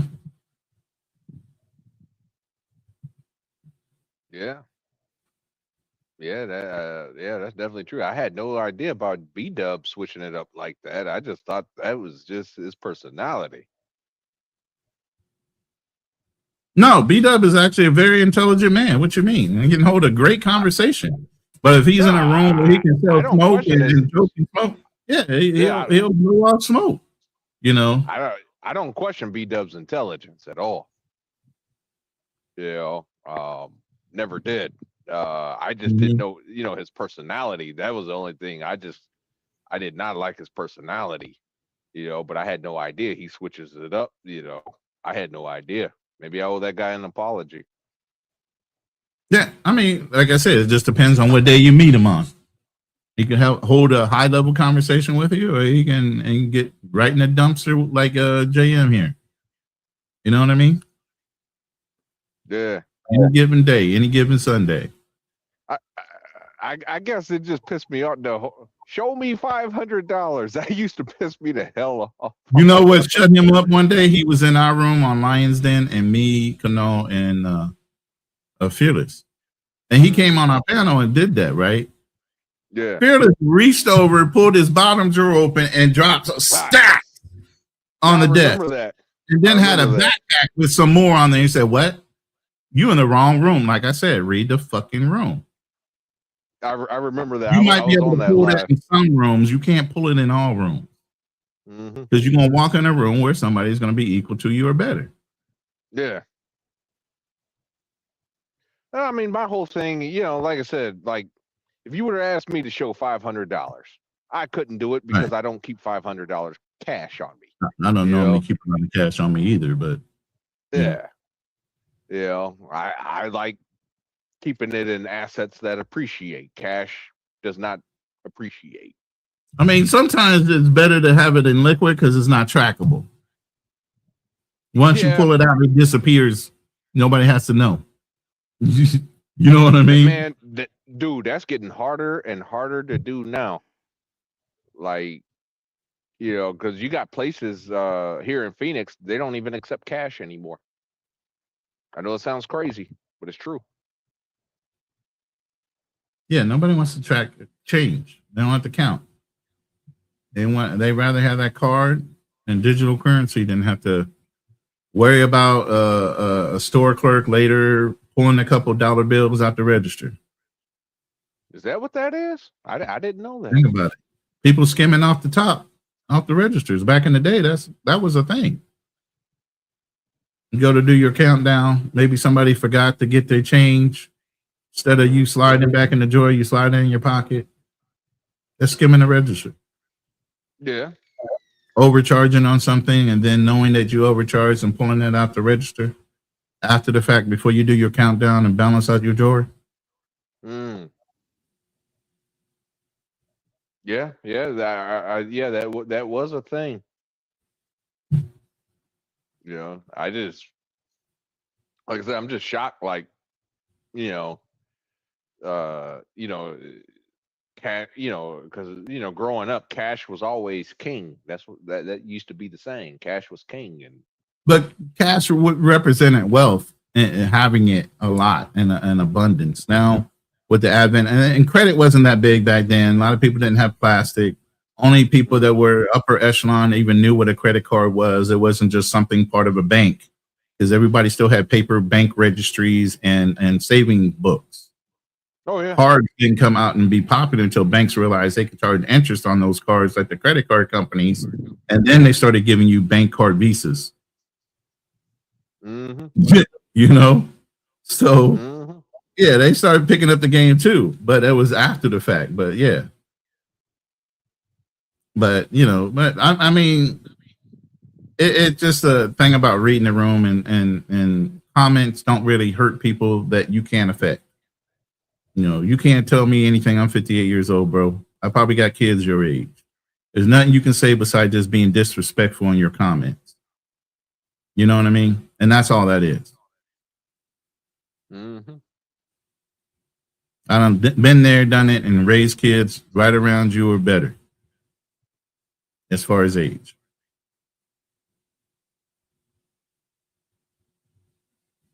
So, but anyway, I'm pushing 4 hours and 15 minutes here, so I'm going to go ahead and end the live. It was a decent debate. You know, Fearless didn't want to go down that road, and he didn't want to admit to some things. And yeah, at the end of the day, yeah, Iran could do whatever they want. If they want to drop their bombs on every neighbor they got, they just suffer the ramifications when those neighbors turn around and say, hey, you know what? Fuck you. We can't help you with shit. You're on your own. But or even worse, or dropping bombs back on you. But here's the problem with that is that it's kind of like it's a double-edged sword. It's like, okay, yeah, we don't get me wrong, we can destroy Iran, no problem. Yeah. But on the way out the door, I mean, they can create so much havoc. You know, they're already doing it now. You know, with the world economy. I mean, just look. Iraq was easy because it was flat land. What's true is Iran is full of fucking mountainous areas. They understand how to build tunnels and how to live underground. It would take decades to get through every inch of Iran, where we ran up through the desert right to the populated areas and into, you know, the headquarters in the palace, presidential palace of fucking Saddam within weeks. Mm-hmm. There's a big difference in the terrain. Well, I mean, I think we could do that. I think we could almost do the same with Iran, but the problem is, I think Afghanistan told us different because Afghanistan has a similar environment, topography, right? Yeah. They have a lot of caves and mountains and stuff like that they pack a lot into. Yeah, but we did take over every province over there. Now you're right. The mountainous provinces we did struggle, but that was because the army. You know, I ain't gonna lie to and this is my thing with the army. I don't know why the hell we do this crap, but we always put the base at the bottom of the damn valley. And when you know the hill gives you more power and command. Yes. And the freaking Taliban used to lob rockets into us all day, and we couldn't. Yeah, that don't make no sense. Especially after you control the hills, why you wouldn't build the command post on top of a hill and control the. I don't know what it is about I have no idea why the army doesn't think of that. Matter of fact, I ran into a Marine. I was in Dallas. I ran into a Marine because we were both in Afghanistan, and he was complaining about the same damn thing. He was a Marine, but sometimes he had to go on army bases, you know, sometimes. And he was complaining to me. I already knew where he was going when he said, I don't understand what it is about you fucking army guys. Why the fuck would y'all do that? We don't do that shit. We don't. Yeah. We understand whoever controls the high ground controls the area. Mm-hmm. You don't have to explain that to us but once. Yeah. Well, y'all kept repeating the same issue over and over. And that wasn't just Afghanistan. It was other wars too. No lesson learned, follow forward and pushing the envelope for the next battle. Y'all ain't, lessons learned would never practice for the guys, man. They would never pass down. I guess not, man. But shit, I mean, that used to, man. I took more rounds at Cop Zarak. That was one of the places where that's where I started losing my fucking mind was Cop Zarak, man. Every time I got on top of the Hesco barrier to go fix something, boom, boom. You know, I used to get hit with rocks and stuff all the goddamn time. I got damn man. There used to be this captain, Captain Dittmeyer, man. One time I had to jump down in his arms one time, man. You know, trying to get down when they were. Damn, Darnell, you were that light in the ass. A whole grown ass man could catch you like a baby. Pretty much. Yeah. Don't say that out loud no more, man. Keep that to yourself. Yeah. Hey, I mean, shit. I mean, I'm over here taking cover. You know, Captain Dittmeyer come running out. You know, so the boom happened. I couldn't see shit. You know, I got dirt in my eye and stuff. You know, It kept the dip by. I was trying to get him to move out the way so I could jump down. Like, no, let me catch you, man, because I ain't gonna lie, it was kind of high, but I was willing to risk it. It was better than getting blown up, you know. Like, no, let me catch you. He ended up catching my ass. Mm-mm. Yeah. All right. Thanks for sharing, Darnell. Yeah. All right, brother. I'm gonna let you go because I'm about to get up out of here and push this button, man. Yeah, I appreciate everybody hanging with me for 4 hours and 18 minutes as the clock crows. Great live. I appreciate y'all. We'll be doing it soon again, hopefully. But I know Fearless about to go on vacation, so kind of catching him on a live while he's traveling is going to be hard based on the internet. So we'll see. Yeah. But you know, I panel search the hell out of places. So I'll be on Charlie GMTV or somebody's show. But go ahead.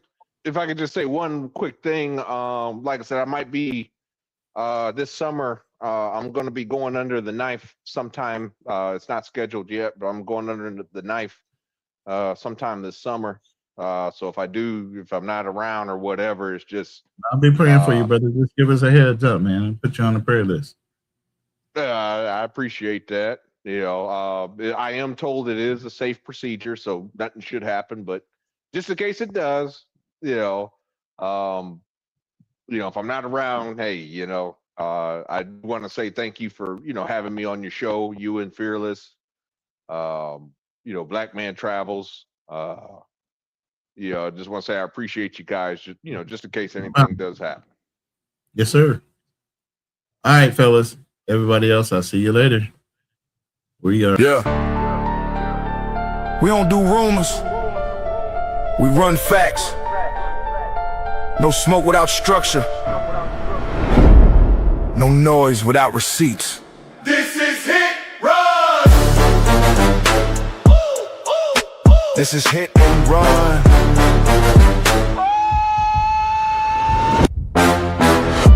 I've walked through deserts with boots full of sand. Carry more weight than most men understand. Steel in my spine, cold in my chest. You test what we built, you better come correct. This ain't no gossip, this ain't no show.